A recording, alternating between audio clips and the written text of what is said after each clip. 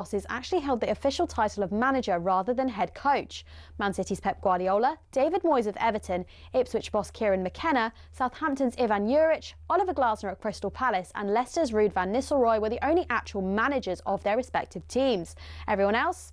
That's right, head coach, including Ruben Amorim at Man United. He took over from Erik ten Hag, a man who had held the title of manager. Might come as a surprise that Amorim's appointment marked the first time ever that Man United had a head coach instead of a manager. But to understand why they made that decision, you also have to get what the difference is between a head coach and a manager. A manager's got a huge range of responsibilities. They're not just in charge of training and player lineups, they're also heavily involved in player sales and transfers. Critical stuff. But a head coach's role is far more focused on team training and performance on the pitch. So whereas Ten Hag was highly involved with decisions around transfers during his tenure, the intention was that Amorim wouldn't be, at least not on the same level. And as the sporting structure at Man United changed under Sir Jim Ratcliffe, people like Sir Dave Brailsford took charge of transfers instead. How all those roles play out in practice may be slightly different at different clubs though. On the other hand, the contracts of actual managers like Pep or Moyes had no limits on their job role and their involvement with transfers and contracts. But those guys are actually in the minority now, and it's a change that's happened pretty quickly. In 2019, there were only 6 head coaches in the Premier League, but by 2025 there were 14. A clear indication that more and more clubs are moving towards a model where the guy in charge is actually only really in charge on the pitch. And the way things are going, it might not be long before all 20 clubs have got head coaches, and the job position of football manager in the top flight is no more.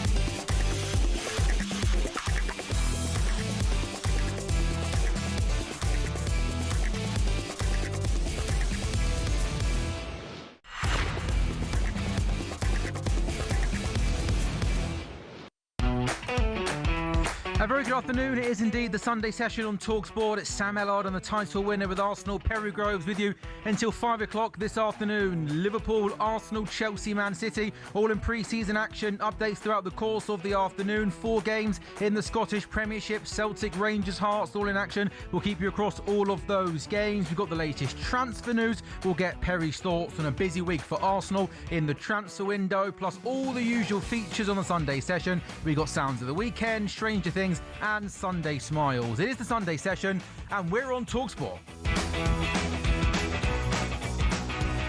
So lots of football then to keep you across throughout the course of the afternoon. Again, we've got lots of pre-season friendlies. We've got reporters at Anfield, the Emirates. We've got 4 games in the Scottish Premiership. The first of those games this afternoon getting underway in half an hour's time. In fact, under half an hour's time. Celtic away at Kilmarnock. That's a 1:30 start. Hearts Dundee, Motherwell Falkirk, both 3 o'clock kickoffs. And then Rangers Hibernian is a 4 o'clock kickoff. There's also one more game in the Carabao Cup first round. Mansfield Sheffield United. That's also a 4 o'clock kickoff.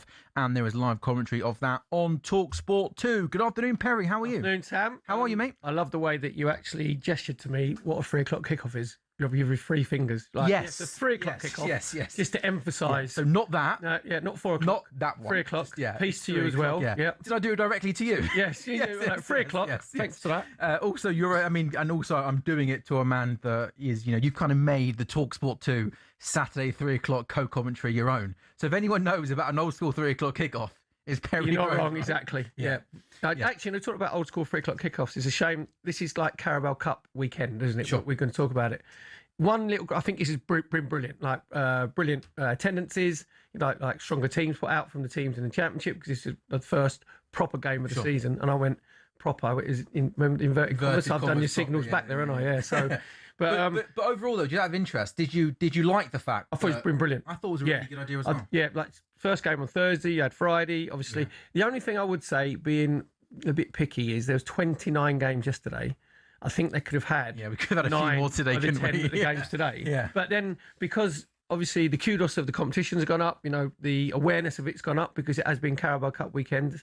And we'll talk about later, I was lucky enough to be at Colchester United against Southampton yesterday, which was a really good game. So whoever come up with that idea, I think should be the new FIFA Oh, wow. Leader. Wow, straight in. Yeah, that's all you have to do is get the FIFA presidency. Exactly. Change the Carabao Cup schedule and then go straight in. I actually thought that it made perfect sense, because normally you play your first game in the league, and then normally the first round can be in between game week 1 and 2. So it makes because given the fact that most teams were probably going to play a friendly yesterday or today before the season starts next week, I thought it was a nice, sensible idea to get going with a competitive game of football a week before the league season starts. And I thought it made perfect sense. But what happens as well is when you play your first EFL game, the Carabao Cup first round is normally on the following Tuesday or Wednesday. The midweek. And you always get, if you're lucky, half and half teams. Yeah. Like the Championship sides would have put out probably under 21 sides. Resting players one exactly, game into the season. In season, don't want to overload them. You got all the nutritionists and the sports scientists going, you can't play more than like an hour. You can't play more than 70 minutes. So I thought, I think it's been a raging success having it this weekend.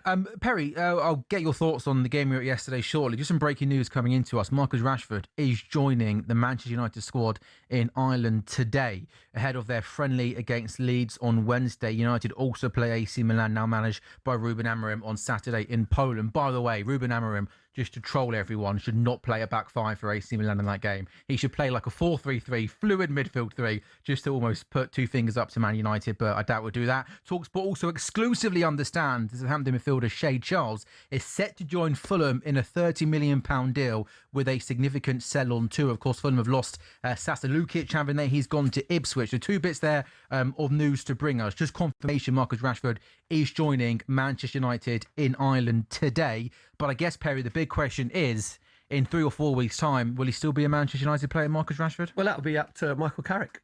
That's because obviously, because Man United played really well last season and ended up coming third, and Michael Carrick got them out of trouble. As you mentioned about Ruben Bassett, we wouldn't change from his 3-4-2. That's what I do, 3-4-2-1. That is it.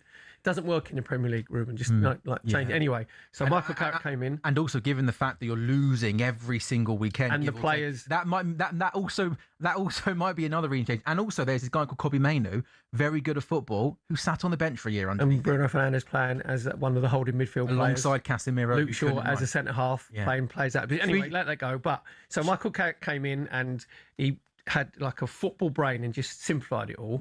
And he quite rightly now has more say who's going in and who's going out. So with Marcus Rashford, do you know what I think really be interesting for Man United fans? Because if you had Marcus Rashford, the top Marcus Rashford and the top Anthony Gordon at their peak, Marcus Rashford beats Anthony Gordon every single time on productivity from that left-hand side, how good he is.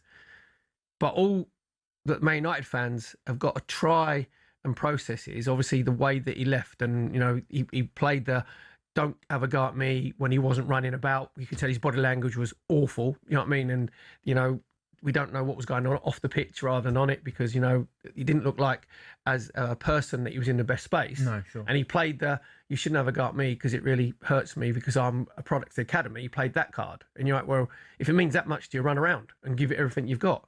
So he didn't leave. Played really well when at Aston Villa. Did brilliantly at Barcelona, winning obviously the Liga and the Cup as well, and playing to the levels that we know that he can play at. Had a decent World Cup, to be fair to him. So it'll be interesting because no one's coming for him. Like, was it 26 million?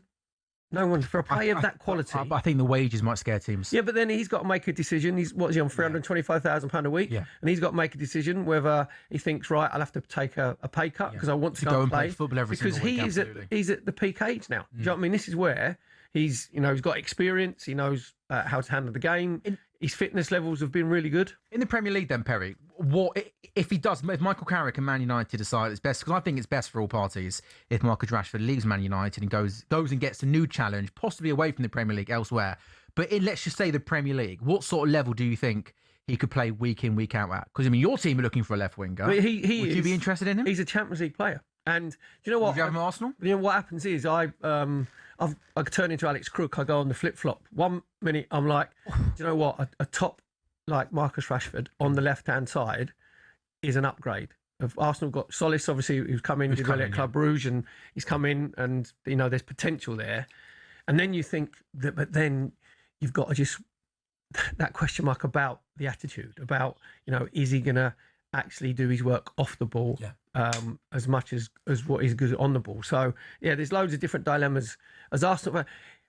I must admit, I'm probably in that. I would take a gamble. You would, but with Arteta is about, he doesn't have any big time Charlies. They're all like a bunch of hungry, humble young players that put the team before themselves. So there is that dilemma, but it's not even been linked.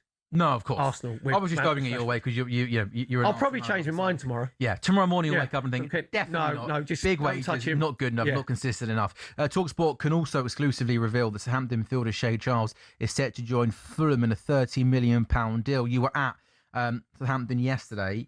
He was on the bench, an unused substitute. Have you seen much of Shay Charles while covering the Championship, Perry? Yes, yeah. Good player? Too good for the Championship. Yeah, definitely. Yeah. Would he improve that? Very smooth on the ball, good in possession, gets himself into the box as well. Really good athlete. And I think it was really good because Tonda Eckhart was interviewed after the game against Colchester United yesterday, and the Shay Charles situation was brought up, and he said that his attitude has been exemplary.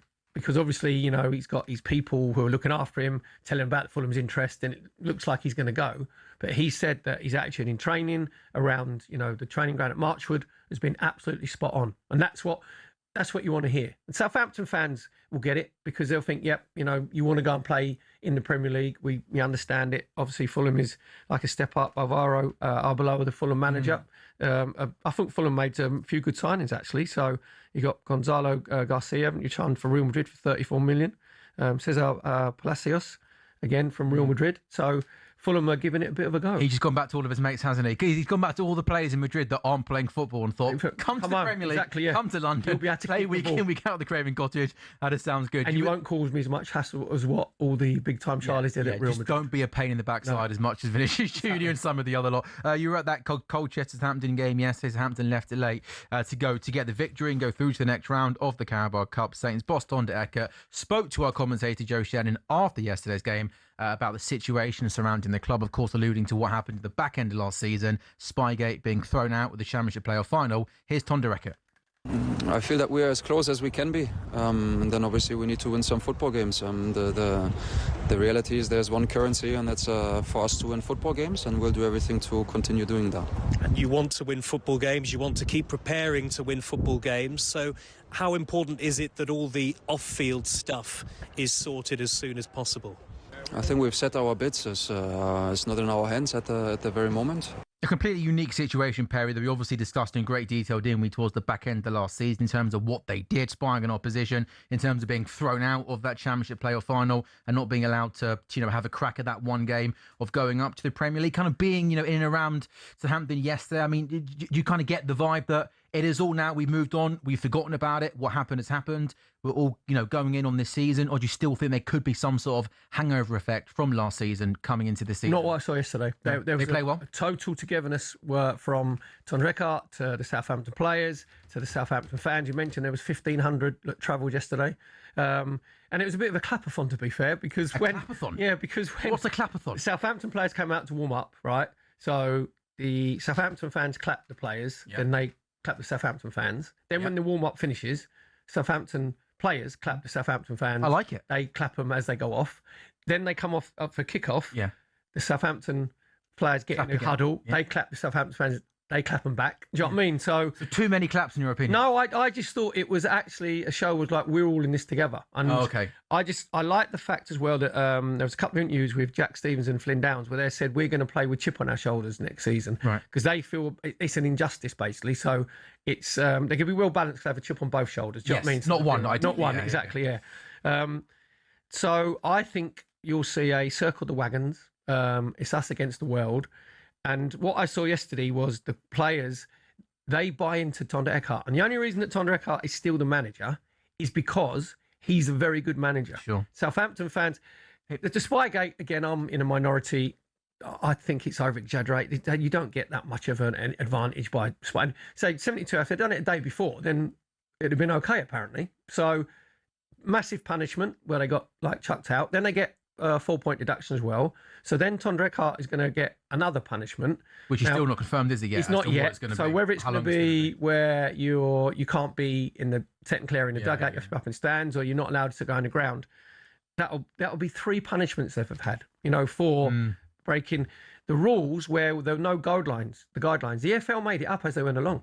From the Bielsa situation with the Spygate, the EFL should have put rules in and said, if you spy before after 72 hours, then this will happen. Yeah. And they didn't. They just made it up as they went along. I think, and by the way, I think that's something that not a lot of people, enough people spoke about. You're absolutely spot on there, Perry. When it happened a couple of years ago, it was the most obvious time to make it black and white. If you do this, you then get this punishment, and therefore there could be no complaints, there could be no drama, there can be no controversy. And you're right about the great job that Tonda Recker did last season at Southampton, because, you remember who started off last season as Southampton manager? It feels like it was years ago. But the thing is, Will still started off, Perry. They were awful. Terrible start to the season, and then they were the form team, weren't they, in the back end of that season going into the playoffs? When he took over, I think Southampton were 19th, and they had no philosophy, they had no shape. The players were lost. So it took him a while.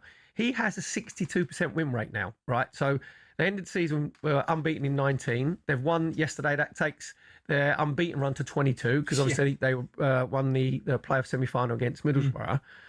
If that carries on, that means they will get 84 points next season. So that will get you in the top 2. That should get your automatic promotion. It's now 8. So worst ways out, Southampton will definitely be in the playoffs, and I think that they will definitely be in the top 4. And then it's obviously how close those points are. But they've brought in. It's not as if, like, he said sorry, and he said I'm sorry. He's sorry he got caught. Basically, that's what happens. But then he's played when I've been in Germany, I've been in Italy, different countries I've been in. It's not that big a deal. You're allowed to do it. And even when I did the game with Joe Shannon yesterday, when you speak about it and you say, "Oh, the intern, did his dad's army impression with all the twigs come out," he said, you still laugh. Like most supporters and fans laugh about it and go, an intern who can't get his signal, so he puts his phone up higher in the air, and then obviously he's not difficult to spot. But it's about sportsmanship, and just don't do it. But the other thing is, you can't moan about the punishment, because if you do something, my dad always said to me, if you do something wrong, doesn't matter what it is, don't moan about the punishment, because you did something wrong in the first place. So then that's out of your control. But I think that excluding them from the playoff final was brutal, and the Southampton players will think that they should be in the Premier League. So I think you're going to see a real determined group, and that they were definitely together yesterday against Colchester. Well, with Tonda Recker still at the club, and the majority of players remaining, they'll be one of the favourites to go up. So Perry watched Southampton leave it late at Colchester with a 2-0 win. QPR missed all 4 spot kicks in a shootout loss to Millwall. The only kind of main shock yesterday saw League One side Sheffield Wednesday beat newly promoted Championship side Bolton 1-0 in front of just short of 40,000 supporters. Again, Mansfield against Sheffield United coming up on talkSPORT 2 today from 4 p.m. And West Ham also came from behind to beat Portsmouth in front of just over 53,000 fans. Jared Bowen grabbed the goal and an assist. And the former Republic of Ireland striker Tony Cascarino praised the West Ham captain on the weekend sports breakfast. Yeah. And fans like that, and he'll be held for that, and rightly so, because he chose the option which not many do. I mean, we've seen already in the summer how many players are going to, and we've seen it many summers, it's not just this summer, where players, try and push for a move by their agent. They want out the door. And he's done the opposite. He's just gone, well, we've gone down, I'll stay with us. Yeah. And I wouldn't be surprised if it ends up next season, Shaban, and we're talking about Jared Bowen's son, new deal with West Ham get promoted. That would, to me, would be the logical thing, that he's saying, I'm staying, and if West Ham go up, he'll stay with them. With everything that's happened to the club over the last couple of months, they just needed that win yesterday, didn't they? 1-0 down. You're already almost fearing the worst, aren't you, for Nuno and what the atmosphere is going to be like inside that stadium. But just to get the victory and get through and start on a win, how important was that for West Ham? Do you know what? I was listening to the commentary, Scott Minto, when we had it on. Kevin Hatchard, wasn't it? Kevin Hatchard, yeah. So, and they're both saying that West Ham were awful for the first 35, 40 minutes. But what's going to happen, West Ham, is, and I said, I'm not trying to be clever afterwards, they've got players that are too good for the Championship. So if their attitude is right, then they should be in the top 2. Like Jared Bowen is far too good for the Championship. And the good thing about him is he's come from that background. He knows what he's played that league. He's played for Hull, obviously. Started off in, I think it was Hereford. Exactly, yeah. And then National League, and then into EFL. So he knows what that's all about. And what happened yesterday was Portsmouth better side. They just switch off. And then Jared Bowen has a bit of magic. Castellanos gets 2 goals. Again, Castellanos, I think, will get them 20, 25 goals because he'll handle the physicality of the Championship. You've got the outside problems with the ownership, and Amanda Staveley, with a consortium, obviously wants to buy the gold stake in the club, the family shares as well. Hopefully, West Ham fans will be thinking that they'll get rid of David Sullivan. He'll share it as well, because you don't want any negativity around the club. So winning when you're not playing very well, which they didn't play very well, you said that it just eases that pressure a little bit. It just calms everybody down. One more game today in the Carabao Cup, live on talkSPORT 2 at 4 o'clock. Mansfield taking on Sheffield United. Now it's time for this.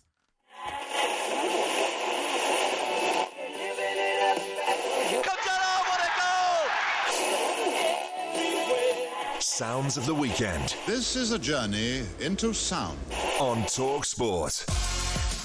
It's Sounds of the Weekend, where we troll through the news to find you two of the biggest stories of the week, and you can get involved by sending in some song suggestions, 81089 on the text or via WhatsApp, 03717 223344. Our first sounds comes from the Chelsea private plane. How about this, Perry? I think it's safe to say the Blues are currently not doing pre-season on a budget. They've racked up around 25,000 miles, travelling from London to Australia, Asia, and eventually back home, and they're doing it in style. They've reportedly been flying on a VVIP Airbus A340, complete with flat bed seats, a luxury living area, and 8 cabin crew looking after the players and staff, estimated at around £400,000 just for the flight from Australia to Hong Kong. The jet itself will cost around £300 million brand new. Now, the only thing that caught me by surprise here, it says there's 8 cabin crew looking after the players. I would have thought each player would have had their own cabin crew member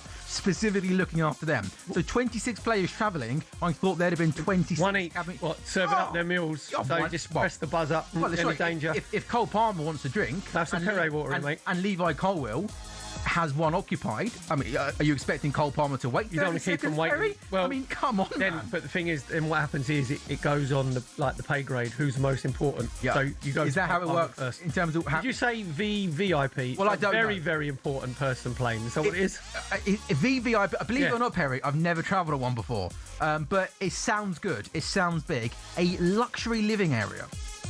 Does that just mean you can go at the back and watch I'm telly? guessing you can. Is that I'm what it guessing is? it's got big sofas and maybe a TV. Yeah, reclining chairs. Obviously, yeah. I'm guessing this is how you travelled when you went away with Arsenal, right? What I do is speedy boarding on Straight through. EasyJet. Yeah, So you've Ryanair. never been on a VVIP Airbus? That's the equivalent, Yeah. isn't it, of budget airlines of Ryanair and EasyJet. Just make sure that you get in the queue first. That's do your speedy Have boarding. you got a song suggestion? I guess What's it's that for? after The I guess planes? it's after planes. It's after luxury. Anything you want, really. That's the fun of it, right? Leaving on a jet plane, John Denver. He's good. Jet Solid. Wings, which is Partridge, which when you every time you hear that, you think of Partridge diving around on his bed in a Norwich hotel.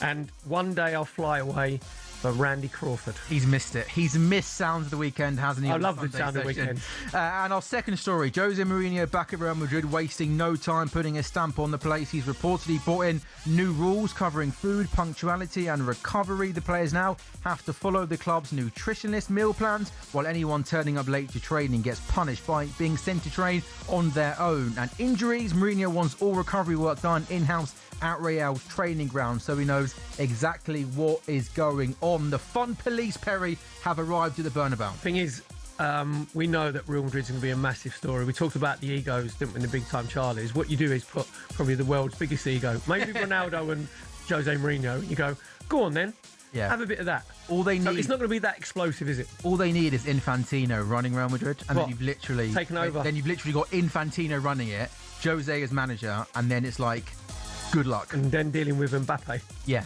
Good luck with that. And Vinny Jr. as well. Vinny Jr. Songs for this in terms of where do you want to go down on. this one, Perry? Have you got any song suggestions? Go on route one. Go on. New rules, Dua Lipa. My Way, Frank Sinatra. Oh, that's good. And Everybody Wants to Rule the World, Tears for Fears. Do you know what, Perry? It's almost like you've done this before, isn't it? That just comes to... I haven't written down or anything. No. Research there. Did you know those were the stories, though? Oh, Did you know those were the stories? yeah, I got a... All right. I've got a, You've got a heads flag. up. I've got to flag myself up. Yeah, no, I think that's... I chose think the that- stories. Are they your stories? Yes. So Perry Groves, former Arsenal winger, title winner, on-air contributor, and also coming up with production ideas. Find a man that can do everything. It's you, Perry All about Groves. the content. It's all about the content. Yes. Hopefully, lots more good content to come It's between good now to be and 5 p.m. okay at a lot of things rather than a specialist at one thing. What's that saying? Jack of all trades, master Yes, of none? mate, exactly. 100%. Good man. It is the Sunday session on talkSPORT. Sounds of the weekend, 1889 on the text. Coming up next, Perry, we're looking at the story. It just won't go away. Gianni Infantino and, yeah, the FIFA presidency.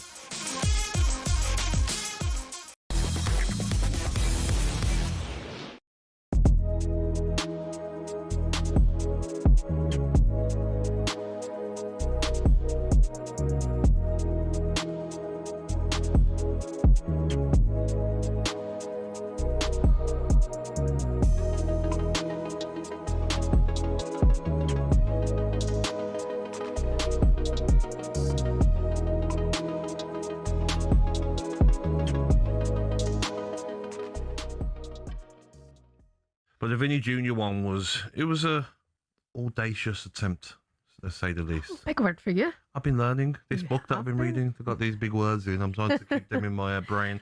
No, but it was always going to be tough shit, man. Like Vinny Jr. leaving Real Madrid to come to Arsenal, it just doesn't sound right. As Arsenal fans might get angry, I'll say it, but like, imagine Neymar Jr. at Barcelona. He's not going to leave Barcelona for Arsenal. They're always going to come to an agreement. Real Madrid aren't going to let a talent like that at 26. Do you know what I mean? What's he worth on the market? I know he's got a year left, but what's he worth, Vinny Jr.? Over 100 million easily. Real Madrid are never going to let that go. And Vinny Jr. in his mind won't want to leave Real Madrid. Imagine the crowds in Brazil, the people that love Vinny Jr. because he plays for Real Madrid. I just can't see it. Well, that is interesting because it was my understanding that it was if he wanted to leave Real Madrid. There's never been a he wants to leave Real Madrid. He's not said it, has he? He's looking for the right offer. He's looking at Mbappe going, can I get money close to that? Can I get a deal close to that? Of course. And if they're not going to give me what I deserve, then yes, I would be interested in what Mikel Arteta is doing. And don't get me wrong, Arsenal are a massive club and they are on the verge of winning the Champions League. They're looking to go back-to-back Premier League champions. They absolutely can, right? They can. So, and I think he would get them over the line.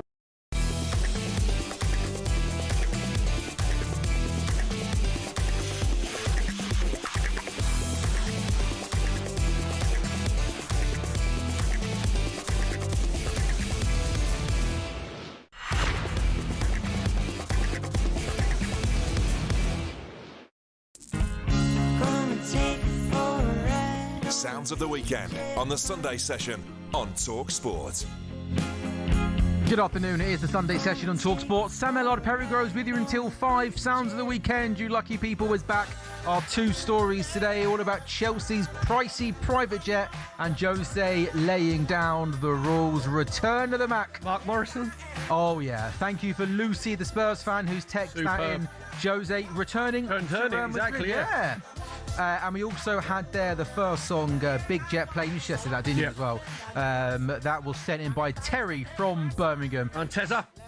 Sounds of the weekend on 8:10:89. Kilmarnock against Celtic is about to get underway in the Scottish Premiership. Celtic started with a victory against Dundee on Monday night, while Kilmarnock were beaten at St Johnstone. 4 games in the Scottish Premiership today. We'll keep you across it throughout the course of the afternoon. But Perry, the story that just doesn't go away. FIFA has strongly criticised what it calls a concerted and ongoing effort to undermine the organisation and its president, Gianni Infantino. It follows a report into an alleged severance payment made by UEFA to a woman Infantino was allegedly having an affair with while he was its general secretary. FIFA has hit out at substantiated assertions and demonstrably false claims, adding that speculation should not be presented as fact. Infantino has come under pressure from UEFA and European footballing associations over his aborted FIFA Forward Enterprise proposal. FFE would have meant a new company being created to manage commercial and ticketing rights, with 21% sold off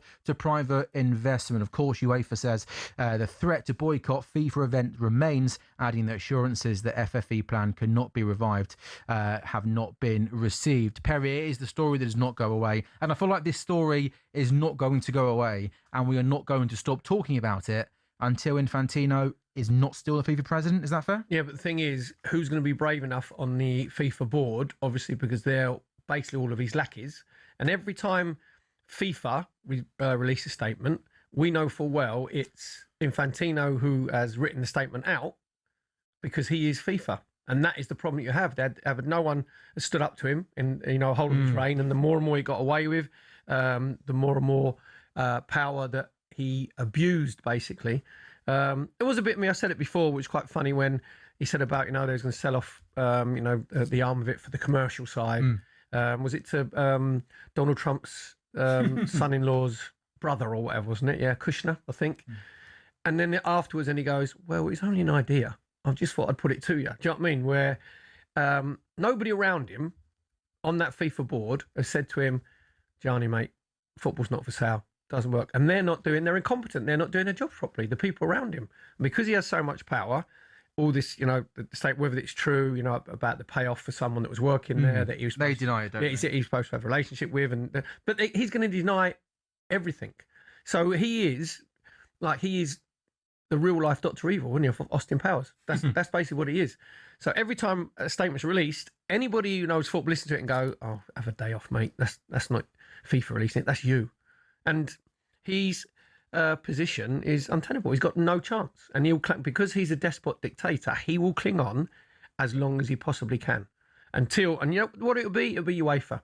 It'll be UEFA in the end under Ceferin saying, if he's in charge, we're not going to take part in any of the World Cup qualifications. That's how brave. That's how brave they've got to be. So UEFA and CONCACAF. By the way, it hasn't taken Celtic too long to take the lead against Kilmarnock 0, Celtic 1. Under 90 seconds gone in that game, and Celtic are leading 1-0 away from home, looking to go back to back at the start of the season. So you're right. Obviously, all the UEFA nations came together, didn't they, with the FFE and said, "Yep, no, we're not going to take him to the World Cup. We're not taking part." Yes. You then reckon the next step in terms of Infantino not carrying on is the next time qualifiers get taken place, they say we're simply not playing in these games, and that will even that's going to force the hand even more of Infantino and the people around him. Yeah, it'll be they'll call for a vote of no confidence. But I just said that the FIFA delegates who are under Infantino, obviously got all these little mates around them, are all got their little fingers in the pie as well, aren't they? Because they're obviously getting well remunerated for what they're doing in their jobs. Yeah. So I think that's what it will come down to, and then it'll have to go to a vote. What is it? I think it's 203, isn't it? Countries that are affiliated to FIFA, and he's not going to get the majority that he needs. So it's going to be a slow burn. Any dictator always feels that they're untouchable because of what they've got away with, and he's just got no credibility whatsoever. FIFA have no credibility whatsoever whilst he's still in charge. Well, on the Sunday edition, host Sean Custis discussed how no one from the FA has properly stood up against Infantino. But I keep hearing as well about the outrage by our FA and our FA's, and they make statements and all that. Who actually speaks for our FA? Who actually says, this is what we feel, goes on programmes like ours, TV, whatever, and speaks up against Infantino? Who is it? Yeah, and that's it. And that when the whole FFE idea and proposal kind of came out, everyone, a bit like with the Super League, it was going to take different countries, different associations to all come together, stand as one, and say this cannot go on. That was the only way we were going to force Infantino's hand to back down from it. Yeah, but the thing is, with Sean there, is the FA don't need to come out because obviously the FA are in UEFA, and there was the 55 countries that are affiliated to UEFA. All 55 said, we're not going to play if you sell the rights off to the commercial arm of the World Cup. So FA have made a statement because they've made it through UEFA. You don't really need independent FAs coming out. I mean, their stance there was pretty clear, wasn't it? Yeah, because their strength is in UEFA, and I say they'll keep pushing and pushing and pushing. As you said there, it's a story that isn't going to go away, and you can bet your life that they are going through everything that Infantino's done since he's been the head of FIFA. Every single thing, everything. Every payment that's been done, what salary's on, where the money's gone. They've found out, obviously, this alleged story there, which he's going to deny.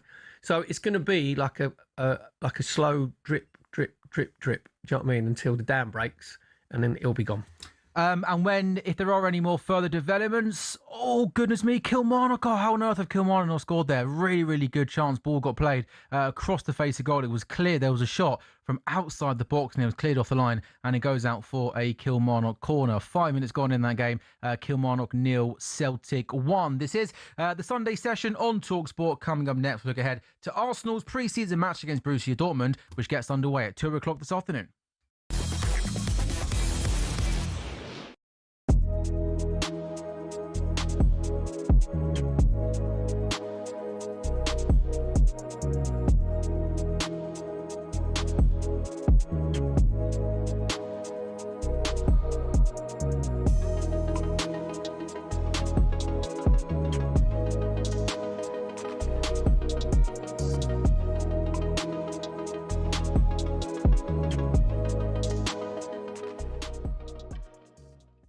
Your thoughts on Vinicius Junior then, Arsenal losing out in that. Were you hopeful or were you doubtful?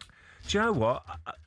I was a little bit in the middle, really. I thought, look, he's a player that would certainly improve Arsenal. There's no doubt about that. He's got so much talent. But also, he's at Real Madrid, like Andy Townsend said. Why would you want to leave Real Madrid, as Andy says? But whether he wanted a different change of lifestyle and whatever, whether he wanted to go to London, I don't know. But I think what he's done, he's played the market, isn't he? So he's gone, right, we know Arsenal are interested.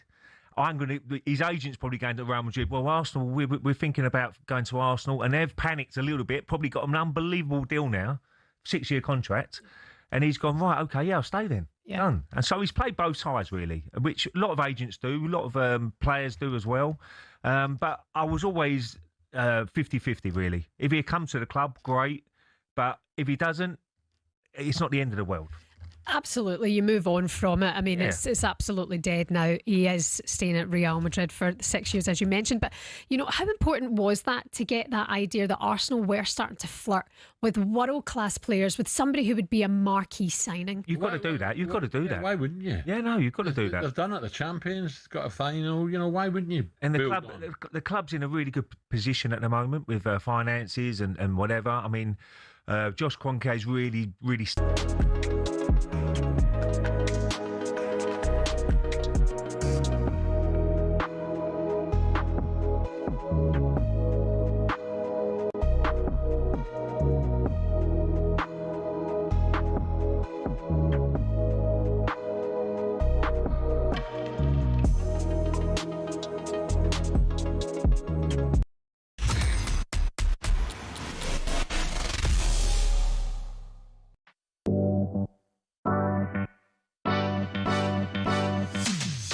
A very good afternoon. You are listening to the Sunday Session with Sam Ellard and Perry Groves. With you until 5 o'clock this afternoon on talkSPORT. In the world of football, in the Scottish Premiership, it's Kilmarnock 0, Celtic 1. Celtic scoring early on. Celtic started with a victory against Dundee on Monday night. Celtic have won each of their last 8 Scottish Premiership games since the 2-0 defeat to Dundee in March. They last endured a longer winning streak in the league between April and October in 2024 when Brendan Rodgers was their manager. 3 other games this afternoon. Hearts taking on Dundee. Of course, Hearts last season leading the Scottish Premiership for such a long time were pipped right at the end. They've had a bad start to the season, lost to Aberdeen on their opening game and then were thumped against Benfica 6-1 in the Europa League third qualifying round. Hearts Dundee's a 3 o'clock kickoff. Motherwell Falkirk's a 3 o'clock kickoff and Rangers Hibernian starts at 4 o'clock. Rangers drawing their first game in the Scottish Premiership against Dundee and they themselves had a bad result midweek in the Europa League third qualifying round, losing 2-1 away at Jagiellonia of Poland. Not a great start for Derek McGuinness, and Hibs have won 2 of their last 3 visits to Rangers. Reminder, one more game in the Carabao Cup first round today. Mansfield Sheffield United, that's a 4 o'clock kickoff and is live on talkSPORT 2. Mansfield last season had a really good run to the FA Cup 5th round, wins against Harrogate Town. Accrington beat Burnley of the Premier League and also they beat Sunday's visitors away from home. We've got lots of pre-season friendlies happening right now. 12 o'clock kickoff, Man City, Atletico Madrid and South Korea. Man City 2-1 up. Omar Mamouche scored twice. City coming from behind and leading. And how about this? Johor Darul Ta'zim, we'll call them JDT, of Malaysia. They're leading Chelsea by a 1-0. Chelsea side including Liam Delap, Nicholas Jackson and Esteval. Not full strength. They are currently trailing. We've got Liverpool-Monaco at 2:30, and we have got Arsenal against Borussia Dortmund, which starts at 2 o'clock. And we can now head over to the Emirates Stadium. Therefore, talkSPORT this afternoon is Ian Abrahams. Moves 20 minutes to go until kick-off. And I'm guessing the mood around North London this afternoon must be pretty vibrant. Just a couple of months on, of course, from Arsenal winning that Premier League. Yeah, I think I'm about the only person not wearing a T-shirt with champions on the back, but there we go. Let me just quickly give you the Arsenal lineup. It's not a bad lineup. It's a similar one to actually the one that got beaten by Real Betis 3-1 last midweek. So Kepa is in goal, Mosquera, White, Gabriel, and probably Calafiore across the back. Odegaard and Lewis Skelly were holding midfield with Wide, Solis one side and Max Dowman the other. Kai Havertz behind. Victor Gyökeres up front on the bench. Not too many of the big names that you would expect for Arsenal. Certainly no Bruno Guimaraes, millions of his scarves outside, but the man himself is not going to play today, obviously. Or Declan Rice, he's not here either. But Ethan Nwaneri is on the bench, and so too a couple of returning players for Arsenal, Reece Nelson, and also the goalkeeper Tommy Setford, who might have to battle with Ilan Meslier for a place in the team or the squad on a normal match day. Moose, there's going to have to be a step up in levels for Arsenal, because against Real Betis, especially in the first half, they were absolutely awful. Couldn't keep the ball. Yeah, Pablo Fornals enjoyed his goal, didn't he? All right, Moose, you have to get the West Ham. Didn't you have to get it in? He made the old West Ham sign as well after scoring. Listen, I mean, they beat Genoa 4-1, but then, as you rightly say, they weren't great against Betis. It is only pre-season. This is one of two games in the Emirates Cup. The other will come in midweek against Como before the Community Shield next weekend. And then it really starts for Arsenal live on talkSPORT on the Friday against Coventry here. I would make them favourites to retain their title, Perry. First of all, I think that they have added to their squad. If they can actually get a really good top-class striker in, like Julian Alvarez, then I think they would absolutely be, bang on for being favourites. But the reason why I really make them favourites, apart from Villa, they're the only team in the top 8 or 9 who've got the same manager as last year. Same manager means same kind of tactics, means that everybody kind of knows what is expected, standards, etc. All the other managers that have come in, they may be all brilliant, but I'm not saying Michael Carrick is a new manager, but it's new for him in terms of being full-time rather than just being caretaker manager. But, in terms of the Arsenal and Mikel Arteta, this has been his project now for 6 years. He finally got it over the line last year, and I would put them as favourites to retain their title. And I think it's for everybody else to come here to the Emirates and when they play Arsenal at their ground to try and stop them. I think Arsenal, if they do what they did last year, should win it again. Perry, it's been a busy week, hasn't it? And a lot of transfers for Arsenal. Get some good news and maybe not so good news. Obviously, Bruno Guimaraes officially confirmed as an Arsenal player. Looks like Vinny Jr., though, not going to be an Arsenal player. Just on Bruno Guimaraes, how pleased are you with that signing? And how do you see the balance of Arsenal's midfield going into next season? Well, what it does is if you look like if you want to play 2 holding midfield players, 1 holding midfield player with 2 8s, he can play either of those positions. Sure. But if you look at those midfield, you now have a choice between Guimaraes, Lewis Skelly, Declan Rice, Zubimendi, and people forgot about Mourinho. Mourinho can play in there as well. And what it'll be is Declan Rice won't be playing on fumes at the end of the season. You could tell, towards the end of the season, obviously, he always gives everything that he's got. Even with England, you can tell that he's running on empty. And Declan Rice is one of the best midfield players in the world in that position. But one of his biggest strengths is, I call him the Springer Spaniel, where he bounces around everywhere from box to box to box to box. So he needs to be at that top level, and he'll be able to get a rest. And with Moose there, I'm not so worried about the centre forward, Moose. I'm actually more worried about the left-hand side. Solis has come in, and obviously there's good potential there. But I think it's that position that Mikel Arteta, obviously, and Arsenal are going to try and strengthen Andre Berta. On the other side, Max Dowman, who's getting on a bit now. I think he's 16 and a half now, isn't he? Yeah. So he's getting on a bit. But Moose, he's got a great chance to cement a place in next Sunday's Community Shield, because obviously Bukayo Saka and Madueke won't be playing, so he's got a brilliant chance to get that position. Yeah, I'm really intrigued by Max Dowman for this season. Last year, it was all shiny and new, and rightly so. In pre-season, he lived up to what those that are behind the scenes seen in youth football with him in terms of the skill and everything else. But he played 6 or 7 games, got his goal, his record-breaking goal against Everton. So it was all fantastic for Max Dowman. This year, I think, will be different on two fronts. First of all, on the club front, I think, how will he handle the frustration? You mentioned there he's got Bukayo Saka ahead of him and Noni Madueke. You know, is he going to play as much? I mean, Ethan Nwaneri was the great, absolute great thing coming through and the great hope. And he got so frustrated, he went out on loan for 6 months. He's back now. Will he stay? Will he go? I know Arteta really wants to keep him, but, you know, the guy wants to play football. And he's much older at 19. Dowman, I think, will have to handle that kind of frustration of maybe not being in the team as much as maybe he thinks he would want to be in the team. The other thing I would say is, on the international front, I think if you look at England for 2 years down the line, the Euros, the two players that really stick out as being players that I think Thomas Tuchel will want to get into his squad are Engamur at Liverpool and Dowman here at Arsenal. In 2 years' time, they'll be, 20 and 18. Now, both have got to play for the under-21s first, you would think. So both have got to play some club football to get a chance of being in the under-21s, to get a chance in 2 years' time to play for England at the Euros. Maybe I'm thinking too far ahead, but I do think this is a big year for Max Dowman, because I think he's got to handle different things that maybe he hasn't had to handle up to now in his youth career and senior career here at Arsenal. Moose, all right or wrong? It won't be a problem. Max Dowman, you compare, he's a different level to Nwaneri. I haven't seen a player of that age with that amount of natural ability. And the other thing with Max Dowman is, which I said before, normally players with that low centre of gravity and brilliant ball carriers, they're normally about 5'8", 5'9". He's 6 foot tall. So, and he's got a bit of edge. You mentioned about the Girona game, where he obviously scored a goal, he made one. And the goal that he scored, Alex Moreno, who was playing for Aston Villa, very left he was trying to rough him up basically, and Max Dowman palmed him off. He actually put with a palm in his chest, and Moreno fell on the floor, pretended that he'd been hit on the head with a lift, whatever. So I must admit, Moose, I don't think that you're going to have a problem with Max Dowman. He will get more minutes. Worst ways out, he's always going to be on the bench, in the 9 on the bench. He'll play in, obviously, the Carabao Cup games.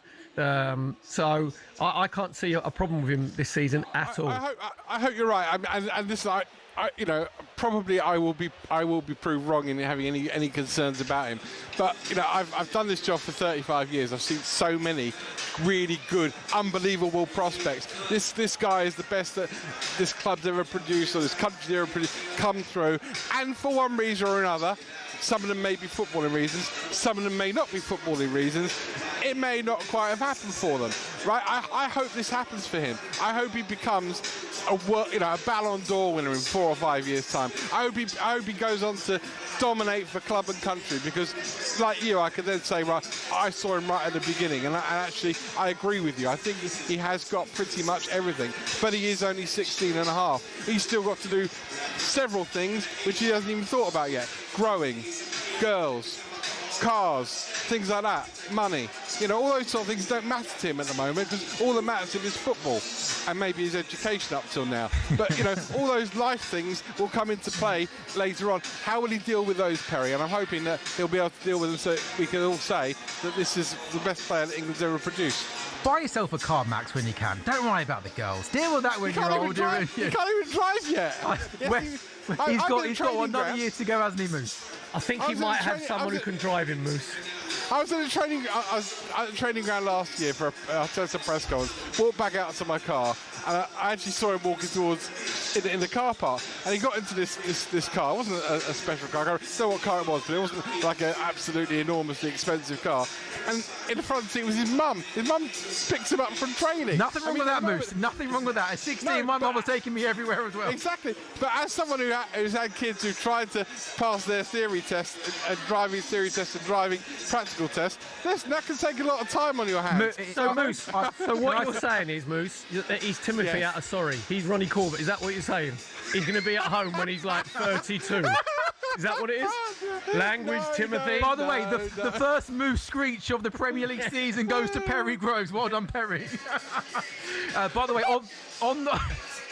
On the theory side of things, I probably shouldn't admit this on national radio. It took me 5 times to pass my theory, which is quite frankly disgraceful. 5 times. 5 times. Would you pay someone else to take it for you? No, I should have done that the first time, mate. Perry, in our day, literally, they showed you two road signs at the end of your practical test, asked you if you could read a number plate over the road, and that was it. You passed. Lucky you. Roadworks. Perry, can I ask you one question? One more on Arsenal and the window and maybe what they might need to do. We know Saliba, not sure how long for. He's going to miss certainly the start of the season. That does still leave you with Timber, White, Gabriel Mosquera, Calafiori and Nkapie. Lots of defenders and some of those can play across the back four. A lot of Arsenal fans I speak to still say we need another centre-back to come in that could play right-back. How do you see it? No, it's not. I don't think it's a necessity. As you mentioned there, Mosquera came in. He can play left side, he can play right side. He made the one mistake in, obviously, the Champions League final where he brings down Dembele. Yeah. But other than that, he was, like, top shout. Solid. So, I don't think Gabriel, was obviously Moose said he's playing today. And what he needs is when you've got someone like Mosquera, if he's going to play, you need the shepherd next to him. You need Gabriel just talking him through the game and just saying, don't get a little bit too rash. Just hold your position. So I don't see the centre half of being that much of a problem. OK, Moose, thank you. We'll chat to you later Moose. on 2 o'clock kickoff. 2 o'clock kickoff, absolutely. They'll be out in a second. Language, Timothy. I think Moose is. You can tell he's excited to be back, can't you?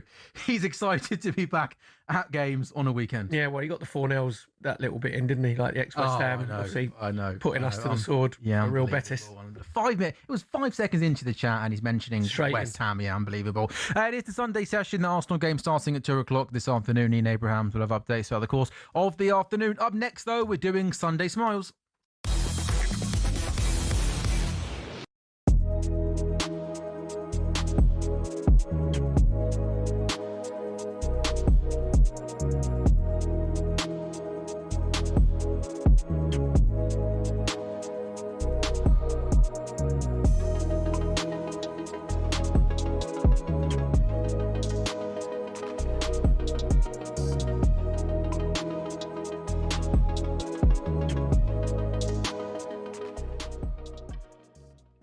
Smoke without fire, of course not. He is interested in the Arsenal project. Arsenal if he's to leave Real Madrid. Arsenal going for Vinny Jr. is like me sending Rihanna a message on Instagram saying that I'd love you to come to the Bullring in Birmingham. I want to take you around Birmingham on a date. Like, it's not going to happen. Like, he's not leaving Real Madrid to come to Arsenal. 1 league title in over 20 years. Can't win a Champions League in their whole existence. He's not going to come to Arsenal. He's used Arsenal to get an extra 5, 6, 7, 8 million pound a year, and he's going to sign a new contract at Arsenal. Sign a new contract at Real Madrid. Simple. What he's doing. Arsenal been used. Did you ever shoot your shot with Rihanna though? Did you ever do it? I might have. Yeah, I might have. That's private business. I might have. But the point is, we know that Arsenal have made a go at Vinicius Junior, so they've tried. And maybe I tried, and it didn't work out. Oh, that's embarrassing. Yeah, but it's not going to work out. It's not going to work out for Arsenal, is it? You make me cringe. No, 1 league title in over 20 years. Never won the Champions League. Can't sit at the big table of the Champions League winning clubs like Villa, Nottingham Forest, Celtic. And you think you're going to go and sign Vinny Jr., the fan base that Vinny Jr.'s got in South America because he plays for Real Madrid. It's not. Rodri's doing everything he can probably to get out of Manchester City to go to Real Madrid. Haaland will go to Real Madrid at some point in his career. It's not dead yet.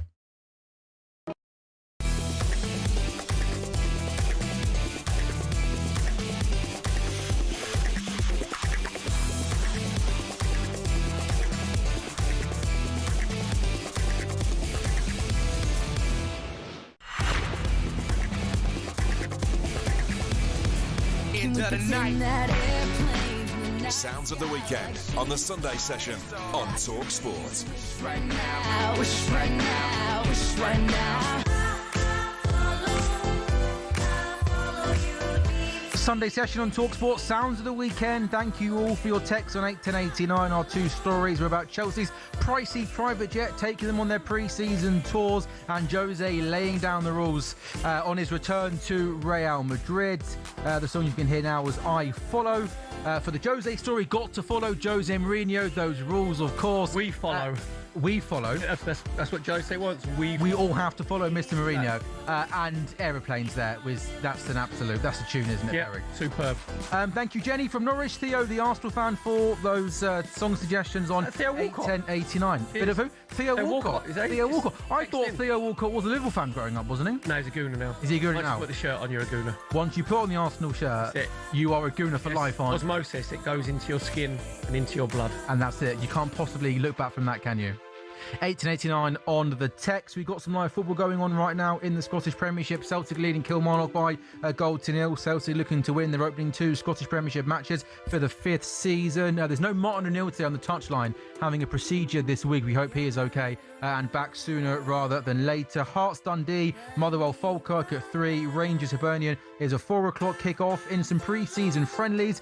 Man City still leading Atletico Madrid by 2-1. Chelsea have equalised away in Malaysia against JDT. Liam Delac equalising from the spot. Chelsea were in action in Indonesia on Saturday. They beat AC Milan. A much-needed victory that was, because they had lost to Spurs and Juventus going into that game. That was a 1 o'clock kick-off their game today. 1-1 at half-time. Liam Delap equalising from the spot. Arsenal Dortmund's a 2 o'clock kick-off. Liverpool Monaco is a 2:30 kick-off. Now, though, it's time for this. When you're smiling, when you're smiling, the whole world, it smiles with you.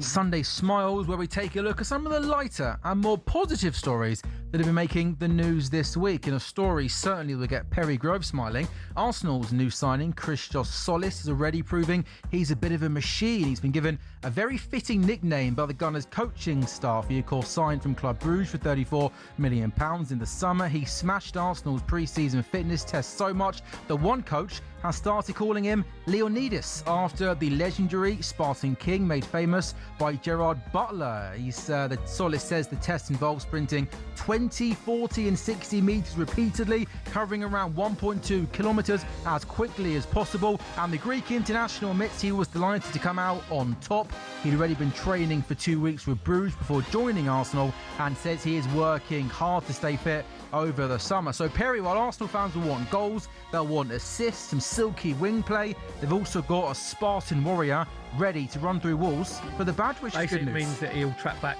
He'll track back really quick. But that's important. Do you have a nickname at school? Was you called?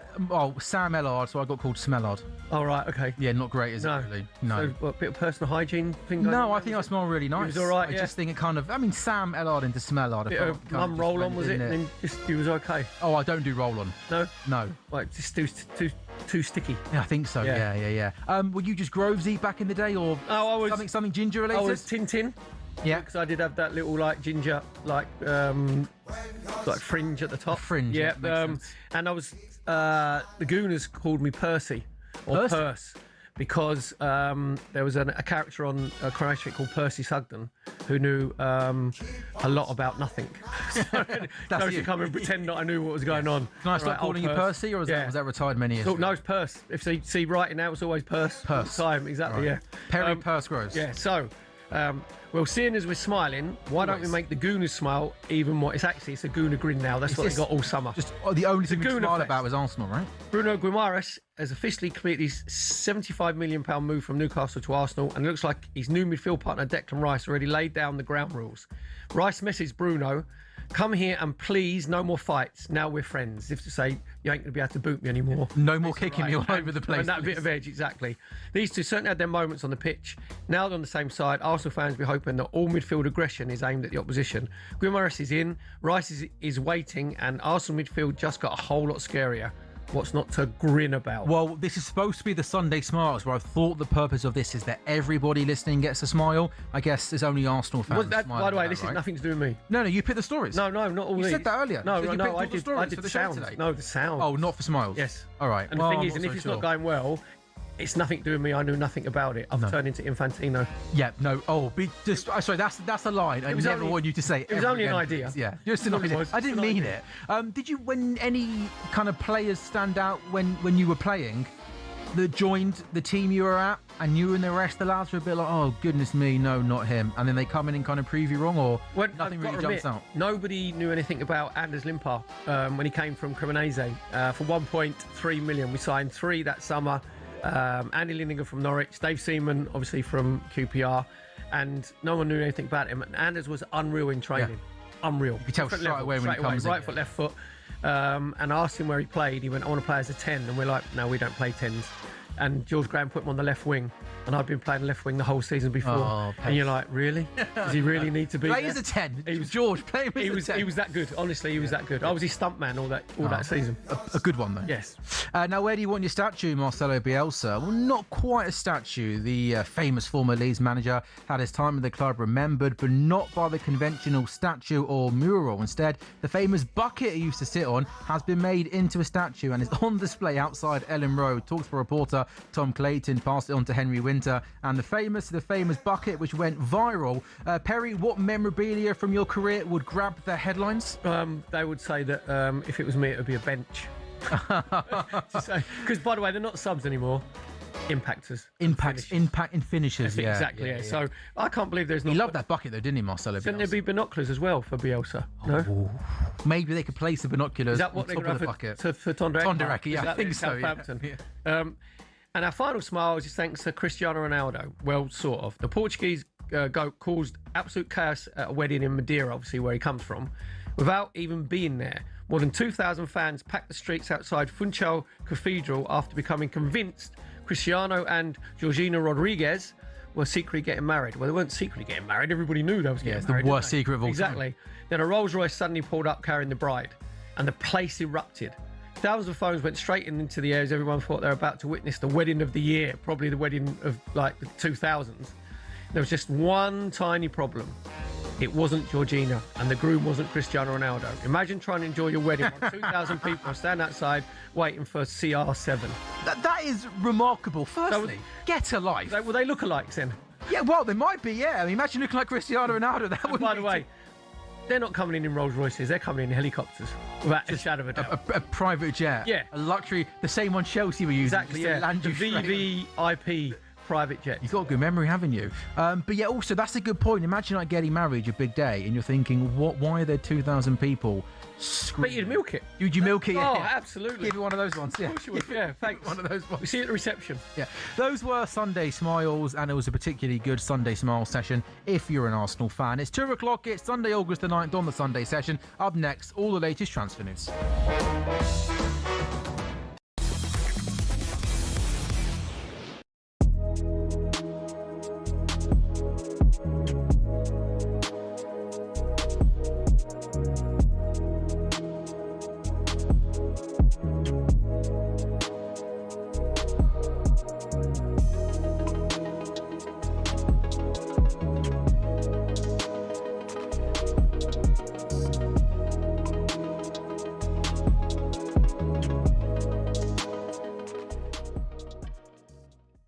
Barcelona are now leading the race to sign Rodri from Manchester City, notwithstanding the loss that would be to City in a new era under Enzo Maresca. What's the latest on that? And is it the case that Real Madrid have dropped the ball here? Because it seemed to be, reading reports, that Real Madrid were in the driving seat with this one. Yeah, Rodri wanted Real Madrid earlier in the window, and Florentino Perez hadn't decided what kind of midfielder he was going for, which is why several names were linked, including Enzo Fernandez, and Real had to issue a statement saying we've had no contact with Enzo Fernandez. Jose Mourinho came in. Finally, they got the mandate from Perez to start negotiating financially, but Barca have basically hijacked this, although some sources say Barca were there even before the window opened, and it was Real that kind of steamrolled in. And ultimately, Rodri, for family reasons, wants to go to Spain, but we've got a fascinating scenario now. Man City want to keep. Pep Guardiola never used to stand in players' ways, especially senior ones that had been long-serving and loyal to the club. But Enzo Maresca's new, and of course, if it's his say, he'll go to his board and say, keep him. If he doesn't renew, we'll let him leave on a free transfer in 2027. And now Barca are going to accelerate and bid, and they have full player buy-in. So Rodri wants Barcelona over Real Madrid, and I think there's a strong chance that this one happens. Man City are going to add another midfielder. Ayoub Boadi, advanced talks. They've got other targets as well. Elliot Anderson has already come in. And in essence, it's whether City say Rodri deserves this move and follow that Pep Guardiola approach, or if they double down and say Enzo Maresca doesn't want him to leave, so we're going to make it really difficult.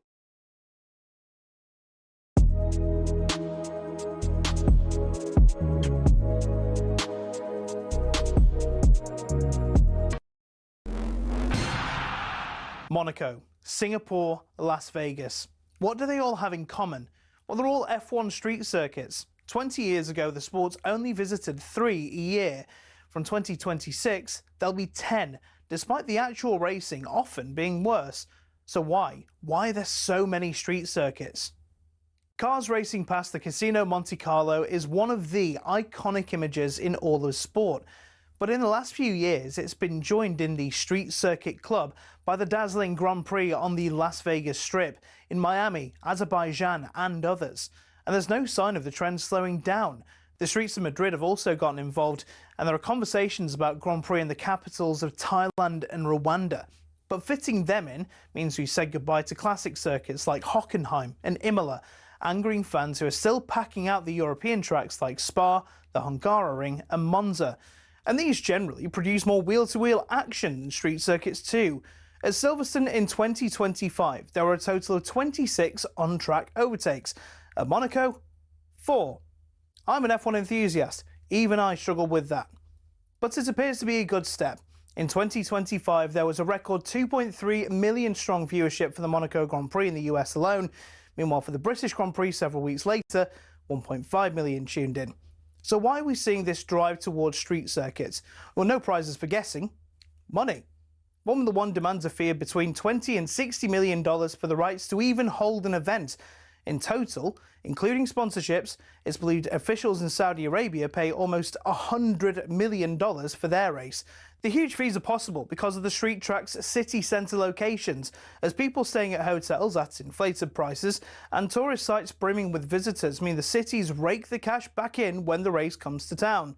So it makes financial sense for Formula One and the cities, but will it cost the sport in the long run if F1 races are too boring?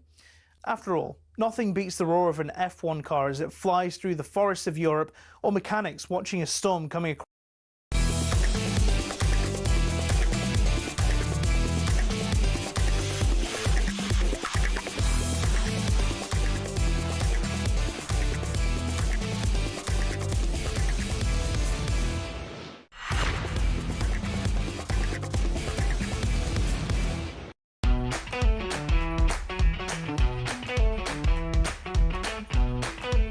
It is the Sunday session on talkSPORT. Sam, Ellard and Perry Groves are with you until 5 o'clock this afternoon. Casper Ho is a Celtic player. He is their club record signing, signed from Bodo Glimt in July, and he is off for a pretty good start in a Celtic shirt. Didn't score last weekend, but he's got a hat-trick already inside 35 minutes. So 35 minutes gone. It is Kilmarnock 0, Celtic 3. Casper Ho with a hat-trick already for Celtic in the first 35 minutes. Hearts against Dundee United is a 3 o'clock kickoff. Hearts losing their first game last weekend against Aberdeen and were thumped in the week against Benfica 6-1 in Europa League third qualifying round action. Also at 3 o'clock this afternoon in the Scottish Premiership, Motherwell Falkirk. Motherwell beating Hibs away last weekend, while Falkirk lost at home to St Mirren. And Rangers versus Hibernian, that is a 4 o'clock kickoff. So 4 games today in the Scottish Premiership. One more game today in the Carabao Cup first round. Mansfield taking on Sheffield United.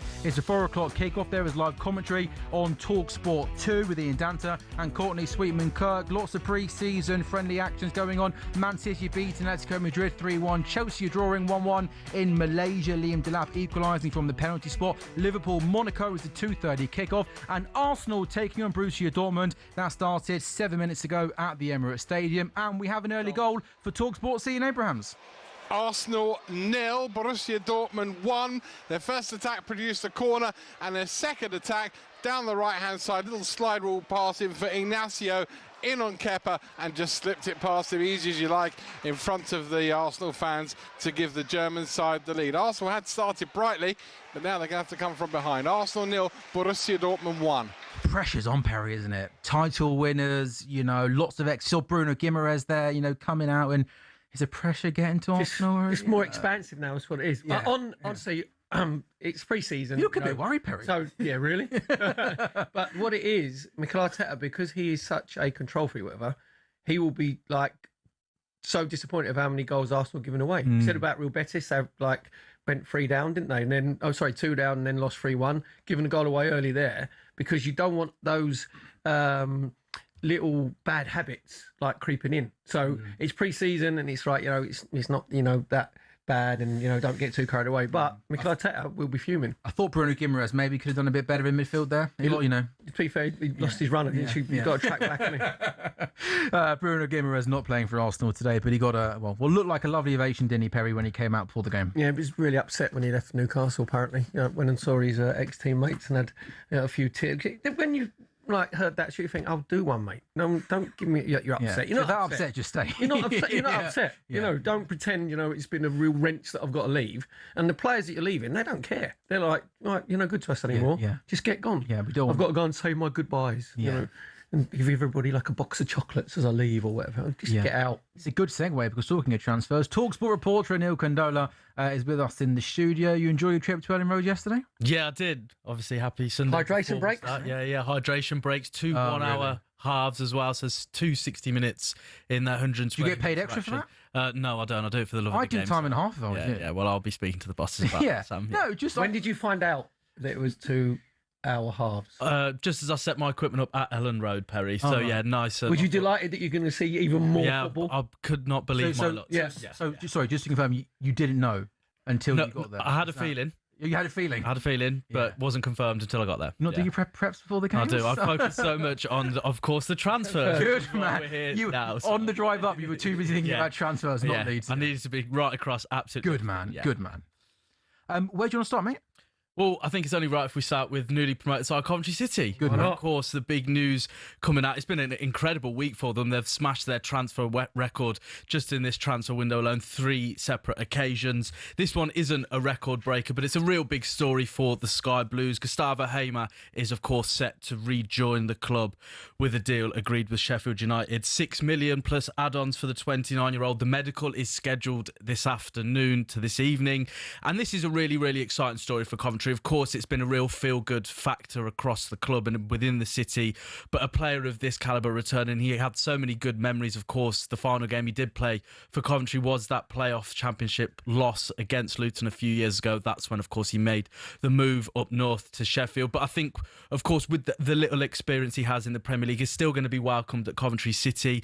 Of course, the other clubs have been making some moves as well. Ipswich have signed some players. Hall haven't done too many, but my question to you boys, do you think Coventry, given the fact that they've brought in Hamer, brought in the likes of Rushworth permanently, Onyeka as well, to name a couple, Yorenchi as well, the Ghanaian midfielder, they've been doing some top business. Would you put them at the top in terms of the teams most likely to secure Premier League safety going into next year? You know what, I'm just looking at Ipswich as well. They've spent 90 million quid, haven't they? Obviously, Gary Neal going in there. And I think what happened is, before when Ipswich came up under Kieran McKenna, people forget they spent 140 million quid, but it was a bit of a vanity project where it was one of them ones where we're going to play exactly the same style as what we did in the Championship. We're going to play expansive football, and they got sort of ripped apart. Under Gary O'Neill, that's not going to happen with Ipswich, because he tried to change the style when he was at Wolves, when he kept Wolves up, and then think, right, let's play more attractive, easy football, and that didn't suit Gary O'Neill and didn't suit the players. So I think you're going to go back to like an Ipswich team. They got Maeda from Celtic, which I think is a really good signing. So obviously it will be on their home form.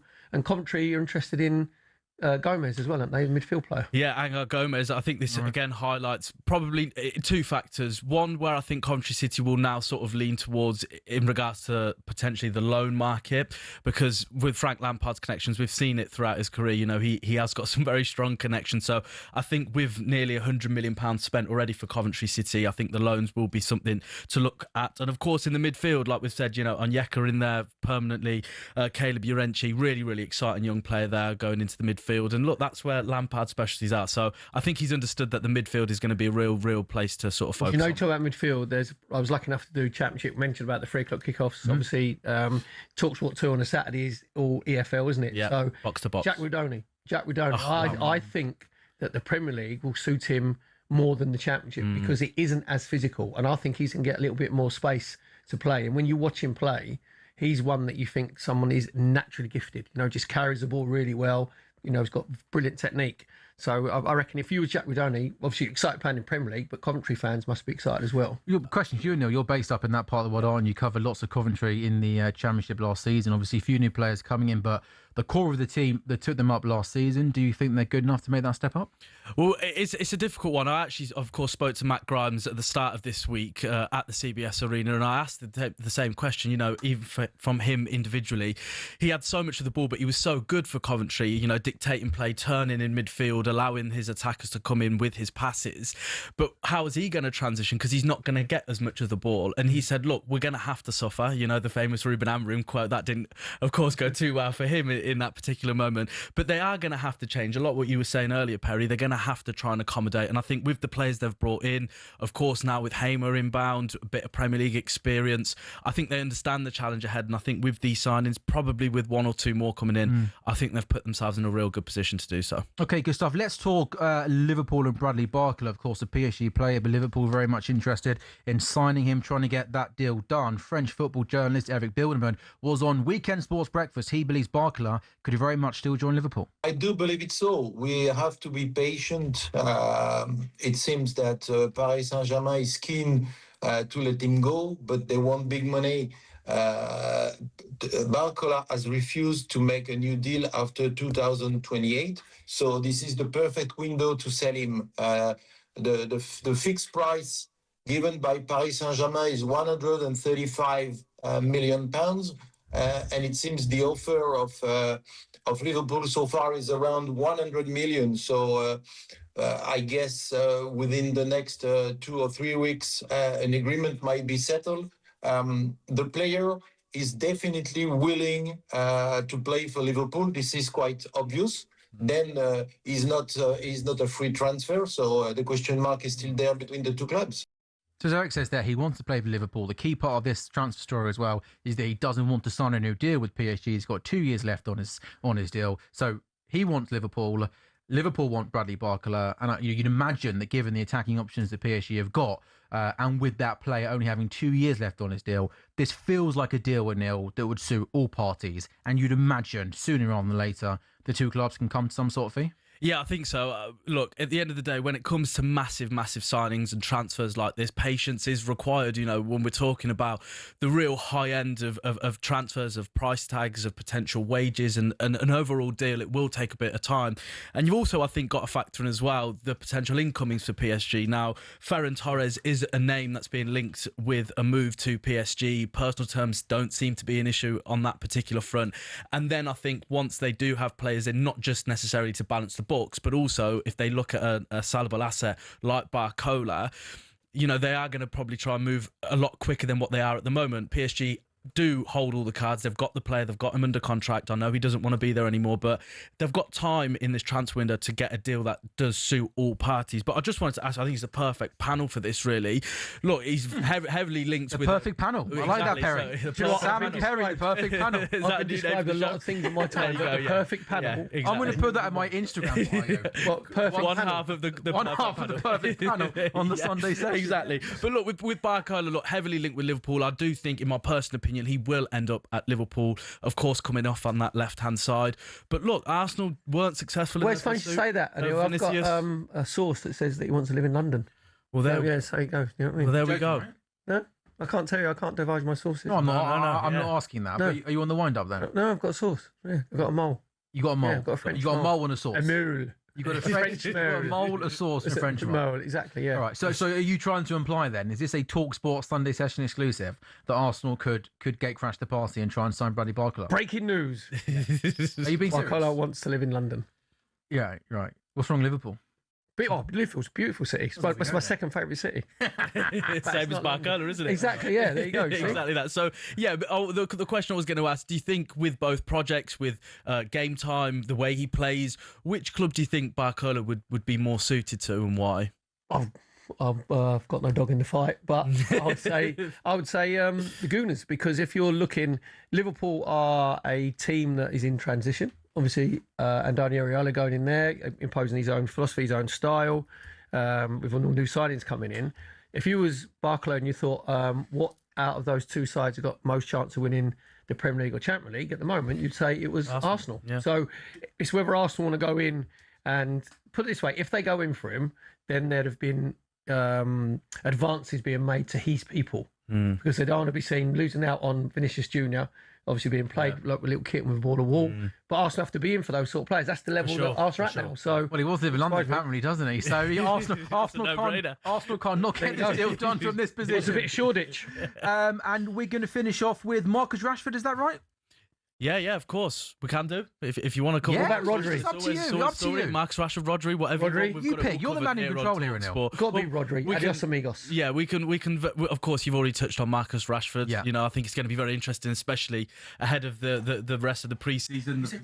Quick reunited with of course Ruben Amorim in a couple of games time. That could be very interesting when United play AC Milan. So one to watch. I think potentially he could have a really good season if he knuckles down and of course really focuses on his football. We'll have to of course see. But with Rodri, this is again a really fascinating story because it's the two big dogs in Spain, isn't it? Going for him head to head for the signing of what is to be classed probably as the best midfielder in the world. You know, it looked nailed on with Real Madrid, and then his agent only came out this week and stated that it's going to be Barcelona, his preference. So do you think Barcelona would be probably the best move for 100%. him? Once it's out there, and that will be obviously down to Rodri and Barcelona how much they're prepared to pay. I think if you're looking at Rodri and the prices that people are going for now, I think if you get him for 60, 65 million quid, I think that's ridiculous. It's a bargain. Yeah, a guarantee of signing as you can get. Sorry, have I made this up? Didn't you tell me before we came to air that Rodri wants to live in London? Yes. his favourite city. He wants an gated mansion next to Barclay. Well, maybe they'll just live together. So they can share the journeys in the training. That's why. Yeah. See, who needs Alex Crook? Save the planet. Save the planet. Max Almond and his mum can just stick them up on the way to training, can't they? Yeah, in their limo. Neil, thank you very much. Where are you next weekend? I believe I'm at Barnsley next weekend. So again, back up north. Is it an hour and a half each half? Is it? Oh, hopefully not. Hopefully back to the normal 45. Hopefully normal 45 minutes game of football. Yeah. I didn't know you. Congratulations on becoming talkSPORT's Yorkshire correspondent. I know. Clearly a jack of all trades, master of none. Good stuff. Well done, Neil. For all the latest transfer news, talksport.com is the place to be. It is the Sunday session on talkSPORT. Coming up next, look ahead to Liverpool's pre-season game against Monaco, which kicks off in 10 minutes.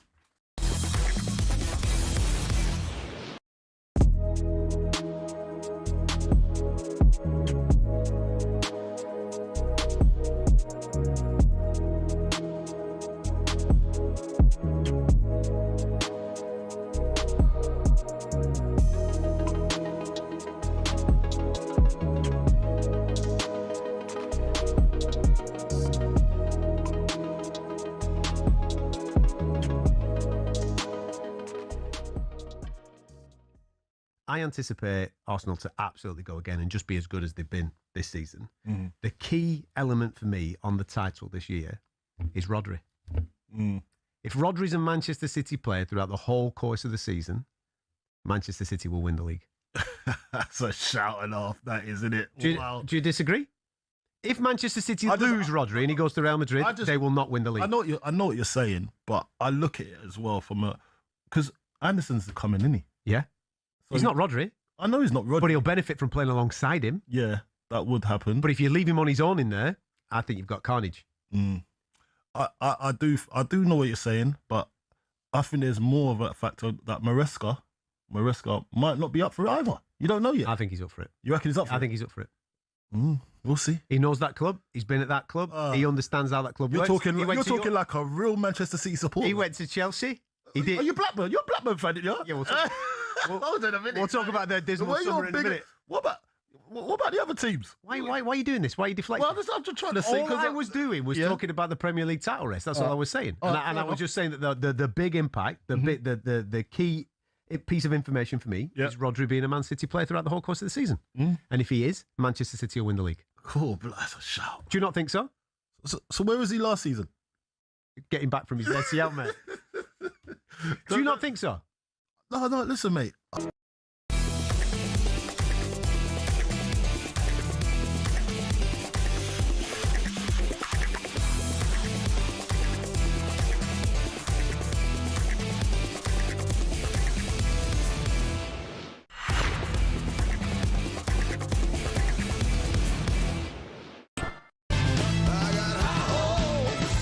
sounds of the weekend on the Sunday session on talkSPORT.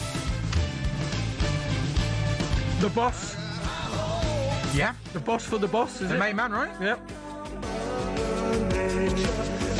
Sunday session on talkSPORT. Sam Ellard Perry goes with you until 5. Sounds of the weekend. Chelsea's pricey private jet taking them pretty much everywhere during pre-season training, and Jose Mourinho laying down the rules to his Real Madrid team are our two stories today. You had high hopes there by Bruce Springsteen. Steve from Wincham, thank you for that. And Everybody Wants to Rule the World by Tears for Fears. Sonia, the Liverpool fan. Bruce Springsteen, the main man for you? Say the boss with the boss of Mourinho. The two bosses. Good link. See? Two bosses. Our listeners have their tentacles far more reaching than what ours are. Oh, there's no doubt about that. No doubt about that. Celtic leading Kilmarnock 3-0 at half-time in the Scottish Premiership. Chelsea now 2-1 up in their pre-season game. 2 Liam Delap penalties, and Man City have beaten Atletico Madrid 3-1. Arsenal Borussia Dortmund 2 o'clock kickoff. Arsenal losing by a goal to nil. One more pre-season to come at 2:30 involving an English team. Liverpool taking on Monaco at Anfield. Andoni Iraola's first home game as Liverpool manager. It's the 2:30 kickoff, and at Anfield for talkSPORT is Mickey Gray. Afternoon, Mickey. Yeah. Afternoon, guys. Andoni Iraola oversees his first home match as Liverpool manager as Monaco visits Anfield for the pre-season friendly. It's also life without Mo Salah for the Reds as they look to improve on last season's 5th place finish. Victor Munoz, the only summer signing so far, and loan signing of Ronald Araujo, and pending along with Bradley Barcola, possible transfer from PSG. 2 wins and a defeat against Leeds so far for Iraola's men, and he has picked a strong 11 with players now returning back from the World Cup. Alisson is back in goal along with Virgil van Dijk, Ryan Gravenberch and Cody Gakpo in a strong 11 for Liverpool. It's Alisson at the back with Frimpong, Ndukwe, Van Dijk and Tsimikas as a back four. Szoboszlai and Gravenberch in midfield. Wirtz, Kumas and Gakpo is a 3-man midfield in behind Alexander Isak. Kick-off here is at 2:13. Just before kick-off there will be a minute's applause for the passing of Kevin Keegan. It's Liverpool against Monaco. Thanks, Mickey. Back with you very shortly to the Emirates Stadium. Arsenal, Borussia Dortmund. Watching for talkSPORT, Ian Abrahams. 25 gone. Arsenal 0, Borussia Dortmund 1. The goal after 7 minutes scored by Ignacio, and I have to say that Arsenal at the back are looking really shaky. Obviously no Saliba, they won't have him for months, but they're also missing Timber, and while it might be a bit of a makeshift back four and only a friendly, there's quite a lot of crosses going into the box, and Arsenal aren't dealing with them particularly well. At the other end, free kick just on the edge of the box taken by Victor Gyökeres. Been better off if I took it. It was so far over the crossbar, it was unbelievable. Arsenal 0, Borussia Dortmund 1. Thanks, Moose. Perry, Liverpool-Monaco starting in 5 minutes' time. Obviously spoke about Bradley Barcola, didn't we, with the Neil a short while ago. We know that Araujo respecting that signing from Barcelona to happen sooner rather than later. Of course, someone that can play centre-back, someone that can play right-back. Just overall, how are you feeling Liverpool will get on into the new season with the new manager, Andoni Iraola? I think that Liverpool, everybody makes Arsenal the favourites, don't they? Because obviously winning it last season and obviously strengthening the squad as well. I think Liverpool will be the main challengers. Okay. The only thing that I said before Iraola's got to contend with is when he was at Bournemouth, I think they didn't win for the first 9 games, did they, when he took over? At Liverpool, if you don't win for 2 or 3 games, it is world news, it is national news. So the pressure is heightened by sort of 20-fold. And he's got to deal with bigger players. He's got to deal with bigger egos. We mentioned obviously Virgil van Dijk, who's playing today. Isak playing up front. So expectations. But the style of play that he likes to implement is the sort of football Liverpool fans want to see. Very similar to Jurgen Klopp, isn't it? Exactly. They want us. It's not quite as much, mate, because Jurgen Klopp was proper, what I call red arrows. It was proper mayhem football, wasn't it? Where when Virgil van Dijk was at his pomp, he'd just leave him 1v1 at the back, and Liverpool, everybody would go and press. Not necessarily synchronised, but it was just nearest man to the ball, go and press it, win it back. Iraola's is pressing, but it's more organised than that. It is very structured. But what he does is, especially when he's with Bournemouth, whether it was Adams or Alex Scott, they always had 1, maybe 2, which would always sit. Mm-hmm. So, the front forward go and close down.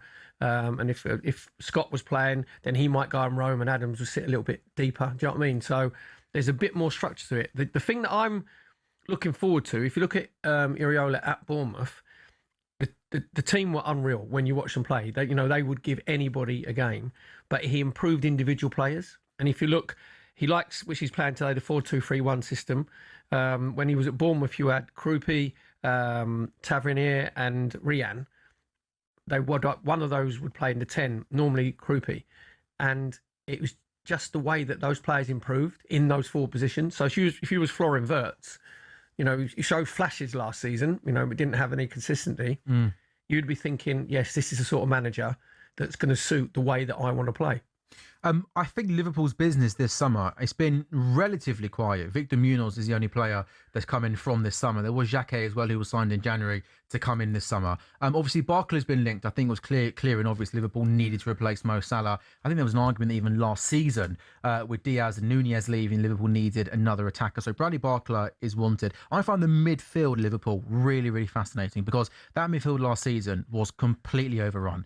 Gravenberch and McAllister in particular both really, really struggled. Gravenberch the year before that went as the 6th and I thought did a really, really good job. I just thought last season Liverpool's midfield was constantly completely overexposed, and so often, Perry, there'd be big holes in midfield. It would just take teams one pass to play through Liverpool's midfield. So all the talk that Liverpool need that wide player, sure. I also thought that a priority this summer was going to be a number 6. So the last great number 6 Liverpool had was Fabinho. He would just sit in front of their back 4 and break play up. But certainly looking at what Liverpool are trying to bring in, obviously mentioned Araujo for cover at right back and centre back, haven't really seen too many players been linked with that Liverpool midfield. When you look at whether it's going to be Gravenberch, Szoboszlai, McAllister, do you think Liverpool have got enough in midfield? Well, I just think it was more of their attitude. When I saw Liverpool play, they didn't have that urgency to track back. They didn't have the urgency to go and close down. I just thought, obviously, because they'd won the title the year before, I think they went on, they lost that hunger, and you could tell that there wasn't that drive and desire and determination with them. And I think, obviously, Iraola going in, new manager, who's got new ideas, will play the sort of football that the players want to play, because you want to be on the front foot. You mentioned, I think towards the end of the season, McAllister was just jogging about saving himself for the World Cup, 100%, which isn't good, on the attitude wise. So they're the sort of problems that Iraola's got to deal with. I'm surprised I haven't been linked with Alex Scott from obviously Bournemouth, because he knows exactly how he can play and what he's got in his locker. So if you say like you've got Szoboszlai, Gravenberch and McAllister, 2 from those 3, if out of those you'd say Gravenberch should be the one that you would say, right, 6, he'll be the one who's going to sit deep. And Szoboszlai was Liverpool's best player last season. His standards were really high and he got him out of trouble quite a few times. It's on the left-hand side when you said there, obviously Munoz has come in. So Cody Gakpo, there'll be a question mark over him. He's been, linked that he might be, out the door. Exactly. So, there's a lot. Is it September the 1st, I think, the transfer window? Yeah. Well, we mentioned it with Moose earlier, actually. Yeah. But, he mentioned Rio Ngamoa. And I think Arne Slot got a lot wrong, I thought, last season. That upset a lot of Liverpool fans. But I thought the lack of game time he gave Rio Ngamoa last season was a real frustration, because every time he did get on the pitch, he looked really good, really dangerous. But Arne Slot it felt like he didn't really trust Rio Ngamoa, and I think hopefully Andoni Iraola will play him a lot more this season. Talking of talkSPORT, Ian Abrahams back to the Emirates Stadium and a goal for Ian Abrahams.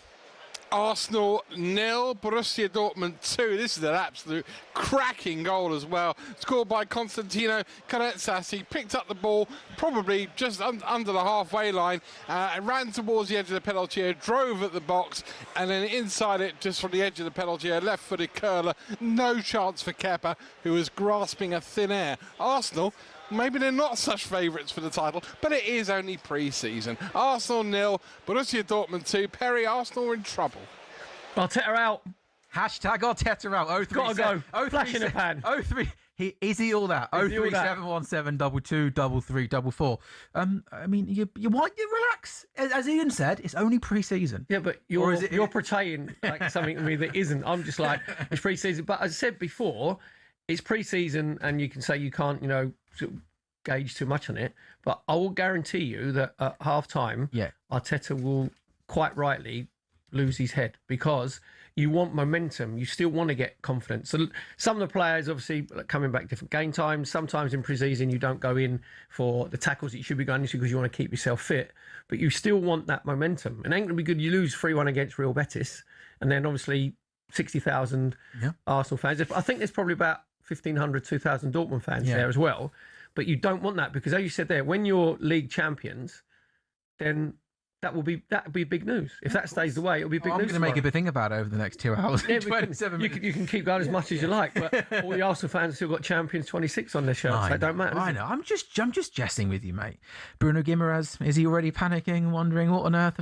He's missing Joe Linton already, isn't he? He's thinking, where is Joe Linton when you need him? So you think more boys from Brazil? You need more Brazilians at Arsenal. Yeah, Arsenal need more Brazilians. That's what they need. Arsenal 0, Borussia Dortmund 2. Battery and Abraham throughout the course of the afternoon. Coming up next, though, on the Sunday session, we're looking back on last night's boxing. It was live on talkSPORT. Callum Simpson avenging his defeat against Troy Williamson.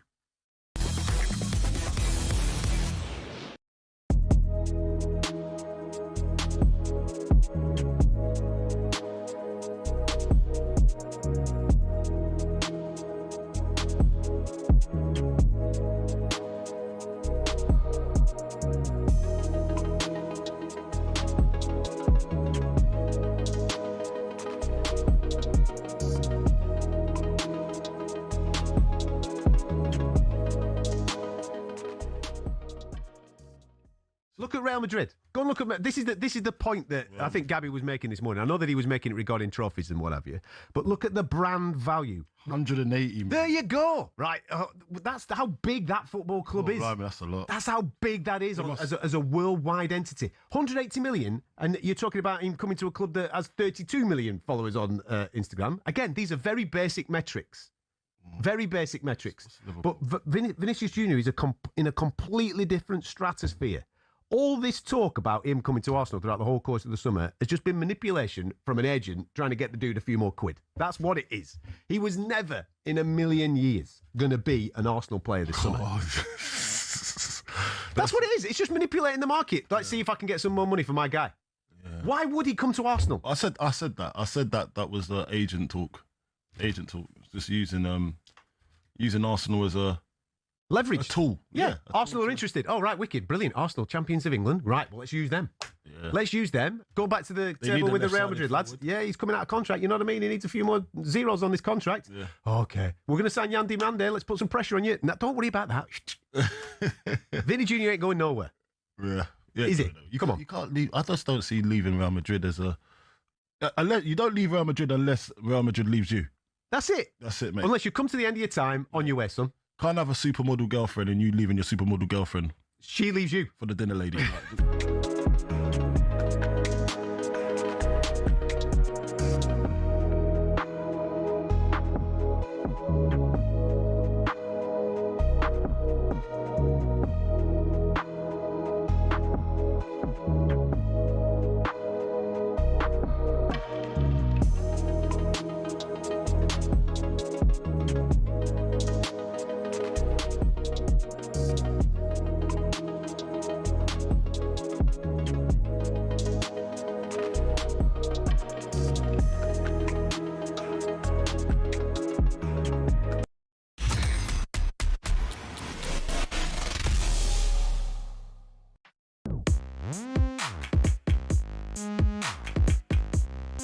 A very good afternoon. You are listening to the Sunday session on talkSPORT. Sam Ellard, Perry Groves with you until 5 o'clock this afternoon. Kilmarnock 0, Celtic 4 in the Scottish Premiership. Casper Hu, Celtic's record signing, has got a hat-trick, and Nygren just added a fourth in the second half. The Kilmarnock goalkeeper had the ball at his feet and he passed the ball straight to Nygren, who then put the ball in the back of the net. Kilmarnock 3 down and trying to pull out from the back against Celtic.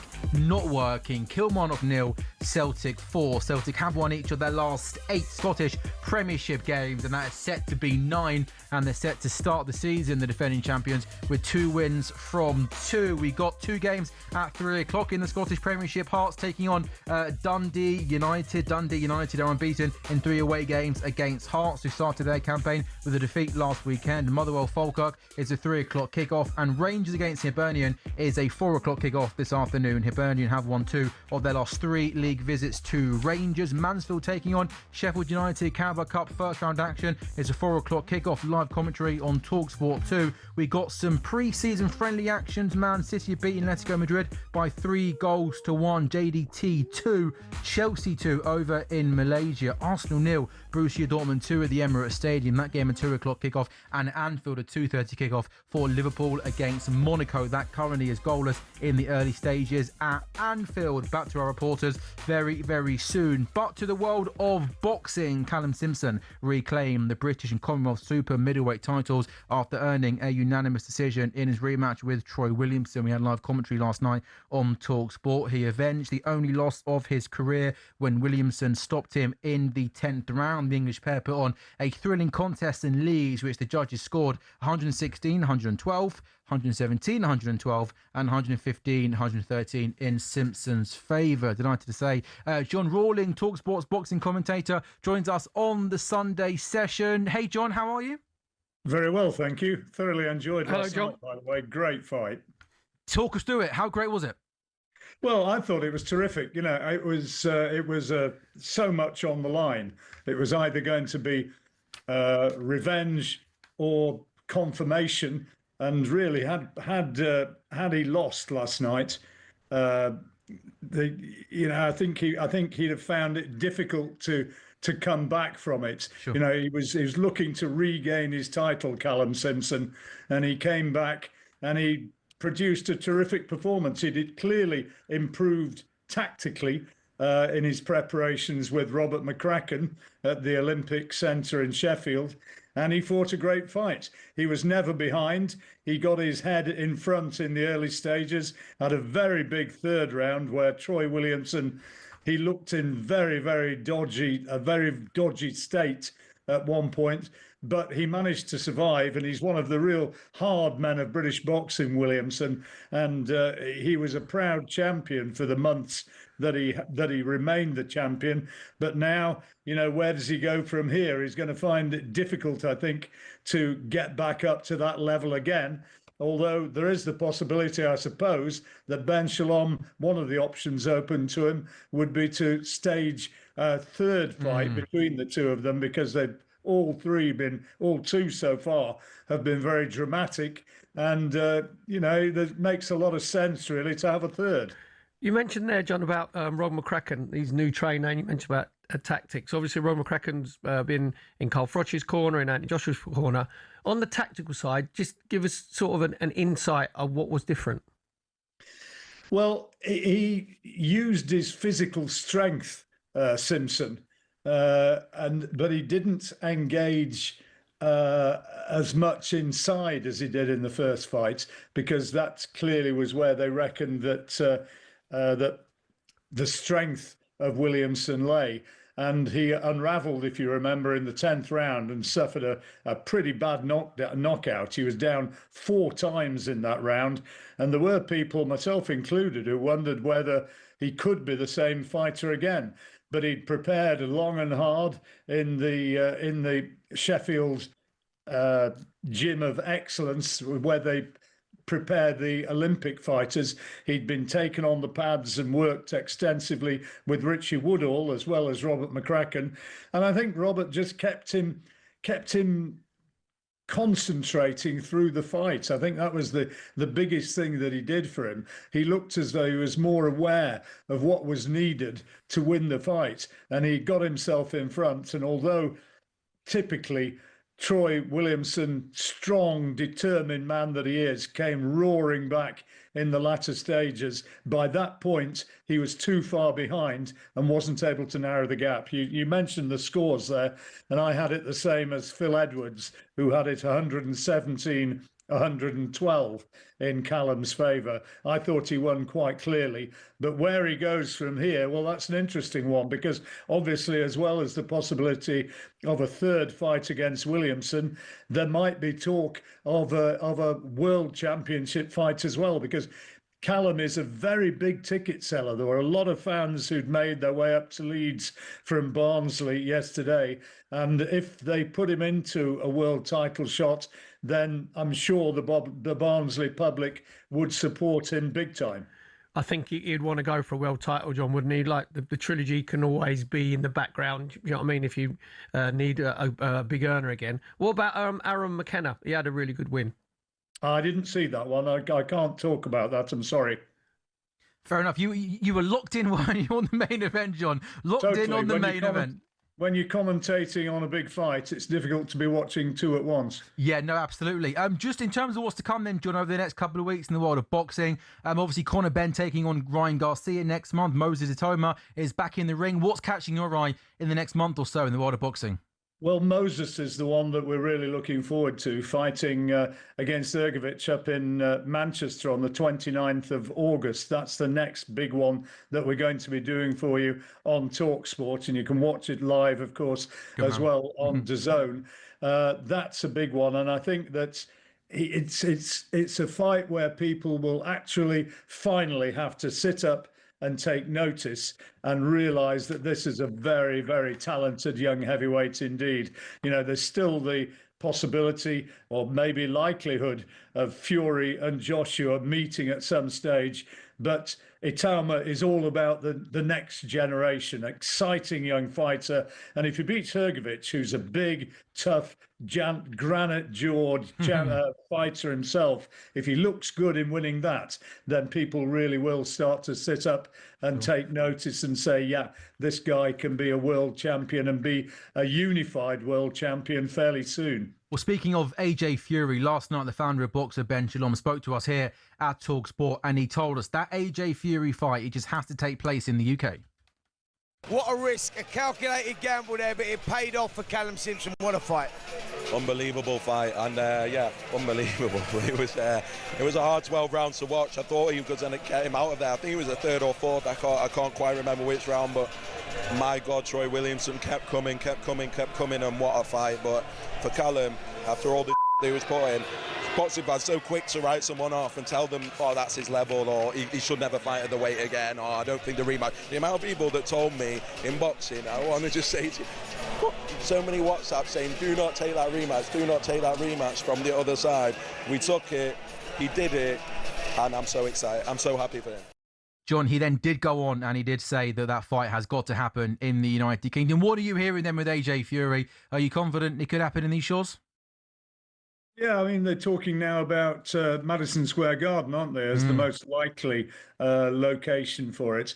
But whether or not that happens, I don't know. You know, I mean, we're talking to Paulie Malignaggi and Spencer Oliver last night, and they're both firmly of the belief that it should be in the UK. Sure. What's the point in taking it to the States, where Fury particularly, he is a known quantity over there because of the victories over Deontay Wilder, but I don't think that the fight is anywhere near as big a fight to an American audience as it is to a UK audience. So if it means putting it on in the middle of the night so that it goes for an acceptable time in the United States, then I think that's the way, really, I would like to see it go. Put it on at Wembley and maybe have it starting at 2 a.m. 100%. You'll get that buzz, exactly. You get the fervent feeling, didn't you, with those two going, probably both from like past their best, but it's still going to be like a beer muff of a fight. You mentioned Conor Benn there takes on Ryan Garcia. Kell Brook thinks that Ryan Garcia will have too much for Conor Benn. What do you think? Well, you know, I mean, in terms of talent and achievement, Garcia is leagues ahead of Conor Benn. Conor Benn hasn't had anything like the boxing achievements of Garcia. And I think Garcia will be a big favourite when that fight happens in Las Vegas in the second week of September. I think that Garcia has got the big Hispanic following, of course. That's going to be a factor. And Conor Benn, yeah, he looked good against Chris Eubank Jr., didn't he, in the second fight? But this is a different level. We're talking a real elite level champion here in Garcia. John, thanks as always for joining us and great work last night. Cheers, John. Thank you very much. John Rawling, talkSPORT's wonderful boxing commentator. It's nice to, first time I've interviewed John on a talkSPORT show. It's a voice that you hear so much of. Boxing royalty. So to ask the questions and hear the voice back to me is nice. That's talkSPORT's boxing commentator, John Rawling, who was at the fight last night. A goal at Anfield for talkSPORT's Mickey Gray. Yeah, you come to me at the perfect time. It's Liverpool 1, Monaco 0, and it's Alexander Isak who slots the ball into the back of the net after a really good move from Liverpool down the left-hand side. They play it well down the left-hand side. It works its way into the middle of the pitch. A little give and go with Gravenberch into Isak, who just turns onto his right foot, and he just side-foots the ball into the back of the net. Bit of a slow, rusty start, I've got to say, from Liverpool. Monaco had a couple of half chances themselves, but it's now Liverpool who are taking charge of this game. Good game, good atmosphere. Liverpool 1, Monaco 0. When we went to Mickey there, and you heard the Anfield roar, I thought that sounded like a loud roar for a pre-season game. But yeah, I think a special roar for a special player who is fit, had a pre-season. I think is going to score lots of goals next season for Liverpool to the Emirates Stadium. Half-time, Ian Abrahams, were there any boos at the Emirates Stadium after that first half performance? Arsenal 0, Borussia Dortmund 2. No boos, just a bit of mumbling and disgruntlement really from the Arsenal fans who've seen their team concede 2 goals. The first after 7 minutes scored by Inacio. It was a slide rule pass right hand side of the penalty area, and nice finish past Kepa. The second though was absolutely magnificent by Corretsas, who ran from the halfway line pretty much inside the penalty area just as he got inside the box. Left foot curling effort, no chance for Kepa. At the other end, Gyökeres rattled the crossbar when he was unlucky not to score. Havertz put a header straight into the goalkeeper's arms when he should have scored, and Gabriel headed well over the top when he really should have left the ball for Ben White to have a go from an Arsenal corner. Arsenal look more threatening when they're taking set pieces, but hey, we knew that already. Arsenal 0, Borussia Dortmund 2, 12 days before the season starts. Moose, Martin Odegaard, discuss.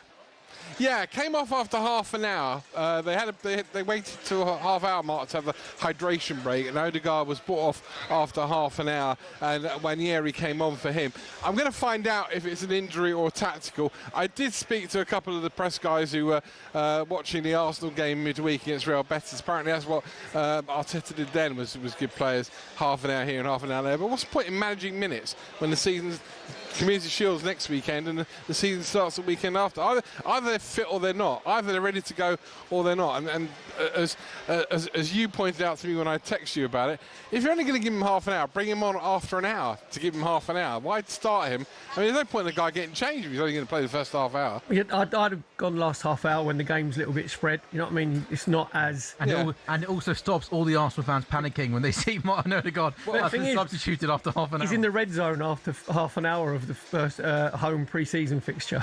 You would have thought a guy who missed most of last season through injury, so turned up at the World Cup fresh-ish, played at the World Cup till the latter stages when Norway got knocked out by England, and has had a nice 2-week holiday on a beach somewhere, would be okay to go for a little bit longer than 30 minutes. All right, Moose, go and find out if you can hear anything. Cheers, Ian. Back to you very, very shortly. Coming up next on the Sunday session on talkSPORT, we're doing Stranger Things.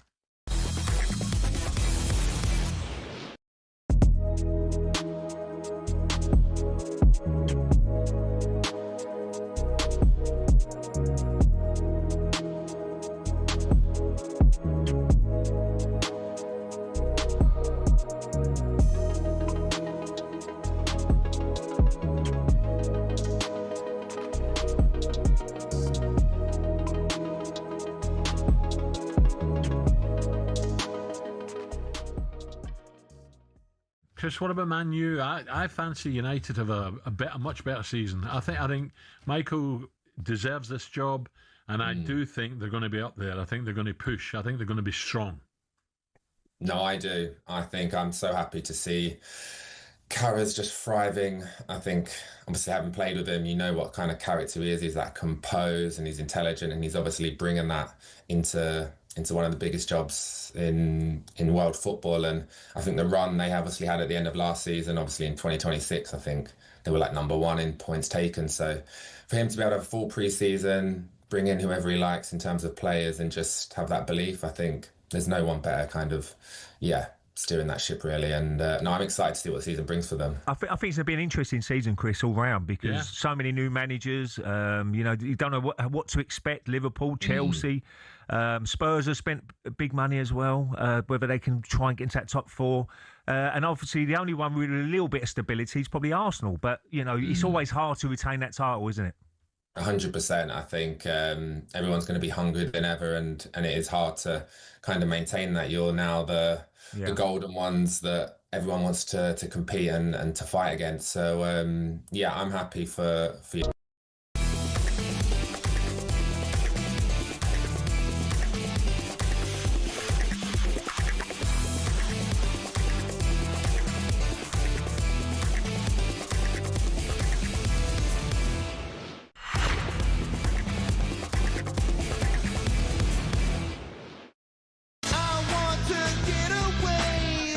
Sounds of the weekend on the Sunday session on talkSPORT. Happiness, more or less, it's just a changing me something in my liberty. On my mind. Sounds of the weekend on the Sunday session on talkSPORT. Perry Grove singing along, liking this one? Yeah, superb. Yeah? Yeah. This is probably, what's this, mid-90s? Before my late time. 90s? Before your time? Well, I was born in... No, to be fair, I was born in the 90s. Well, but yeah. So you're aware of this, though, surely? Yeah, I've heard of it. Yeah. But yeah. It's Sounds of the Weekend. Chelsea's pricey private jet, which had pretty much everything on it that you would need. It was quite ridiculous. And Jose Mourinho laying down the rules to his new Real Madrid players. Fly away. Thank you very much, Phil from Ipswich. That's for the Chelsea story. And Lucky Man, thank you very much. Steve from Wincham, again, that's the second one he said in today. Good on Steve's you, Steve. on fire. Thank you very, very much. Kilmarnock have got a goal back against Celtic. Kilmarnock 1. Celtic 4. Is the comeback on? Probably not. 25 minutes to go in that game. Hearts Dundee United, Motherwell Falkirk are both 3 o'clock kickoffs. Rangers in action as well this afternoon. They take on Hibernian at 4 o'clock. Some pre-season friendlies. Man City beating Atletico Madrid 3-1 in South Korea. In Malaysia, Chelsea 3-3 against JDT. Arsenal 0, Borussia Dortmund 2 at half-time in the Emirates. And Liverpool leading Monaco by 1-0. Alexander Isak scoring for Liverpool. Now it's time for this. Stranger Things on the Sunday session on talkSPORT. Is indeed Stranger Things, where we take a look at some of the strangest stories which have been making the news this week. Now, this is, Perry, genuinely one of the strangest things you will hear from a football match. Flamengo's under-15s were in action in Brazil when just 17 minutes in, a huge blue and yellow macaw decided to invade the pitch. And it wasn't just there for a little look around either. The bird swooped straight onto a Flamengo defender, sending him crashing to the ground before starting to have a little go at some of the other players as well. The referee had no choice but to stop the game, but incredibly, he or she was not done there. About 15 minutes later, it came back onto the pitch, causing another stoppage. So you haven't just got a big bird knocking around, you got a big bird literally knocking players off their feet, Perry. It's scary, trust me. It's scary just reading about it, yeah. So was it against Flamengo, was it you say? Yeah, Flamengo were playing against Serra over in Brazil. 17 minutes in, the macaw invaded the pitch. Not one of the Flamengo players on his backside. Any bizarre stoppages from your playing days? Flamengo players didn't have a leg to stand on, did they? Very good, very good. I was at, was it the Squirrel at the Emirates? I was at that game. I think it was Squirrel Squirrel stops playing? Yeah, little Cyril the Squirrel just come on and just had a little, made good runs actually from like midfield into the left channel. Gyökeres could have learned a thing or two. Yeah, and then obviously, but didn't track back. Yes. Oh, it's like, I've got my nuts. I'm done. Yeah. I'm off. Mikel Arteta thought you are. You're right going forward. Yeah. Not a Mikel Arteta type of player. Though. No, not happening. Now over to strange crossover story where the world of football was mixed with the world of music. From Jermaine Defoe about his time at Tottenham. When Toronto came calling in 2014, Defoe revealed it was actually Canadian musician icon Drake who helped convince him to make the move. Wow.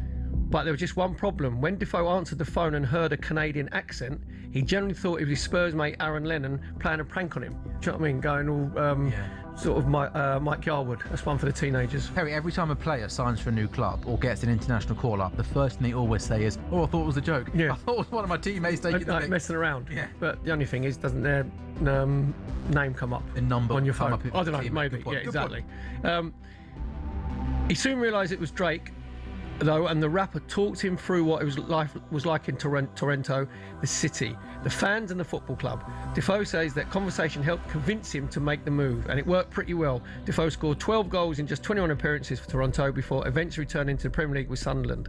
So there you go. Forget agents, forget managers. Apparently all Defoe needed was a phone call from Drake. So that was Drake tapping up Jermaine Defoe for? That's bang out of order. No, but you've got to use your power. It's no good having power if you don't abuse it. See Trump, see Infantino. So Drake, Trump, Infantino. Are you comparing Drake to Gianni Infantino? Yeah, well, that feels a little bit harsh, doesn't it? To be fair, there's a bit in common with Drake and Infantino because from Drake it was just an idea. Yes, Infantino was just an idea. He was just floating the That's idea all it was. to Jermaine Defoe. What do you think about coming over? Yeah, well, there we go. And well, it worked. So there we go. If maybe I wonder if Drake, that's like a new permanent role now for Drake over the last couple of years. Like he's an actual scout for Toronto. If you want a player, just get Drake to No, I think he would say he's one and done. Yeah, that's it. He's not getting any better than Jermaine Defoe, is he? Finito. Now, this one, Perry, didn't go down too well with the fans during several Carabao Cup ties, including at West Ham's London Stadium and Leicester's King Power. The referee stopped play halfway through each half for the players to take some fluids, but as soon as the supporters realised what was happening, the boos and angry chants started raining down from the stands, and you can understand why. Of course, there was hydration breaks during the World Cup, where effectively games split into quarters, but thankfully for fans in England, this isn't a new Carabao Cup rule. The EFL has confirmed to talkSPORT that these breaks are not competition policy, so football fans can breathe a huge sigh of relief. I like 2 halves, Perry, not 4 quarters. Call me old-fashioned. 2 halves, please. Yeah, well, just get ready because it's coming. In the Premier League? Absolutely. When? Within the next 5 years. 5 years? Yep. Well, let's enjoy the next 4 years then. What makes rule changes? Money. Yeah. 100%. Was it 789 million Yeah, a lot. that FIFA made from those hydration breaks from the adverts? So, I've said before, people forget that basketball used to be 2 halves. And it went to 4 quarters because obviously it was played on TV and they could get more revenue in from all the advertising. So, and it will be, the excuse will be the nutritionists will say that there's the pace and power of the Premier League has got so quick that these players need 22.5 minutes. They need a break. Players cannot any longer physically play. It's coming. Halves, right? And managers secretly would quite like it because give them a chance to get the information right. Exactly. Finish us off, Perry. A classic Stranger Things story to round things off. On his birthday, Newcastle star Malik Chow was on pre-season with the squad and celebrated his birthday. He was handed a birthday present to celebrate the occasion, but it wasn't a usual birthday cake or a nice card. Instead, it was a Batman logo-inspired trophy. Newcastle fans saw the funny side of it, posted on social media, "Champions of Gotham City, you'll never sing that." Did you see the trophy? I haven't seen it. Yeah, it is proper random. Is it good? You know, when you just look at it and you think, really? Yeah, what have you done? I've got to make the most of this. Yeah. Thing is... Did he fake smile? Thing is, though, he's not robbing a living, is he? I think on that note, back to Mickey Gray at Anfield. Very good, Perry. Yeah, she come to me at another perfect time. Liverpool 2, Monaco 0, and I think it's Alexander Isak again with the final touch. They work it well down the right-hand side, Liverpool, as Cody Gakpo at the far post heads it towards the 6-yard area. And Wirtz and Isak are both literally on the ground, or Isak's on the ground, and I think it's him who gets the final touch. It's terrible defending. It's Eric Dyer, just doesn't clear his lines, and yes, it is Isak with the final touch to pop the ball into the back of the net. They're starting to flow now, Liverpool. Certainly when they get into that final third, they look really sharp. Still look a bit cagey defensively, but they put it on a show for a big crowd here at Anfield today. Liverpool 2, Monaco 0. Thanks, Mickey. So Liverpool winning. Next up, we'll be reviewing Manchester City's 3-1 pre-season victory over Atletico Madrid.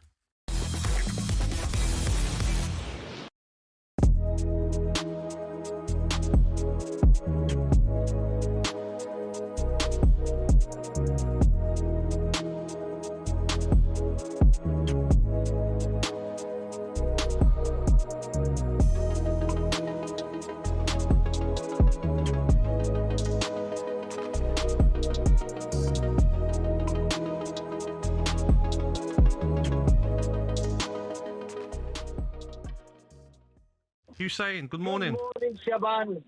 Akbar Lahore. You're making me boil right now. I can't stand you, mate. Oh. You know, what have you won? What have you actually won, Gabby? You've not won nothing.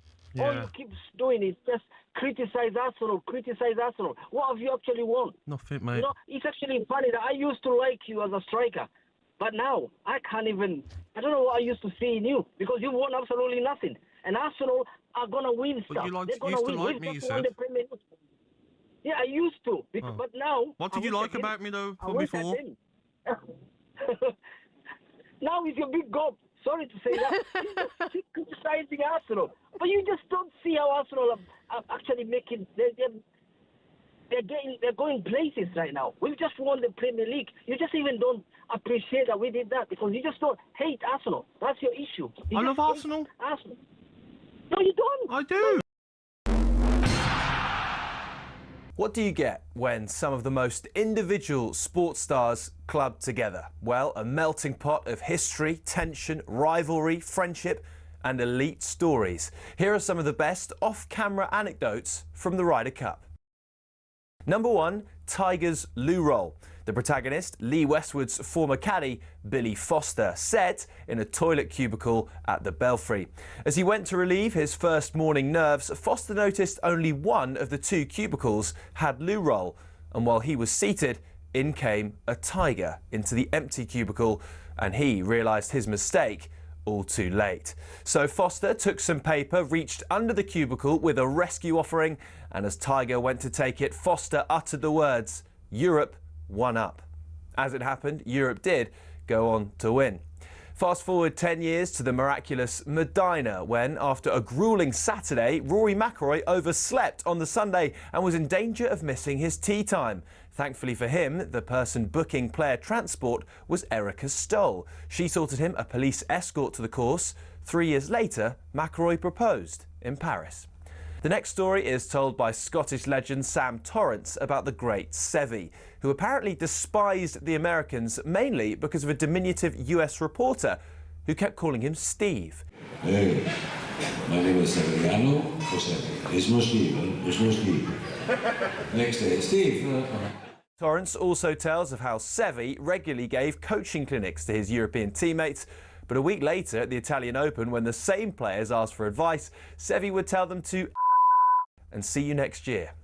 Having started with a Billy Foster story, let's finish with one from the 12th tee at Oakland Hills in 2004. It was Jimenez and Garcia against Westwood and Clark in a practice round, and as they finished, Foster decided to jump in the buggy and speed away with all their clubs, only to lose control entirely and tumble onto the course and see it careering towards the spectators. Thankfully, the Red Sea parted and the buggy smashed into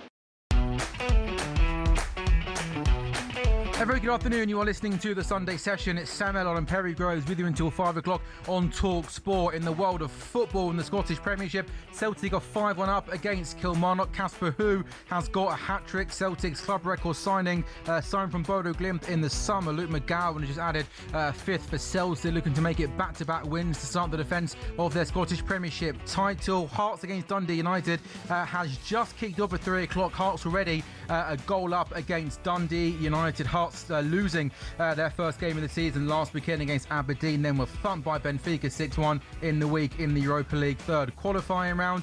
Motherwell against Falkirk, a 3 o'clock kickoff has just got underway. That's goalless. And at 4 o'clock it is Rangers against Hibernian. Rangers starting their Scottish Premiership campaign with a draw last weekend against Dundee United. They also suffered a bad defeat in the week in their Europa League third qualifying round game. In the world of pre-season friendlies, Man City beating Atletico Madrid by 3-1 in South Korea. In Malaysia, Chelsea drew 3-3 with JDT. The second half of the Emirates Stadium has just got underway. Bruno Guimaraes before the game was let out and a little wave to all of the Arsenal fans, but they're 2-0 down against Borussia Dortmund. And at Anfield, a 2:30 kickoff, Liverpool are leading Monaco by 2-0. Alexander Isak scoring both goals for Liverpool. There is one Carabao Cup first round game today is a 4 o'clock kickoff. Mansfield Town taking on Sheffield United. There is live commentary on talkSPORT 2 at 4 o'clock. And talkSPORT's Ian Danter on commentary duty joins us now and has got the teams for us, Dance. Yeah, good afternoon to you, Sam and Perry. Well, a man who won promotion to the Premier League with Sheffield United makes his Mansfield debut this afternoon. The old stage of the veteran David McGoldrick has joined the Stags, and he starts up front for Nigel Clough's side. They've only made one change from their last pre-season friendly, which was here against Derby County. Another veteran, Stephen McLaughlin, gets a run at left back. So Lewis in goal for the Stags, Akins, Oshilaja, Sweeney and McLaughlin in a back four. Looks like a three in midfield of Russell, Reid and Hendry. And McGoldrick is flanked by Blake Tracy and Roberts in attack. As for Sheffield United, well, the story there is that Gus Harmer is not even amongst the substitutes. Rumours abound that a move to Coventry City, his former club, will be completed today or maybe in the early hours of Monday morning. And so he will head back to the Coventry Building Society arena, having left for Sheffield United a few years ago. So he's not even amongst the subs. There's a few changes from their 0-0 draw with Bochum over in Germany in their last pre-season game. Joe Rothwell comes in, Patrick Bamford and Tahith Chong come in. It is Cooper in goal, looks like a 4-4-2. Sariki, Tanganga, McGuinness and Norrington Davis in the back four. Chong, Peck, Rothwell and O'Hare across midfield. Cannon and Bamford leading the line up top. Live on talkSPORT 2 from 3:45 with kick-off at 4 here in Nottinghamshire. It is Mansfield Town of League One against Championship Sheffield United. Thanks, Dan. We'll hear from both managers here on talkSPORT between now and 4 o'clock. And again, as Dan says, live commentary on talkSPORT 2 at 4. Now, Omar Mamouche scored twice in a 3-minute spell in the second half as Man City came from behind to beat Atletico Madrid in a friendly in South Korea. The game finished a short while ago. It was City's third and final game in Asia in pre-season. They lost 3-1 on penalties to Inter Milan and then beat a K-League All-Stars team 3-1 on Wednesday. City's next game is the Community Shield against Arsenal. This time next week, next Sunday at 3 o'clock. Simon Bajkowski is the chief Man City writer for the Manchester Evening News. He was at the game and he joins us now on talkSPORT. Simon, thank you very much for your time. So City's last pre-season game before that Community Shield game next weekend against Arsenal. How do you think City are shaping up under their new manager, Enzo Maresca? I think they're looking pretty good. They're still missing kind of 6 or 7 of the best players. Obviously, Erling Haaland, Jeremy Doku, O'Reilly, Gahey, Anderson, Rodri, all not back yet, and Ryan Cherky as well. But the players that have been out here with Maresca, there are signs that they are getting what he wants them to do, how he wants them to play. It's a bit different to how Pep plays, and there's a lot of exciting wing play. Antoine Semenyo has absolutely loved these last 2 weeks. You mentioned Anton Semenyo, who was brilliant, obviously, when he joined in the January transfer window from Bournemouth. What about Phil Foden? Because he had an average season, by his standards last season, playing in the 10. How did he look? Yeah, I would say Phil has grown over the 2 weeks. He was obviously really good at the start of last season, and then he fell away, missed out on the England squad and the World Cup, and he's had to deal with that. He didn't start off with great authority, but he kind of has played his way into a bit of confidence. And even by the end of this game tonight against Atletico, there was even a little bit of that Phil Foden swagger that we've not seen for ages. Do you know what it is?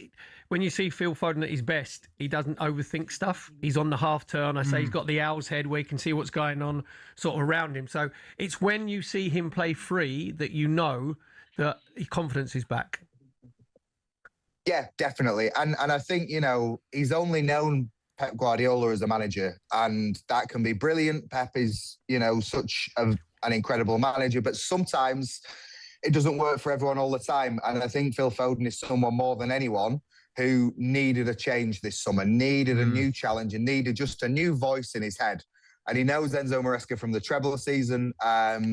And Enzo Maresca has made it clear that he's counting on him. Maresca said that, he wants an English player in his leadership group. Could be Mark Gahey, could be Phil Foden. Why not give him the extra responsibility and see how he does? But Foden is showing signs that, he's a long way from the Foden that won the Premier League 2 years ago, but he's had a positive 2 weeks. Simon, what are you hearing regarding Rodri's future? Look, we spent a long time expecting it, thinking it was going to be Real Madrid then. Looks like that's not going to happen now. It's very much Barcelona who are in the driving seat. From a Manchester City point of view, are you expecting that move to go through? I think when a player's got a year left on his deal, you kind of almost just assume, there's no way the club can keep hold of him. But do you think because it is Rodri and he's such an important part of this Man City team that they might think, who cares if he's got a year left on his deal? He's Rodri and we need him going into the new season. No, Man City will sell him if they get the right price from Barcelona. They would have loved to have kept him. They would have loved to have seen him extend his contract, but it's been made clear that I don't think he's going to do that. So Barcelona want Rodri, and City have said, okay, that is fine, but we will need over 60 million if you are to get him. Barcelona made a bid on Friday. Not even, I think it was around 40. It was basically left out of the room. So it's on Barcelona. If they come back and say, 60, 70 million for Rodri, which I think is a fair price for, a guy who's just lifted the World Cup with Spain, then it'll go to Barcelona with City's blessing. If not, on Friday, he's due back at City to start the preparations for their season. So it's been Barcelona's court, really. Simon, stay there. We've got a goal at the Emirates Stadium. Ian Abrahams, are Arsenal back in it? Arsenal 1, Borussia Dortmund 2, 10 minutes into the second half. Christian Solis down the left-hand side, really good play from him, and ball inside the penalty area. Low for Ethan Nwaneri to steer it into the back of net. By the way, Odegaard coming off after half an hour was tactical. Apparently players have been given 20 minutes, half an hour here and there in pre-season. Arsenal back in this one in the sunshine of North London. Arsenal 1, Borussia Dortmund 2. Thanks, Ian. Back to you very shortly. Simon, you obviously would have spent a long time, everyone at Man City have just known it to be Pep for the last decade. How have you as a journalist found the very early stages of Enzo Maresca? What's he been like in press conferences? I'm guessing for your sake, hopefully a little bit chattier than Pep?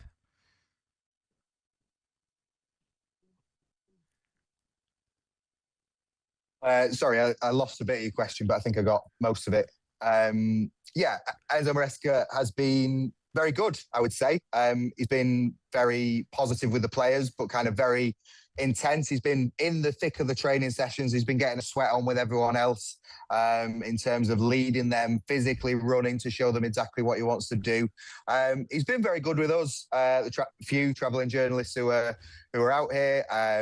His press conferences, his first press conferences, he didn't really give much away, but he gave us an hour of his time the other day. So those interviews will be going out later this week. And he's a very funny guy. He's a very confident guy. He's obviously, under no illusion that he is following Pep Guardiola, but he's his own guy and he's going to do things a bit differently. And like I say, a change could be what a lot of players need at City. Obviously, Maresca coming in, you mentioned about, sort of different style. Pep Guardiola was a control freak, wanting to control possession. What's the difference in styles you've seen with Maresca? And also, Rodri will be gone. If Barcelona are in from him, then it will be, they'll make an offer. It'll go for probably 50, 55 million, which I think is a bargain. So who plays in the two? So obviously Anderson. So is it Kovacic? If it's Reinders, you've got Gonzalez. Because missing Rodri, I think, is massive. Oh yeah, he's won the Ballon d'Or. He could win the Ballon d'Or again. It's incredibly hard to do so. And they've also lost Bernardo Silva. They're trying to sign Ayoub Bouadi from Lille, who is a defensive midfielder that can help in that position. Elliot Anderson has obviously played 6 for England and can do that a bit as well. And then they've got Nico Gonzalez, Mateo Kovacic, and we'll see how that midfield looks at the end of the transfer window. In terms of Maresca's football, it's very winger heavy. It's very build the ball up, but get the ball to the wingers so they can take on their fullbacks, get the ball into the box.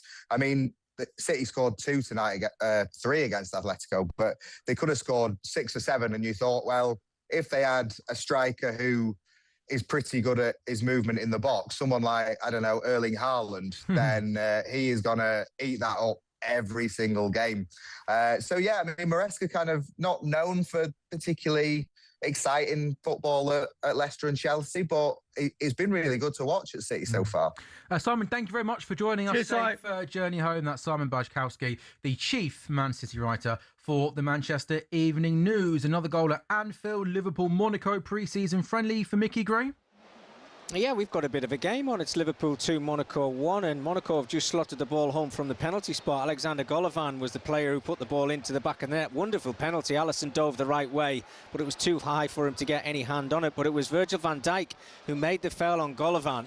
And just as I'm speaking there, Virgil van Dijk has a chance there from a wide free kick and just heads it over the top of the crossbar. Yeah, but it was Golovin who put the ball in the back of the net. Virgil van Dijk basically just stood his ground, and Golovin just chopped the ball to the side of him, and there was contact made just inside of the 18-yard area. As I'm speaking, the half-time whistle has blown. It is Liverpool 2, Monaco 1. Good game of football. Liverpool have flowed towards the end of the first half, scored some wonderful goals. That second goal actually did go down as a Florian Wirtz goal. Thought it was Alexander Isak who got the last touch, but Wirtz must have slotted the ball in the back of the net. Isak got the first goal on 15 minutes.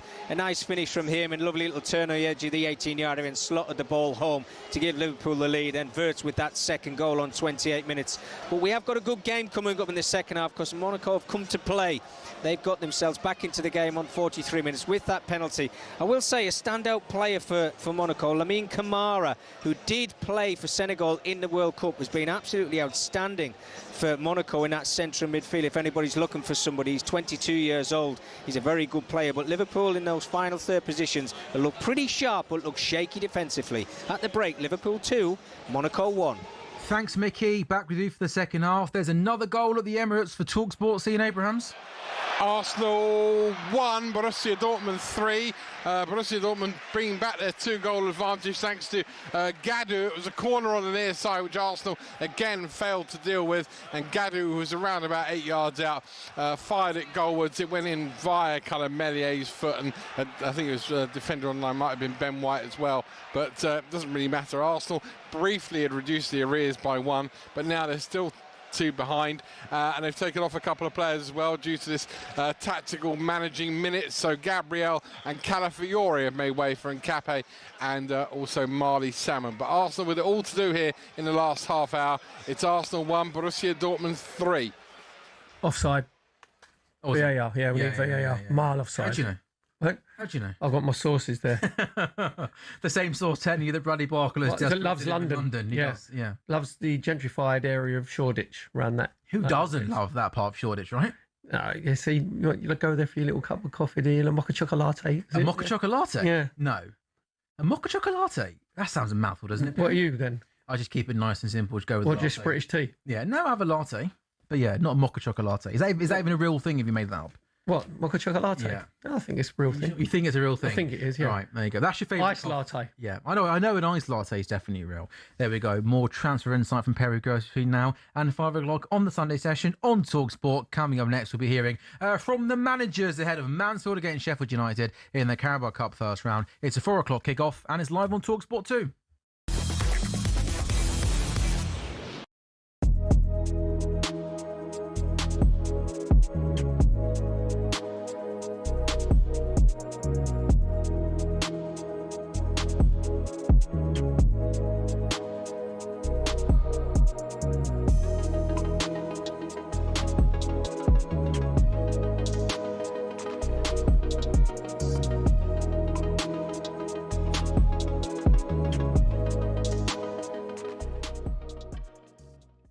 But the Vinny Jr. one was a audacious attempt, to say the least. Big word for you. I've been learning this book that I've been reading. They've got these big words in. I'm trying to keep them in my brain. No, but it was always going to be tough shit, man. Like Vinny Jr. leaving Real Madrid to come to Arsenal, it just doesn't sound right. As Arsenal fans might get angry, I'll say it, but like, imagine Neymar Jr. at Barcelona. He's not going to leave Barcelona for Arsenal. They're always going to come to an agreement. Real Madrid aren't going to let a talent like that at 26. Do you know what I mean? What's he worth on the market? Mm-hmm. I know he's got a year left, but what's he worth, Vinny Jr.? Over 100 million easily. Real Madrid are never going to let that go. And Vinny Jr. in his mind won't want to leave Real Madrid. Imagine the crowds in Brazil, the people that love Vinny Jr. because he plays for Real Madrid. I just can't see it. Well, that is interesting because it was my understanding that it was if he wanted to leave Real Madrid. There's never been a he wants to leave Real Madrid. He's not said it, has he? He's looking for the right offer. He's looking at Mbappe going, can I get money close to that? Can I get a deal close to that? And if they're not going to give me what I deserve, then yes, I would be interested in what Mikel Arteta is doing. And don't get me wrong, Arsenal are a massive club, and they are on the very...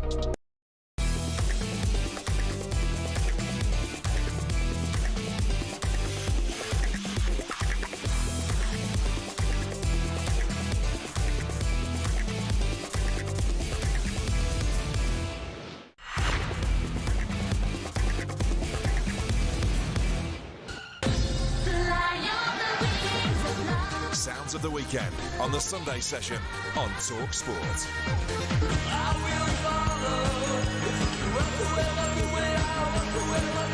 Our sounds of the weekend on the Sunday session on talkSPORT with Sam Ellard and Perry Groves. Our two stories today, Chelsea's pricey private jet flying all over the world, and Jose Mourinho laying down the rules for his new Real Madrid players. Fly on the wings of love. Thank you very much, sir. Guy in Worcester, and you too. I will follow from Sherry from Swansea. Yeah, Kerry is always in from Swansea. Kerry from Swansea. What did I say? Kerry. I said Sherry. Yeah, Cherry, sorry. Kerry from Swansea. Apologies to Kerry from Swansea. Keep your song suggestions coming in on the sounds of the weekend on talkSPORT with you until 5 o'clock. Celtic have thumped Kilmarnock 5-1 in the Scottish Premiership. They start their season with back-to-back victories. Hearts are 2-0 up now against Dundee United. Motherwell Falkirk is goalless, and Rangers against Hibernian. That is a 4 o'clock kickoff underway in just over half an hour's time. In the world of pre-season friendlies, Man City signing off with a victory against Atletico Madrid, a draw for Chelsea in Malaysia. 2 o'clock kickoffs in the second half at the Emirates as Arsenal 1, Borussia Dortmund 3, and half-time at Anfield, Liverpool 2, Monaco 1. Goals for Alexander Isak and Florian Wirtz for Liverpool. But this afternoon on talkSPORT 2, Mansfield v Sheffield United in the Carabao Cup first round. Mansfield enjoying a memorable run to the FA Cup fifth round last year. Wins over Harrogate Town,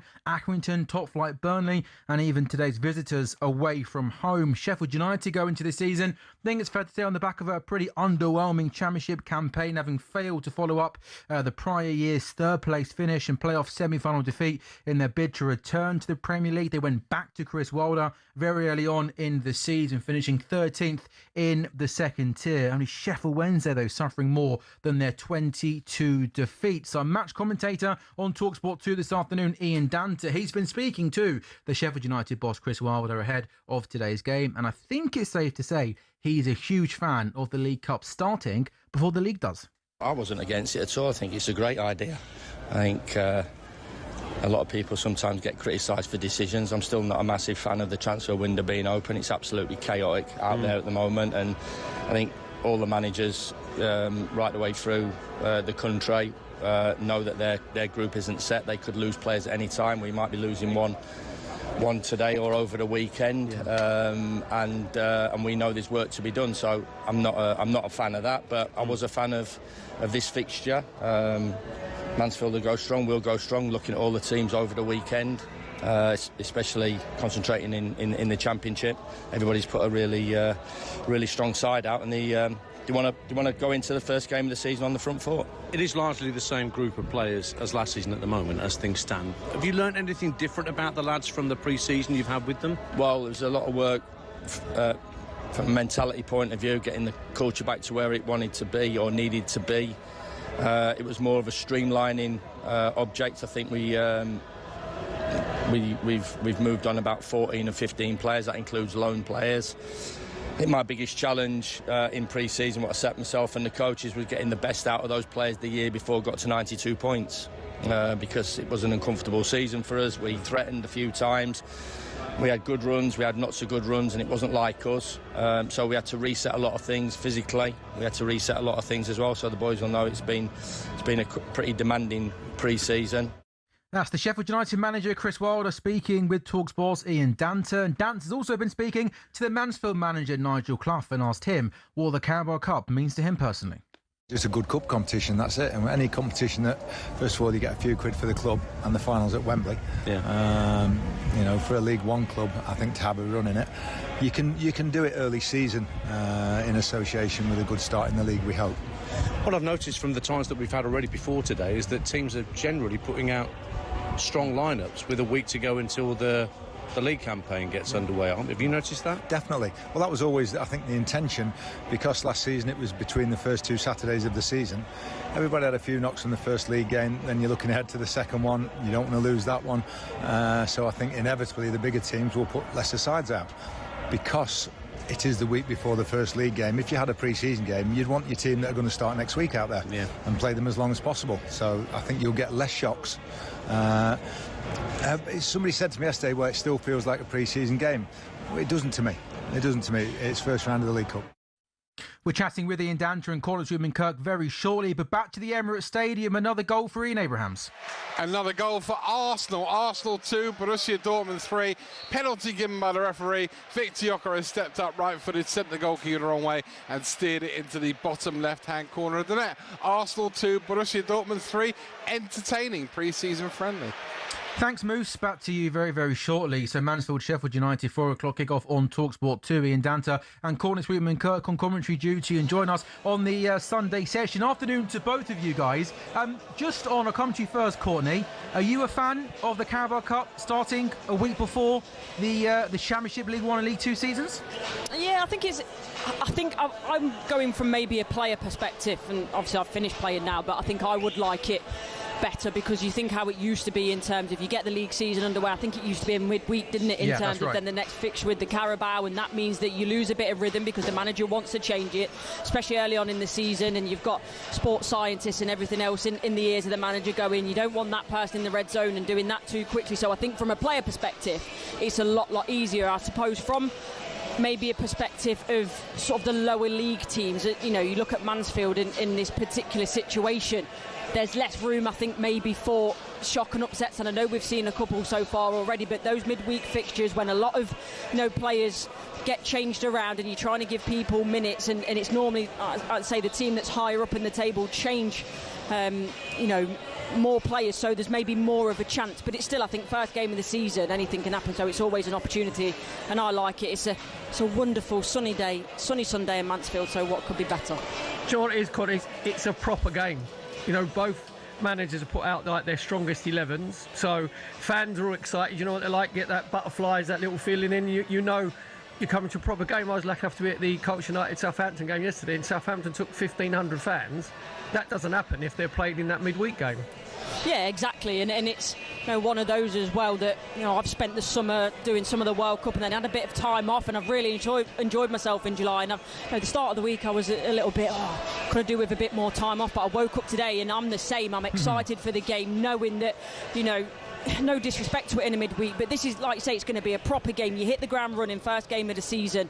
It's full strength squads as well, so from a fan's perspective, as you say, it's easier to draw people in, but also, again, like say, going back from a player perspective, this is the first one to put your marker down and lay your shirt down and go, right, this is my shirt for the season. I'm going to do everything possible to keep it as much as possible throughout the season, and it does make it easier to do that when I say it feels like a proper game. Perry, all those Southampton fans only travelled there to see you yesterday, didn't they? To be fair, there was a lot of waving and like 1 and 2 fingers, solitary waves, to be fair. So it was very kind, the Southampton fans. I think the banners were a bit strong, do you know what I mean? But Dan, it was a disappointing Championship season last year for Sheffield United. Do you expect them, though, to be a much stronger team this year under Chris Wilder? You heard what he said there in his chat with me beforehand. He felt that the culture was all wrong. I mean, that's the reason he was brought back in, let's not forget, midway through last season. The Ruben Selles experiment, let's face it, was a complete non-success. So he's talked about streamlining. You could also hear his frustration. He knows that Gus Harmer is as good as gone, back to Coventry City. The fee could be around £6 million, which I guess he'll take it, because otherwise he could have let his contract run down for a year and gone for nothing. But he's such an inventive player, and so good at Championship level. I'd be intrigued to see, actually, from a Premier League point of view, how Gus does back at Coventry. But from their point of view, from Sheffield United's point of view, it's probably the player they could least afford to lose. Yeah, and as you say, I get where it is in terms of, you know, his lack of playing time last season, where he is in his contract, but $6 million for a player of his quality doesn't quite seem enough to be able to fill the gap, and now you've got a short period of time before the window closes to be able to do that, so I can understand the frustration with that for Chris Wilder. Just on the goal side for Mansfield, the Mighty Stags, pre-season, just looking at them, every one of their games has seen at least 3 goals scored, but goals scored for them, where the goal's going to come from, Will Evans and Rhys Oates were the top scorers last season with just 11. Well, you're looking at the old stages, aren't you? You're looking at David McGoldrick arriving at another club. His EFL record is right up there with the very best, and he'll be super motivated today against a club who he played for and got Premier League promotion with just under a decade ago. And then there's Michael Smith, Perry, who we've seen at Sheffield Wednesday and clubs like that, knows his way again around the EFL. I think he's a player that could be a very intriguing addition. He's not starting today. McGoldrick's getting the nod. John Russell, who was on loan here last year from Barnsley, is now permanent. And Tyler Roberts. It's not a bad front three. What I've noticed, though, about Mansfield is the average age of the squad. It's quite high.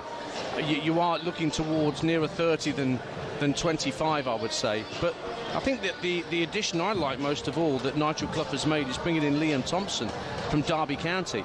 That's a younger player. That's somebody who can run games if he's given the opportunity. But goals may be at a premium, but and you're right, when you lose players of the quality you've mentioned, Perry, they're very hard to replace. Dan Courtney, thank you so much. Enjoy the game. 4 p.m. talkSPORT 2. Thank you. Sheffield United, they've got to be stronger, haven't they, than last season? I mean, that is, again, when you think back, I said to you earlier that Will Steele was Southampton manager. You kind of almost forget that was last season. It feels like it was such a long time ago. Same with Sheffield United when Ruben Stellers came in. Last year, 4 games he goes, and Chris Wilder came in. It felt like from that moment on, he had a lot of work to do to turn things around. But in the Championship, I mean, he was expecting it to be the 3 relegated teams, and maybe Southampton has been the kind of obvious ones to look out for. Yep. Said like Southampton, I think we'll be up there. Middlesbrough again, without any shadow of a doubt. Under Kim Hellberg, obviously very well organised. Just on Sheffield United, it's just interesting when Chris Wilder was interviewed, where he said about the culture, and he said we've had to this pre-season we've put a heavy workload on them. And managers always say that fitness wasn't enough. Every time a manager goes into the club, he says about the fitness. You can't work on the fitness halfway through the season. And Sheffield United came 13th last season. And again, because, which I think is a brilliant idea, is it goes down to 8th now. So it's going to put miles more jeopardy on miles more games towards the end of the season. And Perry, what's going to be crazy is with it being extended, with the Championship so often being such a tight league, you're going to get teams, honestly, Perry, who might be 17th, 18th, 19th in the Championship, who might still, with 6 to 8 games to go of the season, be half a dozen points off 8th place and might be 19th in the table, but could still have a genuine chance of coming in the top 8. You could be nearer to the bottom of the table, but still get promoted. And we know with the Championship as well, is the most brutal competitive league probably in world That's football. Why we love it, Perry. Exactly. That's why Ian Danter, Perry Groves, the Saturday 3 o'clock talkSPORT 2 Championship commentary team. That's why you're goated. No VAR. No VAR. Game flows. Referees enjoy the game. Enough simples. Said. No VAR. You've literally dropped your microphone, which means I'll tell people that Mansfield Sheffield United is a 4 o'clock kickoff, and again it's live on talkSPORT 2. Coming up next, how are Chelsea doing in pre-season? Simon Johnson joins us next.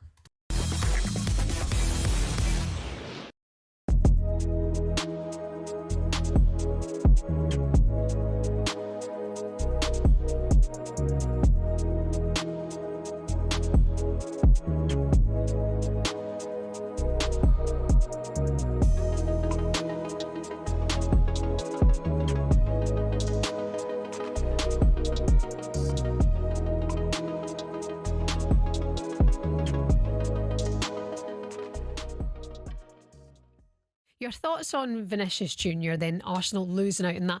Were you hopeful or were you doubtful? Do you know what? I was a little bit in the middle, really. I thought, look, he's a player that would be certainly improve Arsenal. There's no doubt about that. He's got so much talent. But also, he's at Real Madrid, like Andy Townsend said. Why would you want to leave Real Madrid, as Andy says? But whether he wanted a different change of lifestyle and whatever, whether he wanted to go to London, I don't know. But I think what he's done, he's played the market, isn't he? So he's gone, right, we know Arsenal are interested. His agent's probably going to Real Madrid. Well, Arsenal, we're thinking about going to Arsenal, and they've panicked a little bit, probably got an unbelievable deal now, 6-year contract. And he's gone, right, okay, yeah, I'll stay then. Yeah. Done. And so he's played both sides, really, which a lot of agents do, a lot of players do as well. But I was always 50-50, really. If he come to the club, great. But if he doesn't, it's not the end of the world. Absolutely, you move on from it. I mean, it's absolutely dead now. He is staying at Real Madrid for 6 years, as you mentioned. But, how important was that to get that idea that Arsenal were starting to flirt with world-class players, with somebody who would be a marquee signing? You've got to do that. You've got to do that. Why wouldn't you? Yeah, no, you've got to do that. They've done it. The champions got a final. Why wouldn't you? And the club's in a really good position at the moment with finances and whatever. I mean, Josh Kroenke's really...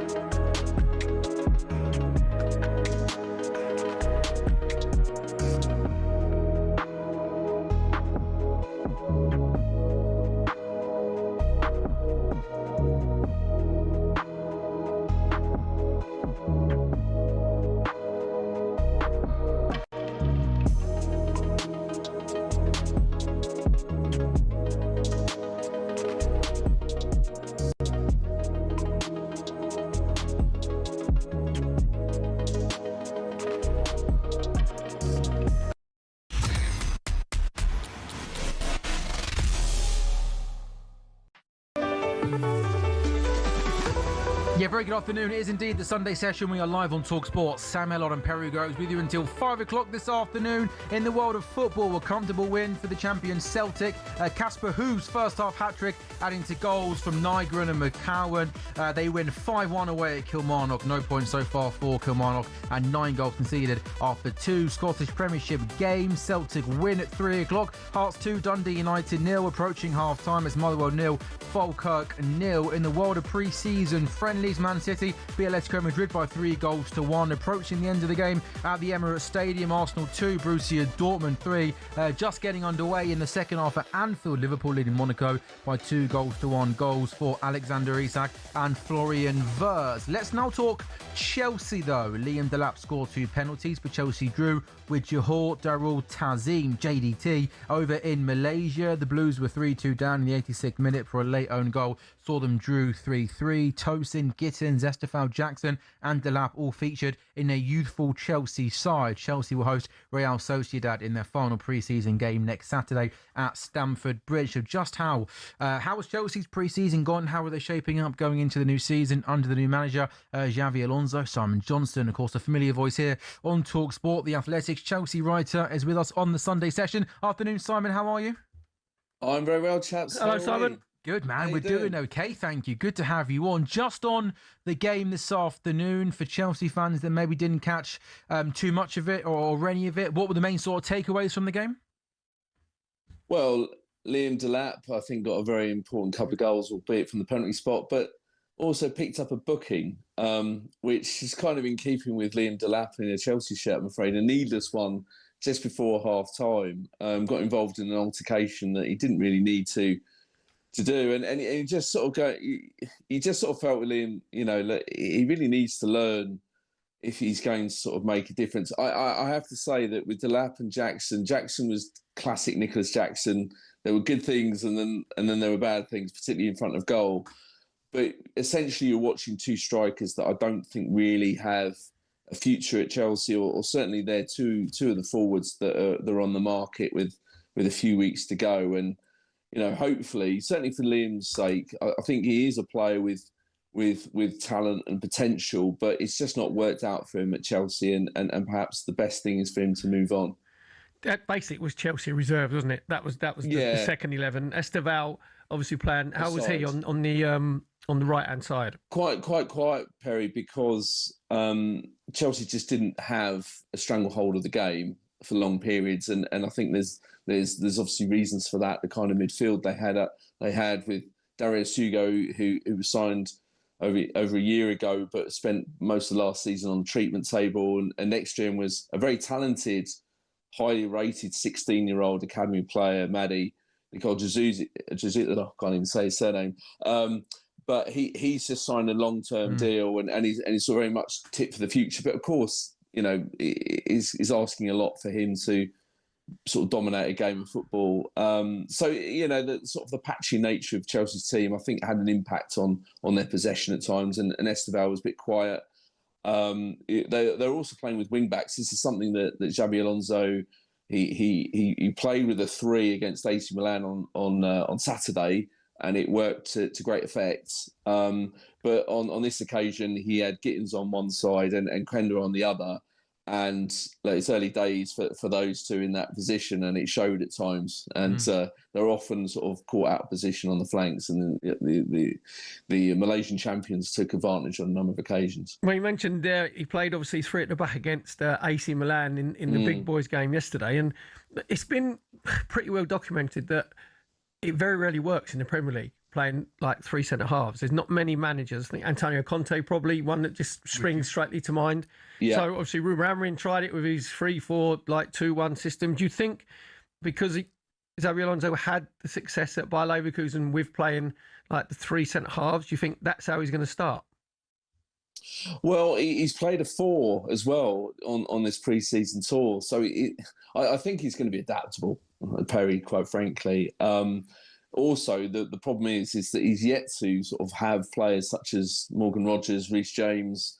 Who knows what's happening with Enzo Fernandez, but he's due back to report for training tomorrow, post World Cup. Maxence Lacroix, and so on and so forth. So he's yet to work with his full squad. So it's very hard to get a picture of what exactly he's going to do. From the outset, I was told that just because he played at Leverkusen, not necessarily going to be playing at Chelsea, but I do think it's quite significant that he played against AC Milan, and it worked very, very well. And Marco Palestra, their first summer signing from Atalanta, £47 million, I have to say, looks very good in the role. He's got pace to burn and just seems to cover a lot of bladed grass. So, I can see them using both, Perry. I think it sort of depends who they're up against. And also, when you're playing that system, then you've got to fit, obviously, Cole Palmer and Morgan Rogers in, where maybe they could both play as the 2-10s in a 3-4-2-1 system. The thing that blows my mind with all this analysts now and the data they go into, that Chelsea haven't tried to sign another goalkeeper.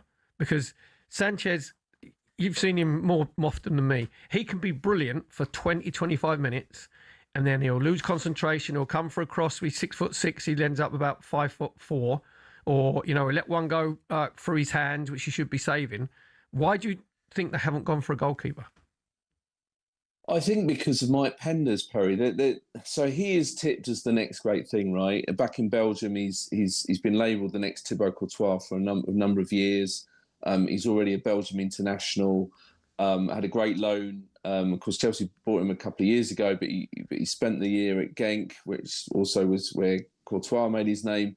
Then was last season one of the best goalkeepers in Ligue 1 on loan at Strasbourg. Now he's actually in camp, but he's still very young. And I think there's an element of let's not block his pathway, but in the meantime, Sanchez is going to sort of be slowly sort of passing the baton over. I think I spoke to Rob Sanchez only the other day after the loss to Juventus, and he sounded a huge fan of Penders himself. Which is quite funny, sort of knowing that he knows that this guy is a big rival for his place, but he was sort of saying this guy's going to be massive, almost literally, actually. He talked about his height, but he said he's going to be massive in the game. So Chelsea in that sort of stick or twist situation that they've got this great young goalkeeper, but they don't want to sort of sign someone that's going to be in his way. Plus, I think there is an element that Sanchez, for a long part of last season, perhaps sort of until Liam Rizzini took over, was actually having a very good season. And then the change of head coach from Maresca to Liam Rizzini, he's suddenly being asked to do things that he wasn't comfortable about doing again, which mainly playing out from the back, like to a ridiculous degree, and it did have a negative impact on his game. Simon, just stay there. Back to Anfield, because another goal for talkSPORT's Mickey Gray. It's Liverpool take on Monaco, Mickey.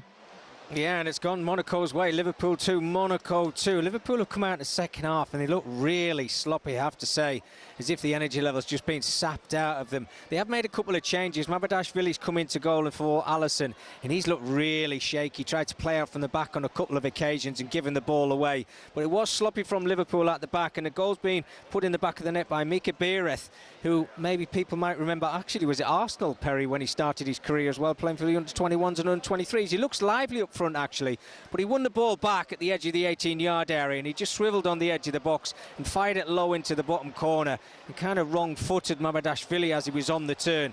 Keeper did really nothing right in that situation. But yes, Liverpool have looked a little bit tired and sloppy. Endo's come on at the back as well for Undukwe as well. It's the only 2 changes Liverpool have made, but I do expect a wrath of changes, and I think they're going to happen in front of us now. I think there's going to be 6, so give me a bit of time for that one, lads. But it's Liverpool 2, Monaco 2. Get your pen and paper out, get your team sheet out, and good luck trying to take down all those There'll substitutes. be pens and pads and dobbers and dibbers flying all over the place. Panicking everywhere. There should be a rule. You're not allowed to make more than 3 substitutions at a time. Maybe 4 at a Don't push. realise the tough job that we've got to do. I've been there. Perry. I know that. To the Emirates Stadium, the closing stage is Arsenal trailing to Borussia Dortmund. Any sign, Moose, of an Arsenal goal? A minute to go, Arsenal 2, Borussia Dortmund 3. No real sign of an Arsenal equaliser. In fact, Mikel Arteta's taken everybody off now. Not everybody, I mean, it's obviously Arsenal players on the pitch, but the starting 11 have all gone, and we've left with Youth Academy products and Gabriel Martinelli and Jesus, who must feel like they're really special, having to play with the young players. Oh, Fabio Vieira's back as well. I forgot he was even at the club. Borussia Dortmund are quite comfortable, though, in defending their advantage. With a minute to go, Arsenal 2, Borussia Dortmund 3. Looks like Borussia Dortmund are going to win the Emirates Cup. There we go. What a way to start the season. Simon Johnson, the Athletic Chelsea writer, is still with us on the Sunday session. Simon, you obviously covered Chelsea for many, many years. You've been there through the great times, winning, Premier Leagues for fun. And obviously the last few years have been, by Chelsea's high standards, very, very underwhelming and disappointing. Lots of Chelsea fans will point to the kind of strategy in the transfer market, maybe not showing enough ambition in recent years, prioritising younger players to try and improve and maybe sell on for profit.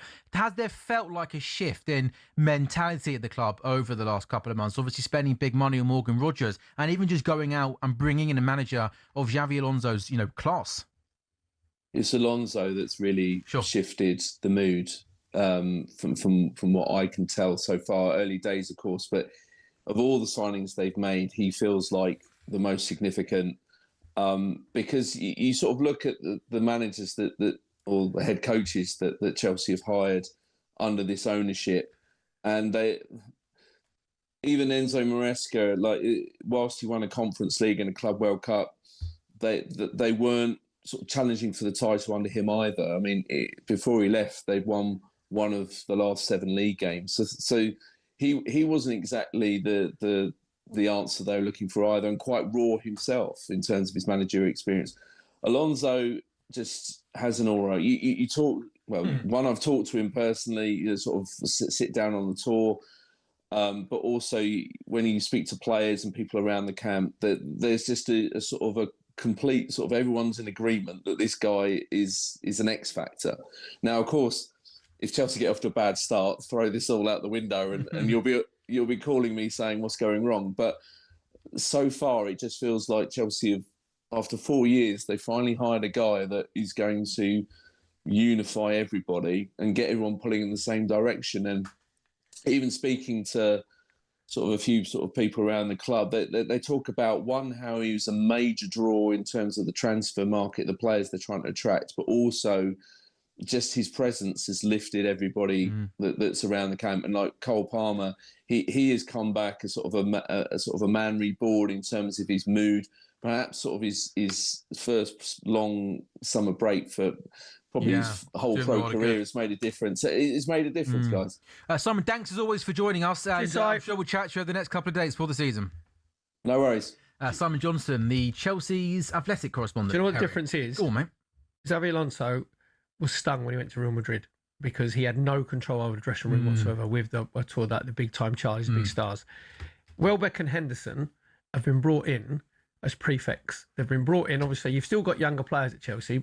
Alonso wouldn't have gone to Chelsea unless they said, you're the manager and you will decide who comes in, who goes out. We'll change our strategy of, having the development squad, which was never, ever going to happen. You know, you're not winning league titles. No chance. No chance, exactly, because the Premier League is that brutal. You need senior players. He's got control, Perry. Which he's got total control, and that's why you see with Granit Xhaka what he's done at Sunderland. That's why he wanted him at Chelsea as well, because you control the dressing room, and he hasn't got to expend that energy of trying to have more control. He would just say to those senior players, you control the philosophy, what's in there, you control the culture, so players don't turn up late, that they put everything in training, they set the standards. So then all he's got to do then is concentrate on the tactics and improving players individually. So the Welbeck and Henderson signings, I think, are brilliant. Chelsea, one more pre-season friendly next weekend, and they start the weekend after on the Monday away at Fulham. Back to Mickey and Moose shortly for the conclusions of Liverpool and Arsenal's games. But coming up next, we'll look at the latest from the Scottish Premiership. Celtic thrashing Kilmarnock 5-1.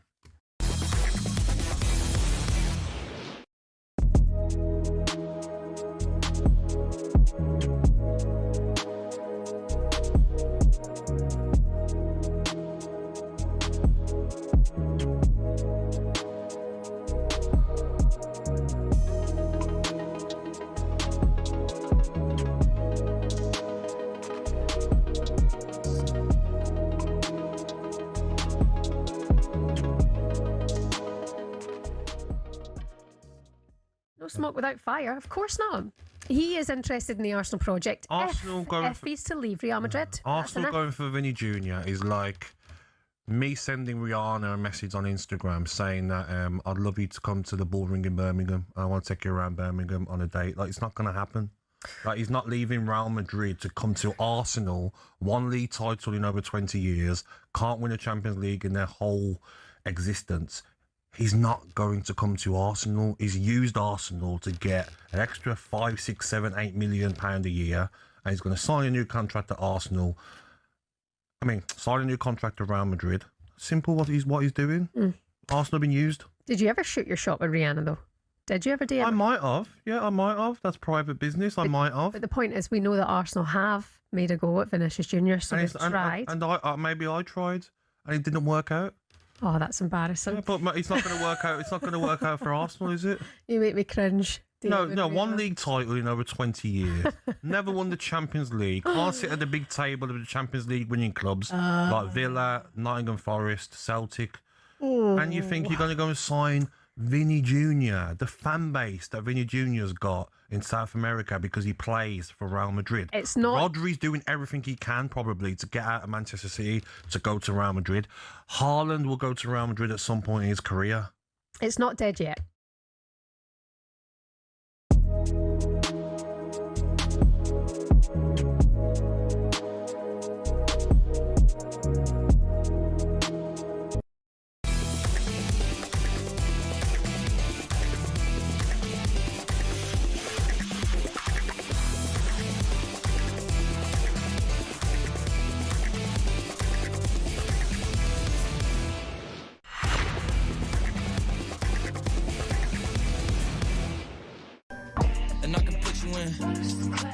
Sounds of the weekend on the Sunday session on talkSPORT.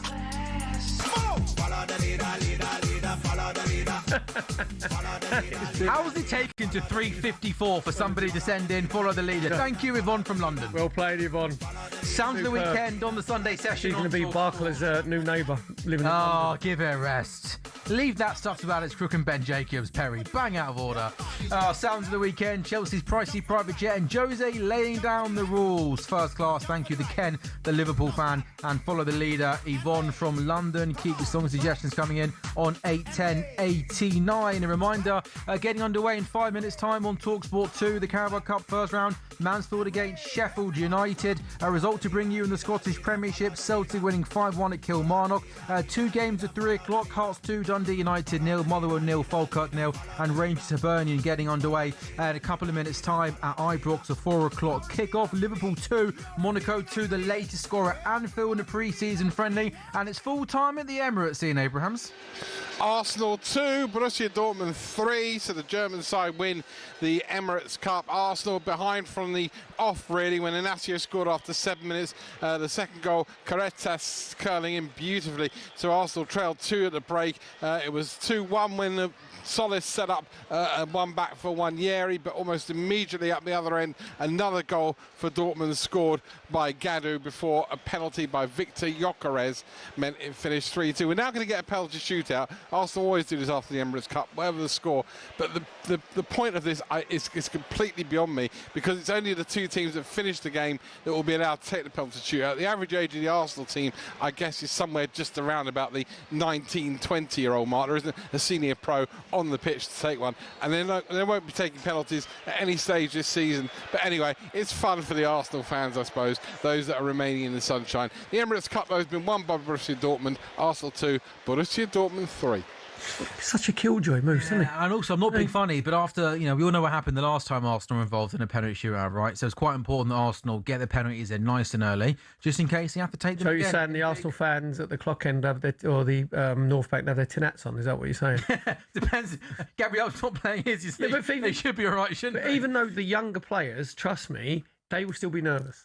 They will still be nervous, depending on how many. Obviously, some of the fans might have left by then already, but they'll still be nervous. They'll still have to go in that zone of how to take penalties. We will be back to moves very shortly. See how that penalty shootout plans out. A comfortable win, though, earlier for champion Celtic. Kasper Hu's first half hat-trick added to goals by Benjamin Nygren and Luke McCow. And no points so far, Phil Kilmarnock, and 9 goals conceded after 2 Scottish Premiership games. But Celtic, defending the Scottish Championship, are off to a perfect start. 2 wins from 2. Stuart Weir, the top Scottish football journalist, joins us now on the Sunday session. Stu, thanks for joining us. A great start for Celtic. Obviously, they were pushed so close by Hearts last year. Very early days, but are they obviously once again very much the team to beat? Yeah, good afternoon, guys. Yeah, very early on, only the second game into the season, but Celtic proved that they could maybe give Martin O'Neill a few more afternoons off if they keep up this kind of performance level. Yeah, very comfortable for Celtic. Kilmarnock, as you pointed out there, defensively a bit of a shambles. But the fact of the matter is that Kilmarnock, during the summer, changed their plastic pitch. Yeah. For the last couple of years, they've been on the drastic plastic. They've lifted that, put grass down because they thought it would suit them better. Unfortunately, Celtic proved it suited them even more today. And if you're going to get a return on paying 11 million quid for a striker, that wasn't a bad start today.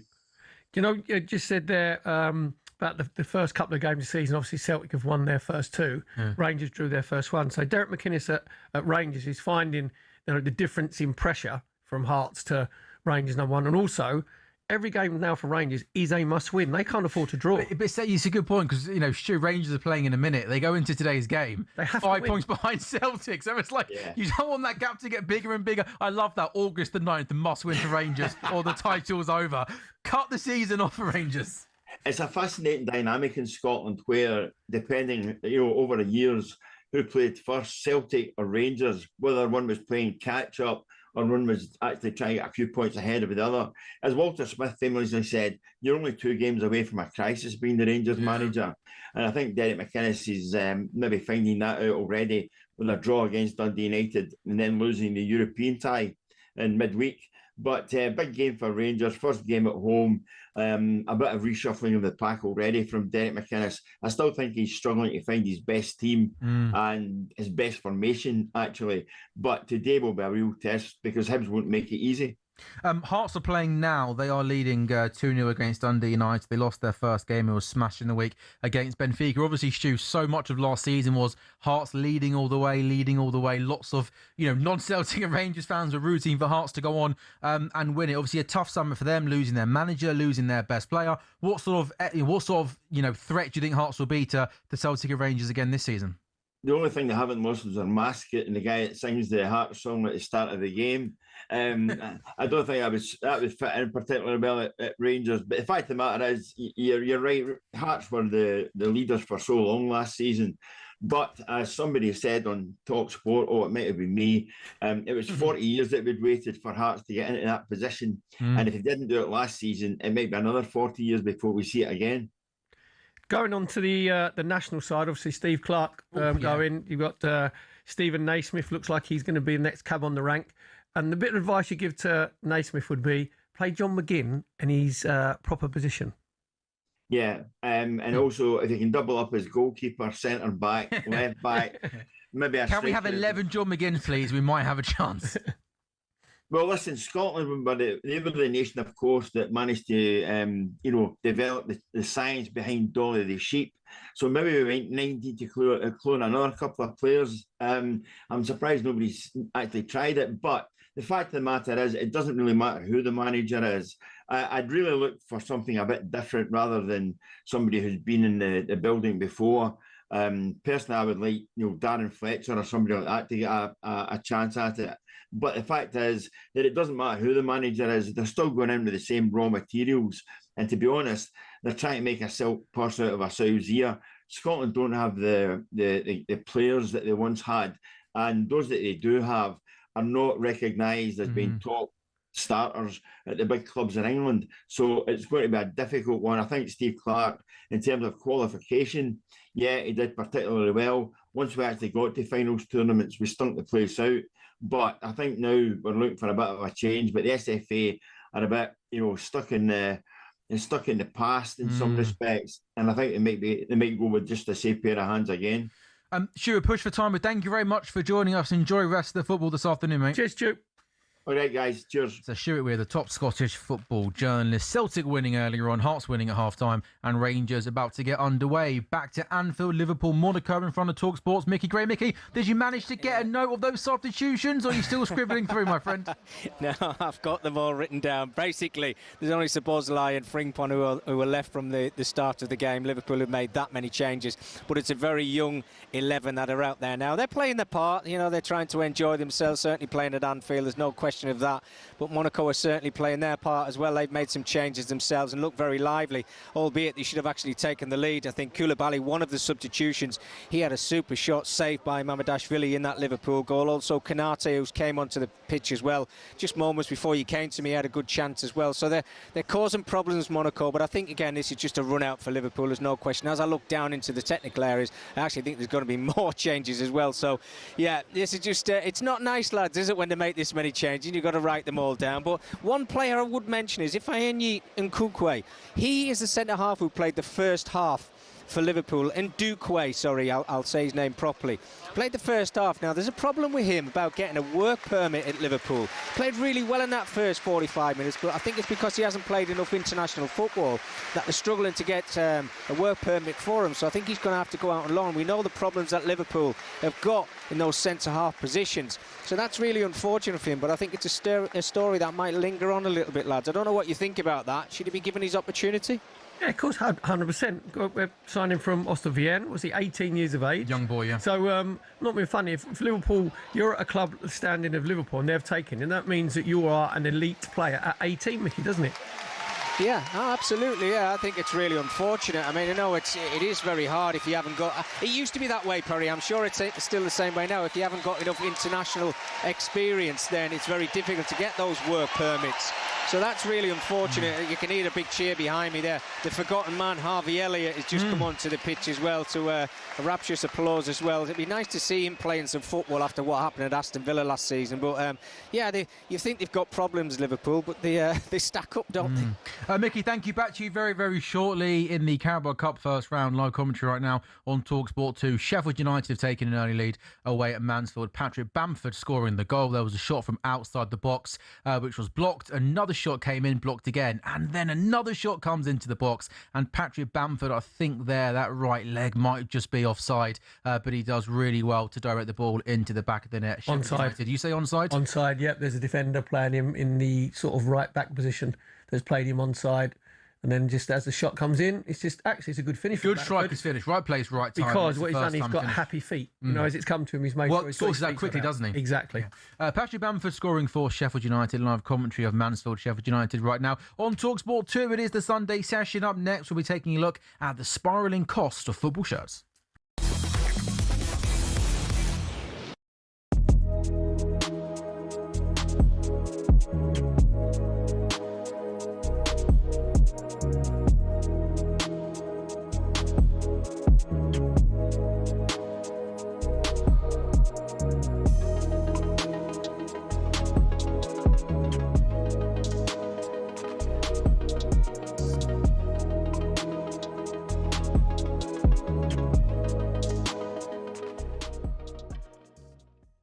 Barcelona are now leading the race to sign Rodri from Manchester City, notwithstanding the loss that would be to City in a new era under Enzo Maresca.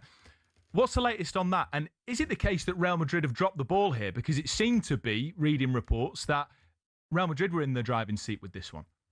Yeah, Rodri wanted Real Madrid earlier in the window, and Florentino Perez hadn't decided what kind of midfielder he was going for, which is why several names were linked, including Enzo Fernandez, and Real had to issue a statement saying we've had no contact with Enzo Fernandez. Jose Mourinho came in. Finally, they got the mandate from Perez to start negotiating financially, but Barca have basically hijacked this, although some sources say Barca were there even before the window opened, and it was Real that kind of steamrolled in. And ultimately, Rodri, for family reasons, wants to go to Spain, but we've got a fascinating scenario now. Man City want to keep. Pep Guardiola never used to stand in players' ways, especially senior ones that had been long-serving and loyal to the club. But Enzo Maresca's new, and of course, if it's his say, he'll go to his board and say, keep him. If he doesn't renew, we'll let him leave on a free transfer in 2027. And now Barca are going to accelerate and bid, and they have full player buy-in. So Rodri wants Barcelona over Real Madrid, and I think there's a strong chance that this one happens. Man City are going to add another midfielder.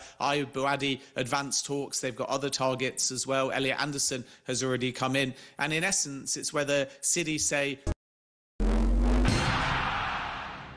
What's your club or country's sliding doors moment?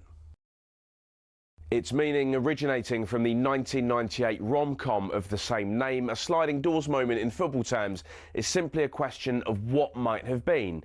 An incident in a game where, had it gone the other way, would have altered history. For example, say John Terry had scored that penalty in Moscow in 2008. Chelsea would have been European champions and Avram Grant would have the biggest medal in continental club football to his name. It stands to reason then that he would have stayed at Stamford Bridge for a bit longer, meaning that Luis Felipe Scolari wouldn't have got a look in. Would he have done better than the World Cup winning Brazilian, who only lasted till February the following year? And could he have improved upon Chelsea's third place finish? And as for United, who won the title that season, would defeat in that Moscow final have led to Cristiano Ronaldo leaving the club for Real Madrid a year earlier? And would that have meant that Rafa Benitez's Liverpool won the Premier League instead of them? That's a pretty big butterfly effect, all from one missed penalty kick going the other way. And if you want to dig a bit deeper, there's plenty more that could have been affected. What if Anthony Knockaert had scored his penalty against Watford? We'd have been denied the Troy Deeney moment, sure, but might Leicester have gone on to win promotion to the Premier League earlier than scheduled? And would that have meant that Claudio Ranieri would never make it to the King Power? Would Arsenal or Tottenham, therefore, have been champions in 2016? The most significant sliding doors moment perhaps ever, though, was Paul Gascoigne, Wembley, June 1996. What if this had gone in?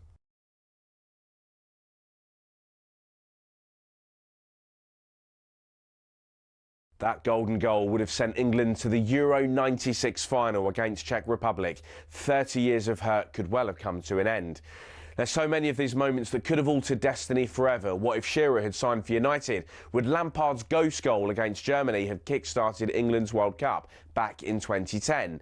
What if Sam Allardyce didn't get bogged down in all...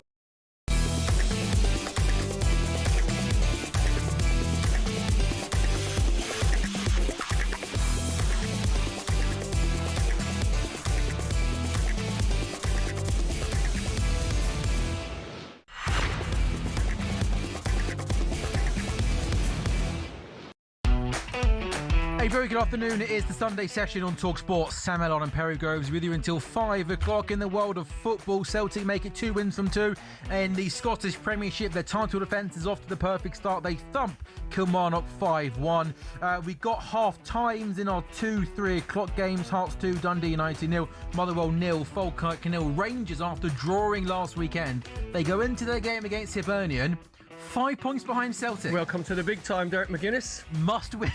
I love it. We joked about it earlier. Must-win game for Rangers. Have to win. Got to win against Hibernian. On your second league game of the Got season. to win against Hibernian. 10 minutes played in that game as Rangers 0, Hibernian 0. In the Carabao Cup first round, Patrick Bamford scored early for Sheffield United. They're 1-up away at Mansfield. 10 minutes gone in that game. There's live commentary on talkSPORT 2 with Ian Danter and Courtney Sweetman-Kirk. Lots of pre-season friendlies. A win for Man City. Chelsea drew in Malaysia 3-3. Arsenal 2, Borussia Dortmund 3. That's the bad news. Do you want to hear some good news, Perry? Always. Arsenal won the penalty shootout 5-4. There you go, you see. So nobody missed. And that was all younger players. All younger players. Which I said to you, obviously, just that little bit of pressure. But this is all about the process, learning, getting coming from better. the halfway line, someone else being in charge of the ball, passing it over to you, just having a little calm. And whatever you do, don't change your mind, or don't do a Panenka. And whatever you do, don't smash it over the bar. And don't walk. Yeah, there we go. Arsenal 2, Borussia Dortmund 3, Liverpool 2, Monaco 2. That's a 2:30 kickoff at Anfield. So we've got about 5 or 10 minutes left there. We'll chat to Mickey Gray shortly, and he'll give us his thoughts on how Liverpool got on now with Premier League football back next month. Footycomp's new data has found that, have a listen to this, Perry, half of Premier League fans can't afford an authentic football top. The data also found a quarter of Premier League fans have bought a fake shirt from an unofficial website at a cheaper price. Nearly a quarter of Premier League fans have bought a fake shirt for their child at a cheaper price. And over a third of Premier League fans have searched second-hand sites for older, authentic shirts instead of the latest kit. So half of Premier League fans can't afford to buy a club shirt. Andy Scott from Footycomps, their co-founder, joins us on the Sunday session. Afternoon, Andy. I mean, just saying that out loud, half of Premier League fans can't afford to buy a club shirt. That's just nowhere near good enough, is it, Andy? No, it's staggering numbers as well. We've looked through all of them, and at what is it, nearly £156 for the shirt of my football club, Tottenham. What, they pay you 156 quid to wear their shirt? You walked into that one, Andy, didn't you? That is amazing. Yeah, well, 100. You want to compare it to the fake shirts that are online for down around £12 to get the name, the number, and the Premier League badge. You're paying nearly 156 for a Spurs shirt. Those numbers at Arsenal are still pretty high as well, and then I think they're at around £146. Chelsea 149 and City 154. So the numbers across the board are staggering, and it's totally understandable why families are really struggling with this, and the numbers at 49% are it's really unfortunate, and it is very high for that to not be able to afford your club shirt. So a lot of these fans going on to, when we used to go abroad, didn't we? Used to go and get your football shirts that obviously weren't official, or there's a lot of sort of websites now where you can get alternative shirts. Yeah, absolutely. I think the data shows 25% of people have gone onto those sites and purchased their team's club shirt on there. There are some that are adamant they won't do it and are being pressured into spending that high amount for their kids' shirts. I've got two boys myself, both unfortunately for them Spurs fans as well, both last recent seasons. But it's great. It's great to push them into football, and you want to encourage it. But the pressure does come, and they want the latest shirts. And I personally want to buy the official one. But for two kids' shirts, we're talking £75 a head and 150 quid for two boys. That's disgraceful, isn't it? Let's be honest. But you know what it is? It's like, I think obviously they should be a lot cheaper. Yeah, 100%. But the clubs buy into the loyalty of the fans, because it's not as if you're going to go, right, I'm going to go, if you say Marks, all other supermarkets are available, but Marks and Spencer's that is too a good one, expensive, though, right? And you go, I'll go wait. You can choose and you have no loyalty. They play and buy into the loyalty of the fans. They exploit the loyalty fans, right? The fans' loyalty, if you know what I mean. Yeah, and going back to when I was a kid, it would be a home shirt every 2 years and an away shirt every 2 years, and it was probably a little bit more affordable. This season, it's a home shirt and away shirt, a third kit, two goalkeeper kits. Probably, well, not for Spurs. I was going to say a European kit, but oh, Andy, come on! It could have been. What would it have been like in the Championship? Would they reduce the prices in the Championship? Well, you look at West Ham. I think there's something like 115 quid still. So they're in the Championship. So Wrexham up at 86, Wolves 95. There's some still eye-watering numbers for just the shirt. We're not even talking about the socks and the shorts there as well. A pair of socks, £25. it's just unbelievable, eye-watering, and you do feel for families that are wanting to do it but just can't afford to do it. Do you think as well, because of the global reach of the Premier League, that a lot of the merchandise in the stores are being bought not necessarily by season ticket holders, by fans that are coming from all around the world, Sure. so their numbers are still really high? Good point. Yeah, absolutely. Potentially, you walk into the Tottenham shop and it's every Premier League player from every country, and you see the fans of those nations come in and enjoying it, and it's great. It's great to have fans from around the world coming into the club shop to buy the shirts, and of course the clubs are going to try and capitalise on that, but it hits the season ticket holders and the fans that are there every week in, week out, and season on season. And the cost of just going to a game, let alone the shirts, getting to the stadium week in, week out, it's eye-watering. And yeah, I think something certainly should be done about it. Do you know what I think they should do? I think you could have, like, if you're a season ticket holder, you buy your kit, whatever, and you get, if you've got children, you get your children's one half price, or there's a percentage off. I think there are certainly some clubs in the EFL that are actually giving away shirts as part of the kids' season tickets. Brilliant. Yeah. So, I think we've seen that, and that is a great thing. But yeah, I don't think that's prominent in the Premier League, unfortunately. Andy, just one on Tottenham. You're a big Tottenham fan. Your boys are Spurs fans. Are you confident for the new season? I'm definitely more confident that we'll stay up this year. You'll definitely come above 17th this season, yeah? But yeah, we should do. Some great signings, I think, so far. We've brought in some experience and some leadership, which I think we've been, missing significantly in the last couple of years. But still worried a little bit about what we've got up top. I think we need a few more signings there. But De Zerbi's a great coach, and hopefully he can actually coach some of our players as well. Top six, I think, to be fair. Pains me to say it, top and six. That's coming from an Arsenal man, Andy. That's high praise. Good signing. Senesi on a free is a great signing.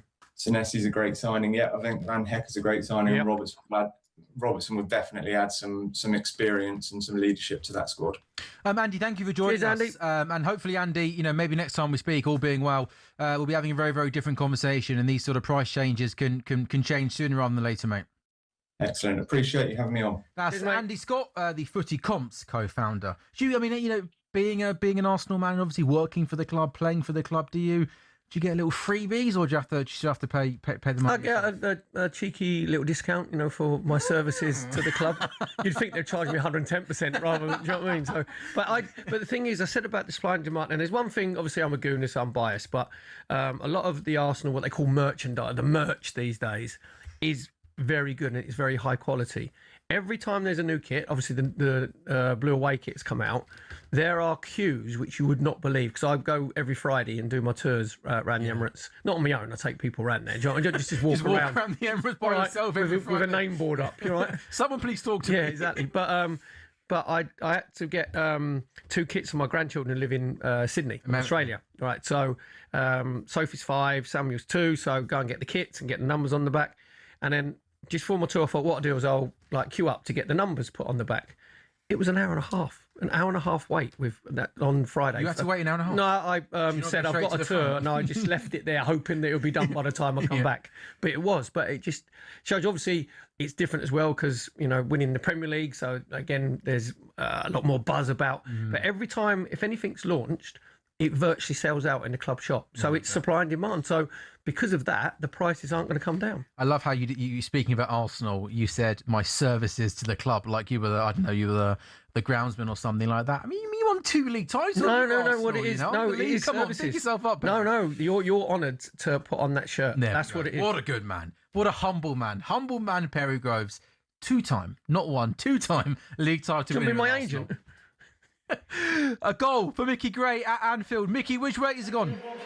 And the full-time whistle as well, but it's gone to Monaco. It's finished here at Anfield. Liverpool 2, Monaco 3. After a really promising start in the first half from Liverpool, goals from Alexander Isak and Florian Wirtz. They came out in the second half, and yes, there was a lot of changes in that second half, but Monaco have turned this tie around. Alexander Golovin from the penalty spot slotted home to give Monaco an opportunity going into that second half. But they came out in the second half, and on 56 minutes, Mike Barith with a right foot low shot into the bottom corner past Mamardashvili.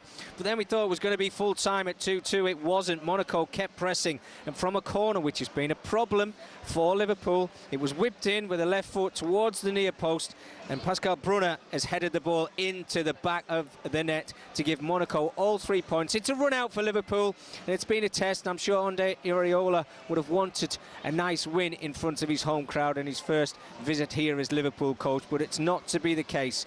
But the big important one is against Newcastle in 2 weeks' time. It's finished at Anfield here. Liverpool 2, Monaco 3. Mickey, it's a full pre-season for Alexander Isak, something he didn't have last season, his own fault. Obviously, he had lots of injuries last year for Liverpool. A lot of pressure on Alexander Isak. He's fit, he's ready to go. Does he look like the Alexander Isak of old, in terms of his movement, his speed? Yeah, he looked really sharp at the beginning of the game, Sam, I have to say. He deserved to get his goal when he got his goal as well. I think that, there's a lot of weight on his shoulders this season as well, isn't there, because of what happened last time around. The Newcastle debacle of not turning up Liverpool fit. It was a big price tag as well. But also, let's not forget Hugo Ekitike being injured. I think he's back in January, so that's a long time out if it's going to be that long. I don't know if it's going to be earlier than that or not, but yeah, you're right. He's got to score goals. He did look lively, I think, when the stronger 11 were out. His movement looked a little bit better, but I think they need to be a little bit more clinical. I think we kind of saw half of what to expect from Liverpool come the start of the season, because they looked a little bit shaky defensively. If anything happens to Wallison and Mamardashvili has to be in goal, I'm not sure about that at all.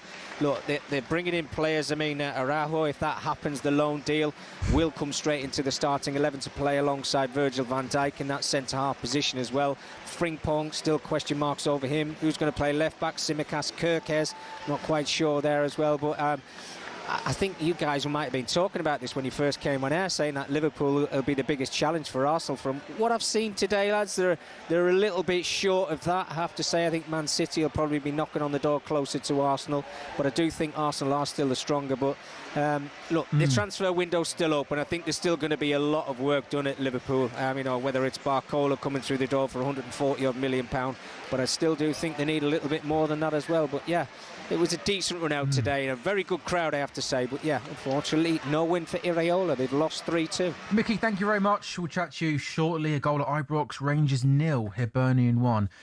Rangers with lots of work to do, just 20 minutes gone in that game. It is the Sunday session on talkSPORT. Up next, we'll go into a little bit more detail of all of the weekends and today's pre-season results.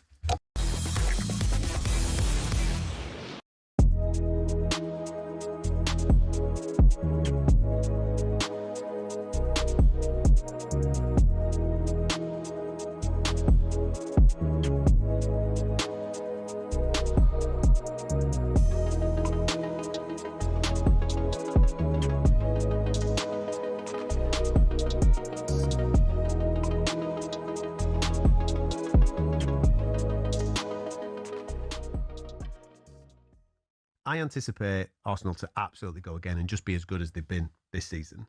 The key element for me on the title this year is Rodri. If Rodri's a Manchester City player throughout the whole course of the season, Manchester City will win the league.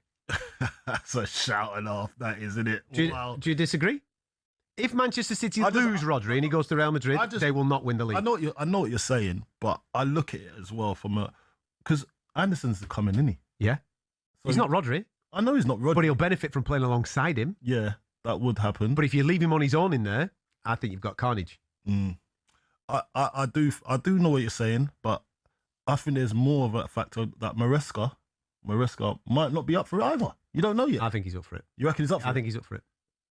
We'll see. He knows that club. He's been at that club. He understands how that club works. You're talking like a real Manchester City supporter. He went to Chelsea. He did. Are you Blackburn? You're a Blackburn fan, didn't you? Yeah, we'll talk. Hold on a minute. We'll talk about their dismal summer in a minute. What about the other teams? Why are you doing this? Why are you deflecting? Well, I'm just trying to say. All I was doing was talking about the Premier League title race. That's all I was saying. And I was just saying that the big impact, the key piece of information for me is Rodri being a Man City player throughout the whole course of the season. And if he is, Manchester City will win the league. Cool, but that's a shout. Do you not think so? So where was he last season? Getting back from his ACL, mate. Do you not think so? No, listen, mate. So you're tipping Arsenal. You think so? You believe in what I said at the start of the show, that you believe that we're entering a dynasty time. Yeah, but I wouldn't hang my hat on it.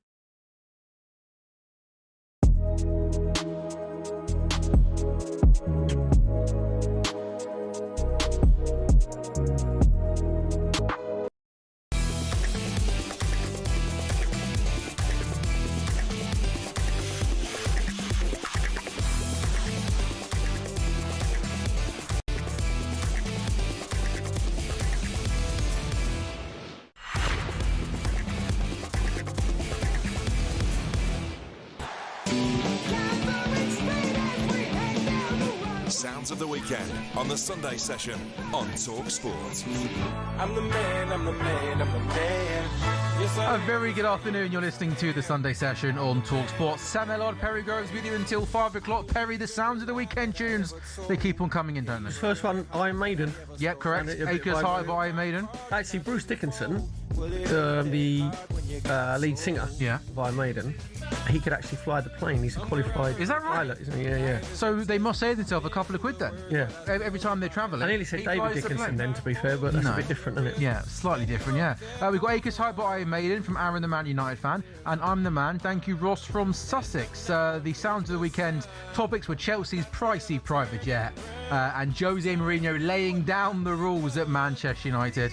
It is the Sunday session on talkSPORT. In the Scottish Premiership, Rangers 0, Hibernian 1 is a latest score. Hearts now 3 up at home to Dundee United. Motherwell 0, Falkirk 0, and those two 3 o'clock games with about 20 minutes to go. And Celtic thumped Kilmarnock 5-1 earlier on to go 2 from 2. And in the Carabao Cup first round, Sheffield United still leading Mansfield by a goal to 0. There is live commentary of that one on talkSPORT 2 right now with Ian Danter and Courtney Sweetman-Kirk. There have been plenty of pre-season friendlies today and over the weekend. So to try and make sense of it all and bring us the key talking points from those games, talkSPORT reporter Anil Kondola is with us in the studio. What t-shirts are you wearing, mate? Oh, it's a special wrestling one, Crown Jewel from free one. Special wrestling one. Yeah, free merch. Free merch. Yeah. From my he loves the Freemans, doesn't he? Yeah, you can't go wrong with a bit of free merch. Yeah, who doesn't, right? Crown Jewel in Perth. Did you go? No, my brother attended, but he got me this t-shirt in memory. So and you went to WrestleMania in Las Vegas? Yeah, I did. Yeah, a few months ago. Yeah, went to Vegas to watch WrestleMania. Was that with work or was that? No, personal. But we're always working. Trying to find the old. Never off. Never off. Did you get free tickets through work?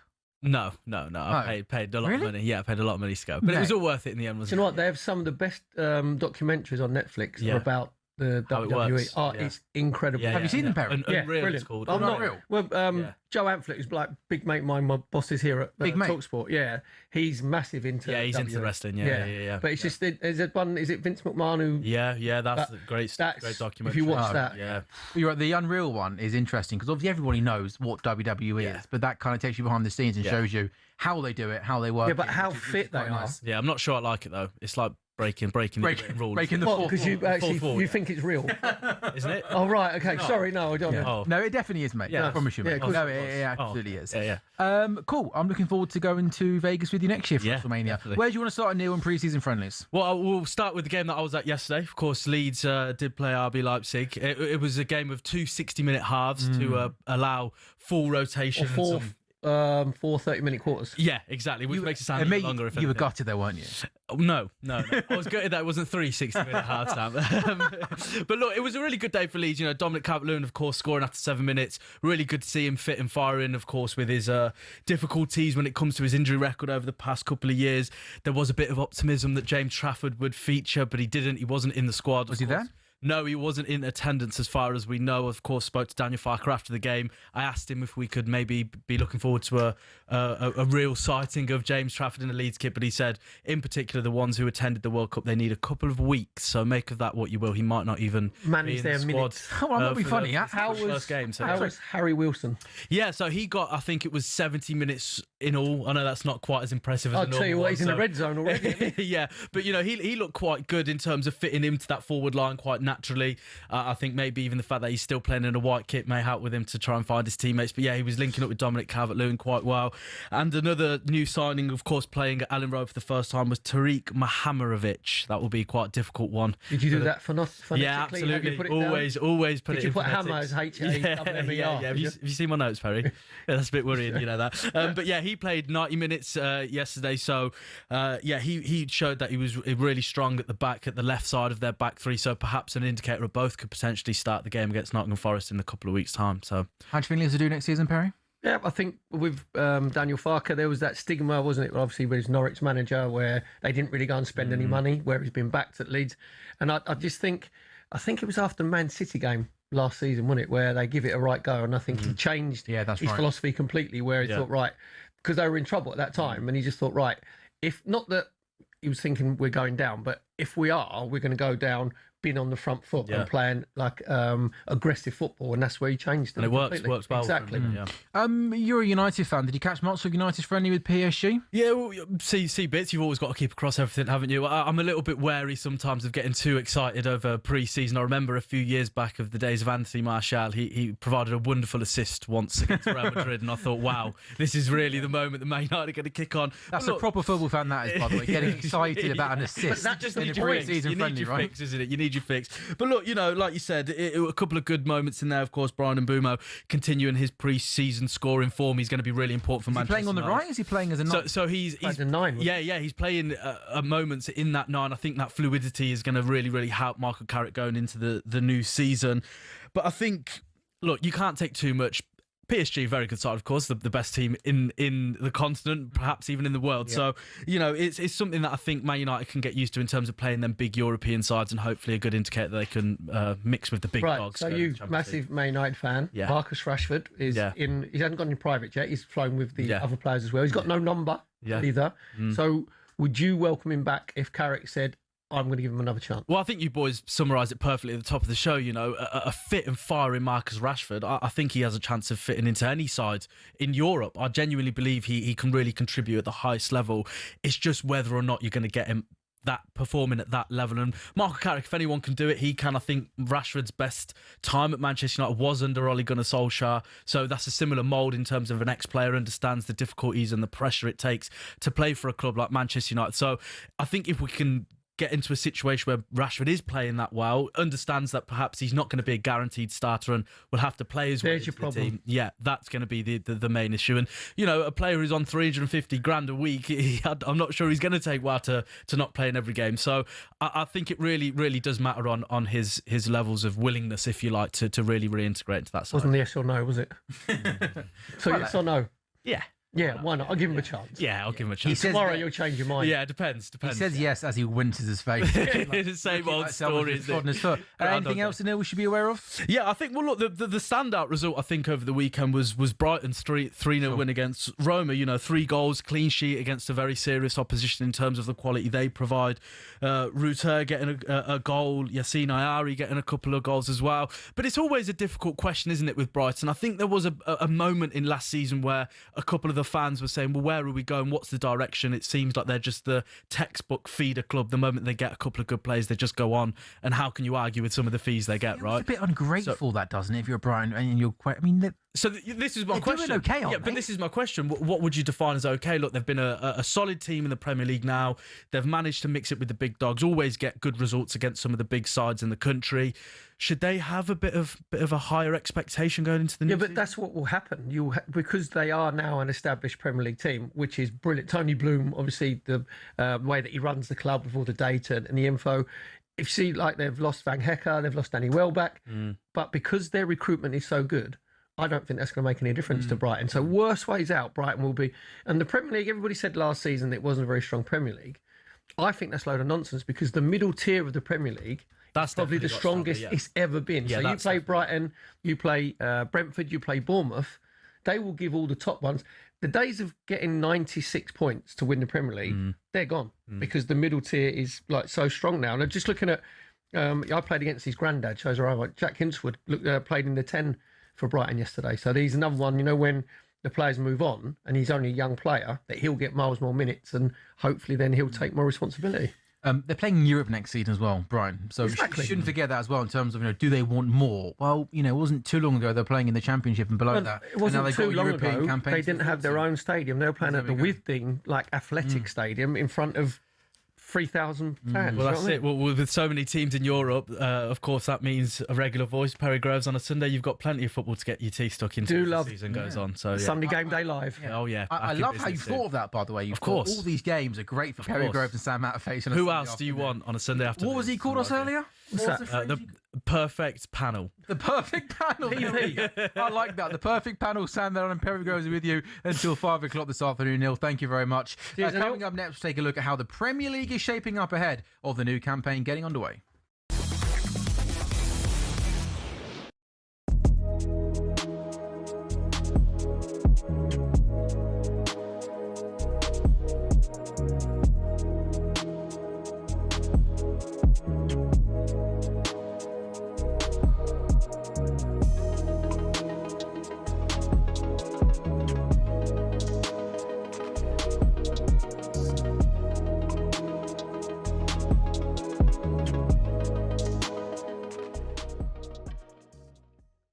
Real Madrid. Go and look at this is the point that I think Gabby was making this morning. I know that he was making it regarding trophies and what have you, but look at the brand value. 180 million. There you go. Right, that's how big that football club is. Right, that's a lot. That's how big that is as a worldwide entity. 180 million, and you're talking about him coming to a club that has 32 million followers on Instagram. Again, these are very basic metrics.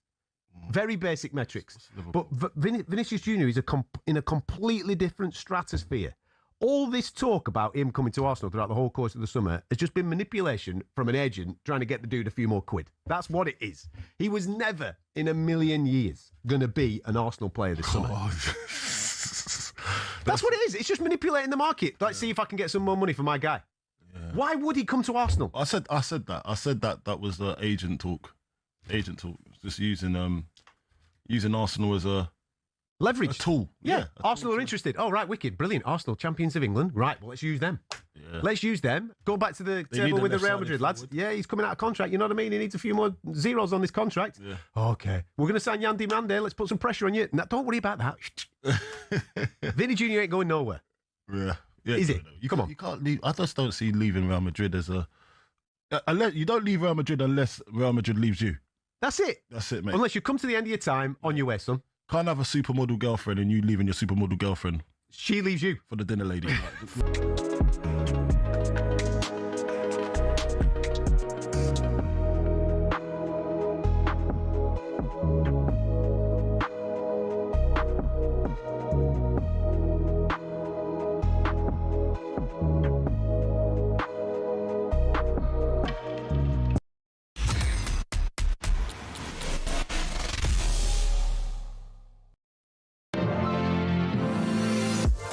You are listening to the Sunday Session. It's Sam Ellard and Perry Groves with you until 5. In the world of football in the Scottish Premiership, it was a comfortable victory for Celtic, winning 5-1 against Kilmarnock. 2 3:00 games. These are approaching the end. Hearts leading Dundee United by 4-0. Much needed victory for Hearts after a tricky opening week to the season, losing at Aberdeen last weekend and being thumped by Benfica in the week in the Europa League third qualifying round. Still goals between Motherwell and Falkirk. Motherwell beat Hibs away last weekend, while Falkirk lost at home to St Mirren. Just 10 minutes to go in that game. See if the team can find a breakthrough. And Rangers are losing at home to Hibernian. That was a 4:00 kickoff, so we've got about 5 minutes left in the first half. Rangers 0, Hibernian 1. In the Carabao Cup first round, Mansfield 0, Sheffield United 1. There's live commentary of that on talkSPORT 2. Patrick Bamford scoring early on for the Blades. A nice finish from close range. Sheffield United are 1-up in the world of pre-season friendlies. Man City beat Atletico Madrid 3-1. Arsenal 2, Borussia Dortmund 3, and it was Liverpool 2, Monaco 3 at Anfield. Perry, one of the intriguing things I think for next season, which a lot of people have obviously mentioned over the last couple of weeks, is of the traditional Big Six teams, if you like, Arsenal are the only team who've got a bit of stability around them. A lot of other teams are either going into the new campaign, like City and Liverpool, with a new manager, or like Spurs and Man United, it's a manager who's taken over midway through last season. From an Arsenal point of view, who do you expect to be your nearest challengers? I said at the beginning of the show tonight, I'd say that I think Liverpool will be the nearest challengers, because I think Iriola will get the best out of Isak. I think he'll get the best out of Florian Wirtz. Virgil van Dijk is not the centre half that he was, but he's still. Do you think he can get back to his best? Or do you think his peak days are behind? Yeah, I think his peak days are gone. So whoever plays alongside him is having to be quick, because it used to be Virgil van Dijk was the one. When we mentioned about Jurgen Klopp playing the mayhem football, and I mentioned as well that Van Dijk would be the one that would just basically stay at the back and be the minder. I think there was a stat, wasn't it, when he was at his peak? No one went past him for about 18 months. No one dribbled past him. Exactly, yeah. But sort of that little aura has gone, so I need someone quick alongside him. And I'm just looking at Man City. They haven't won the Premier League, obviously, for the last 2 seasons. Drought by their standards, isn't it? Did the Cup double last season, so, you know, it's still like trophies are trophies, which is great. But if you said last season, who were the 3 most important people at Man City on the football side, it would be Pep Guardiola, it would be Rodri and Erling Haaland. And they've lost 2 of those 3. And you could argue, Perry... Well, not lost, sorry. Rodri looks like he's going. You could argue a close fourth, by the way, would be Bernardo Silva. Well, Bernardo Silva, like John Stones, obviously, though he didn't play much, he's still like influential in and around the dressing room. Ake and Akanji have gone as well. And they've really only signed... They've signed Jeremy Monga. So, but he's more of a squad player.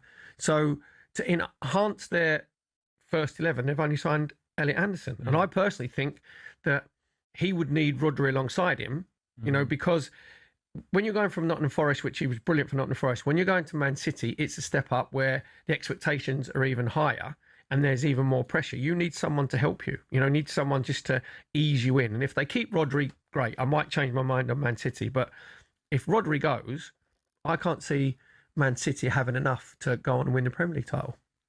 Yeah. But when Well, you're a Liverpool fan. What do you think? I think that we are obviously, hopefully, going to be a lot stronger than last season. I think last season was an absolute mess. I think Arne Slot looked completely. He lost the players. He lost the players. Yeah. He lost. I think he lost the fans. He lost everything. He looked like a manager that was confused, going game to game and not knowing what sort of style of football we're going to try and play. It was an absolute mess. I definitely think we're going to be a lot stronger. I think Isak converts two players you mentioned. Talk all you want about Barkler coming in, maybe signing a 6 and whatever. But I think those two lads are almost going to feel like new signings next season. I think we shouldn't forget how good of a centre forward Alexander Isak is, and now he's got a full pre-season under his belt. You know, this guy for a good 3-4 year period was one of the best centre forwards in world football, wasn't he? So I think getting a system based around Wirtz playing off Alexander Isak, we're clearly going to be a much stronger team. I think we'll be a lot better. I think there's a very good chance we come above Man City and the rest, but I still think in terms of going for that title, given what Arsenal are building upon last season, Perry, adding in a couple of new faces, it feels like maybe coming above Arsenal might be one step too far. But the thing with Arsenal is it is about desire. It is about hunger, you know, because I've mentioned about the 22 years of desperation. Can I ask you a question, Perry? You've won the league with Arsenal. Yep. You know, you've spoke about Arsenal wasn't just a team that you played for, it's a team that's close to your heart. Is it quite normal and natural to win the league and then come back? Yeah. And maybe if it's just, you know, subconsciously, your levels do drop a little bit? Yeah, a little bit, because Why is that? When I was lucky enough to win title in 88, 89, obviously the cultural game at Anfield, then the next season you're the team to beat because you're the champions. Every game you go to is, you know, you're the enemy going into enemy territory. And subconsciously, you may just, at that elite level, you only need to drop that by 3-4%. And what happened, I think we come fourth in the 89-90 season. And the next season, I mentioned earlier, George Graham bought Anders Limpar, David Seaman and Annie Linnigan. And everybody thought that Annie Linnigan was going to replace Steve Bold. But what happened was it made Steve Bold's level go up even higher. So they were three brilliant signings because Steve Bold was actually, I think he got Player of the Year that year when we won it in 1990-91. The nearly Invincibles, just lost one game. Anders was brilliant. Dave Seaman went on to be one of Arsenal's greatest, if not Arsenal's greatest ever goalkeeper. So what you need when you're successful, and Alex Ferguson was brilliant at it in Manchester United, you always need 2, at least 3 players coming in that are not going to be squad players. They're going to be first 11 players. It was obviously Guimaraes coming in. He's going to be first 11 without any shadow of a doubt. It might be that he gets rotated, you know, just like minutes these days. So now Arsenal need a left winger because obviously Trossard has gone. Solis has come in, but he's more, I think, of potential. He's got like 2 assists and 1 goal in pre-season. So if you bring 2 or 3 in, and what it does, it puts everybody else, puts them on edge because you think, is he replacing me? Is he coming to take my place? And it lifts the standard. So you can't stay still. And that's exactly what most teams do. And if you look at Man City, I know they've spent a lot of money and I know they've got the charges against which we don't know what's going to come out with them yet. But to win the Premier League 6 out of 7 seasons, where you got, I think they've won it 3 times on the trot. That's incredible from the manager, because players sometimes get fed up with the same voice of the manager, the demanding nature of the manager. But with Guardiola, and Man City used to refresh it and bring in 2 or 3 that would go straight into the first team. So we were the hunters, now we're the hunted, and it's a bit different pressure. In terms of you mentioning maybe the player standards could slip a little bit, Mikel Arteta also strikes me as a manager and a head coach who would not accept 1% less. I read something in the week, and I think you might mention it yourself, you might have been covering the game, when you got beat in the week in pre-season, I read a bit that he apparently absolutely tore into his players, almost as if they've just lost a big Champions League game, if you like. Yes, so he should, and obviously it's about getting minutes in the legs. So I had a guy come off after half an hour, but you still don't want to lose. No professional football, no sports person wants to lose. And conceding 3 goals against Dortmund, conceding 3 against Real Betis as well, you don't want these just little sort of bad habits just Creeping into creeping the in. game. Yeah. If I'm being perfectly honest, as soon as you play our first league games against Coventry City, you win that game, pre-season doesn't matter. It doesn't matter if you've won every game, if you've lost every game, because everybody forgets about it. If you don't win your first game, then people look back and go, well, that was creeping in pre-season. Do you know what I mean? So the results change the narrative. As an Arsenal fan, I'm not, overly bothered, but I still want my team to win. But obviously it's not, nobody's playing their strongest teams at the moment in pre-season, and people were playing half hours, playing hours, whatever. It's different if you're a new manager. It's different if you're Alonso at Chelsea, if you're obviously Maresca at Man City, if you're Areola at Liverpool, because you want the players to buy into you as quickly as possible. And you do that by winning games.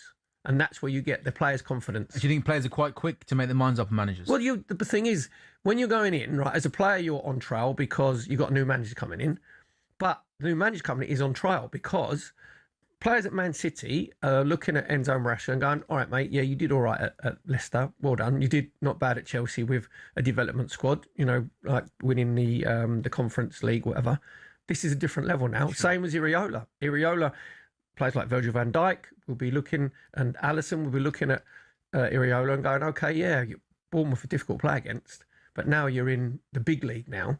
How are you going to handle this? And how you handle players, how you handle your first half-time team talk in the first Premier League game of the season sets the standard and sets the tone. Because if you're struggling a little bit, you're looking at a manager going, right, what answers have you got? What have you got for me? What have you seen? What are we going to do? And if you can sort it out and you change it, then they buy into you straight away. So these pre-season results, it's not that as much a bigger deal for Mikel Arteta than what it would be for the clubs that I mentioned with new managers coming in, because they want players to buy into them really quickly. Alonso, Maresca, Areola, whatever you do, don't botch that first half-time team talk on the opening. But they'll know that of the themselves. Season, yeah. They'll know. The players themselves, obviously, won't they? As well? And the managers will know. That they'll know that the players are watching them going, come on then, give us answers. That's why you're here. Both Arsenal and Liverpool in pre-season friendly action this afternoon, both with home defeats. Arsenal losing to Borussia Dortmund, Liverpool losing home to Monaco. It is the Sunday session on talkSPORT with you until 5 o'clock. Up next, we're finishing off with everyone's favourite feature. It's Stataface.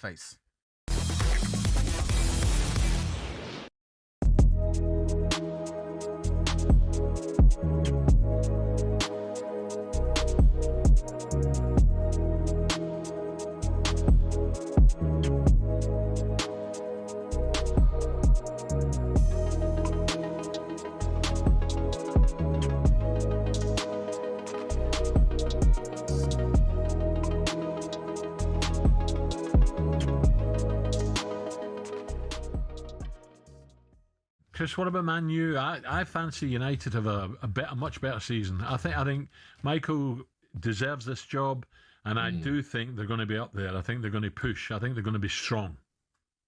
No, I do. I think I'm so happy to see Carragher's just thriving. I think, obviously, having played with him, you know what kind of character he is. He's that composed and he's intelligent, and he's obviously bringing that into one of the biggest jobs in world football. And I think the run they obviously had at the end of last season, obviously in 2026, I think they were like number one in points taken. So for him to be able to have a full pre-season, bring in whoever he likes in terms of players and just have that belief, I think there's no one better kind of, steering that ship really. And no, I'm excited to see what the season brings for them. I think it's going to be an interesting season, Chris, all round, because so many new managers. You don't know what to expect. Liverpool, Chelsea, Spurs have spent big money as well. Whether they can try and get into that top four, and obviously the only one with a little bit of stability is probably Arsenal. But it's always hard to retain that title, isn't it?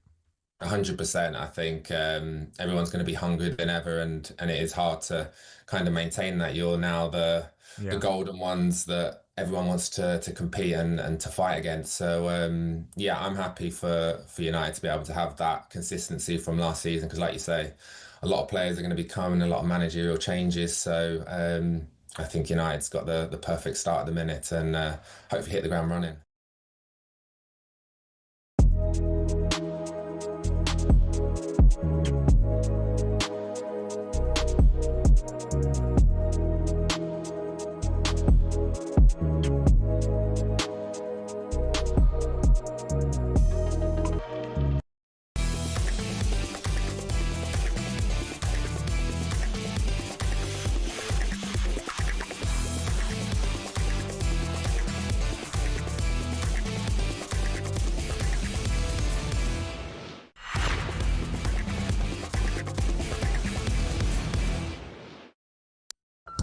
Fly me to the moon. Sounds of the weekend on the Sunday session on talkSPORT. King of my castle must be the reason why I'm free and my trapped soul must be the reason why I'm king of my castle. Thank you, Ethan from Birmingham, and Harry, the Spurs fan, for our final sounds of the weekend on the Sunday session on talkSPORT. Our two stories today: Chelsea's pricey private jet flying them all over the world, and Jose laying down the rules. Fly Me to the Moon by Frank Sinatra. That's a bit of Perry Gross? Yep, definitely. Old crooner. Love a little bit of crooning. Bit of what? Crooning. The crooner. You don't know what a crooner is? No. Google it. All right, I'll Google that. I'll Google it while I tell you all about the results in the Scottish Premiership. Celtic won 5-1 away at Kilmarnock. Casper Hugh, their record signing, scoring a hat-trick. A 5-1 victory for Celtic. They win the first two games of the Scottish Premiership. Hearts have won their first game, beating Dundee United by 4-0. It's just finished. Motherwell 0, Falkirk 0. Rangers Hibernian, a 4 o'clock kickoff. That's the half-time. Rangers 0, Hibernian 1. So Rangers with lots of work to do in that second period after drawing their first game of the Scottish Premiership season. In the Carabao Cup first round, Mansfield 0, Sheffield United 1. Patrick Bamford scoring after 4 minutes. Live commentary continues on talkSPORT 2 with the Indanta and Courtney Sweetman-Kirk, and some pre-season friendly action. Man City v Atletico Madrid by 3-1. Chelsea drew their final game in Malaysia 3-3. Arsenal 2, Borussia Dortmund 3. Liverpool 2, Monaco 3. Now though, on the Sunday session, it's time for this. I'm a scat man. He's 19 years of age. He only made his little debut 12 years ago. No manager has ever started their Premier League career with as many pints as you have. Ashley Young has been replaced as well by Sean Dyche. Oh, God, he's doing it right in the peanuts. Sam Matterface. I'm a scat man. Always puts them on your face, doesn't it, Perry? No, the peanuts thing is still... You don't want to get hit in the peanuts, do you, No matter how many times you hear it, it is still funny. Always puts a wry smile on your face. But the thing is, Sam being as good as what Sam is, it makes me feel less pressure, because if he can make mistakes and it's live radio and everybody can make mistakes, it's live. That's a good way to look at it. It is. If he makes mistakes, every mistake we make is absolutely exactly, fine, right? You're not wrong. Yeah. This is Stat Effects, where we take a look at some of the interesting stats that have been making the news this week. How were the 17 penalties taken in shootouts so far in the Carabao Cup? Just 5 have been scored. That's 29%. A stat for the goalkeepers out there. Why are people finding penalties so hard these days? Don't change your mind. Don't change your mind. Just know where you're going. Don't walk. And hit it really hard. Don't walk straight. Don't do a Panenka. Don't look at the goalkeeper and wait for them to move first. Goalkeeper dependent. QPR missed all 4 of theirs yesterday against Millwall. Told you, you get the heavy legs in your quads. They go heavy. You get lactic acid in your muscles because you're under pressure. Mohamed Toure has scored or assisted by 6 minutes 27 seconds for Norwich City against MK Dons. The quickest any player has scored or assisted in League Cup games since Bradley Dack for Blackburn Rovers and Cardiff United in August 2018. Scored and assisted by 5 minutes and 3 seconds. That's a nice way to start. That's a good stat. That's a good stat. That is a good stat. That is a good stat. That's good research. That's good research. Yeah, very niche. We like it. A goal and assist by 6 minutes 27 seconds. A nice way to start. Did you ever have a game where you did something really stupid or really good inside the first 5 minutes or something like that? Very rarely really good, to be fair. Okay. But, really stupid. I'm supposed to be marking. I'd stand at the near post from a corner down to Southampton for Arsenal, and I just moved away about 2 yards, and it came in beside me. Got the end of my left big toe, and I thought that's going in, and it hit the post and came out. So I got away. Massive. Lucky. I just looked over and George Graham was giving me like the 1,000-yard men's. Don't move away from that. Exactly. You stay on your post. Away from that near post. That's a basic rule that any young, just stay there. Young guy or girl. Until it's booted past the halfway line until you move. Now, after he joined Chelsea, it seems Danny Welbeck already knows how it feels to score in London in Premier League history. Only Robin van Persie was 6, has more goals as a visiting player at Stamford Bridge than Danny Welbeck, who scored 5 goals. So I like that. If a player just keeps coming to your own place and scoring lots of goals, just sign him. Also, as well, he's got to obviously win the Chelsea fans over, because he had that interview, didn't he, after the Brighton game, when he said about there's always edge in this game and we always lift ourselves against Chelsea. So good on you. But he's a brilliant pro, so he'll be fine. And lastly, go on. Since his debut in the competition, only 2 players created a higher share of their chances from overplay in the Premier League than Bruno Guimaraes. Sorry. The new Arsenal star. Just had to get that in there as our fight. That's some stat. Only 2 players have created a higher share of their chances from open play in the Premier League. All right, do you want to? You got 30 seconds before we're done. Do you want to throw anything else out there, Arsenal related, before we go? No, I think only feels a fitting way to end the show, doesn't it, Perry? No, with that stat, I think that's again a testament to Eddie Howe and his coaching, because he was virtually seen as a holder at first, wasn't he? And then he had that to game where he played as the 8, and then his passes into the final third, creating and assisting. I think he got 9 goals, Premier League goals last year, and 4 assists. So that's all down to obviously Bruno Guimaraes, because he's taking the information in, but it has to be a big part of that, of how many players that Eddie Howe improved in his time at Newcastle. Well said, Perry Groves. Perry, thank you very much for your company over the last 4 Always hours. a pleasure, never a chore. Next hear you next Saturday, 5:30 at Bramall Lane. Yes. Yep. Sheffield United against Birmingham. There we go. Good man. Thank you very much. This has been the Sunday session. Coming up next on talkSPORT is the final word with Majestic and Sean Dyche.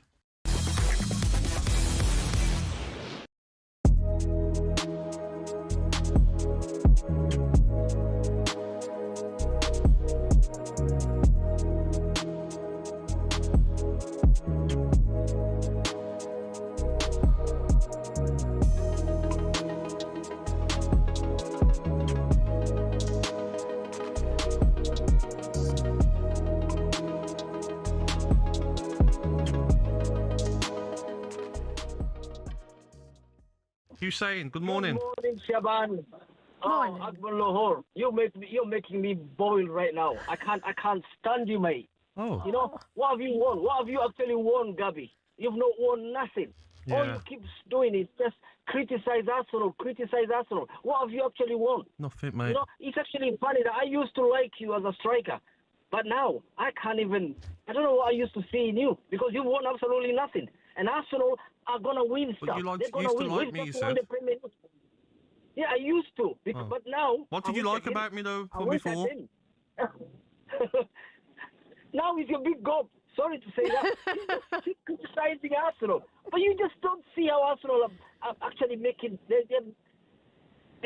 going places right now. We've just won the Premier League. You just even don't appreciate that we did that, because you just don't hate Arsenal. That's your issue. I love Arsenal. No, you don't. I do. Thierry Henry is my favourite player. I've got his shirt that I wear at home. Don't insult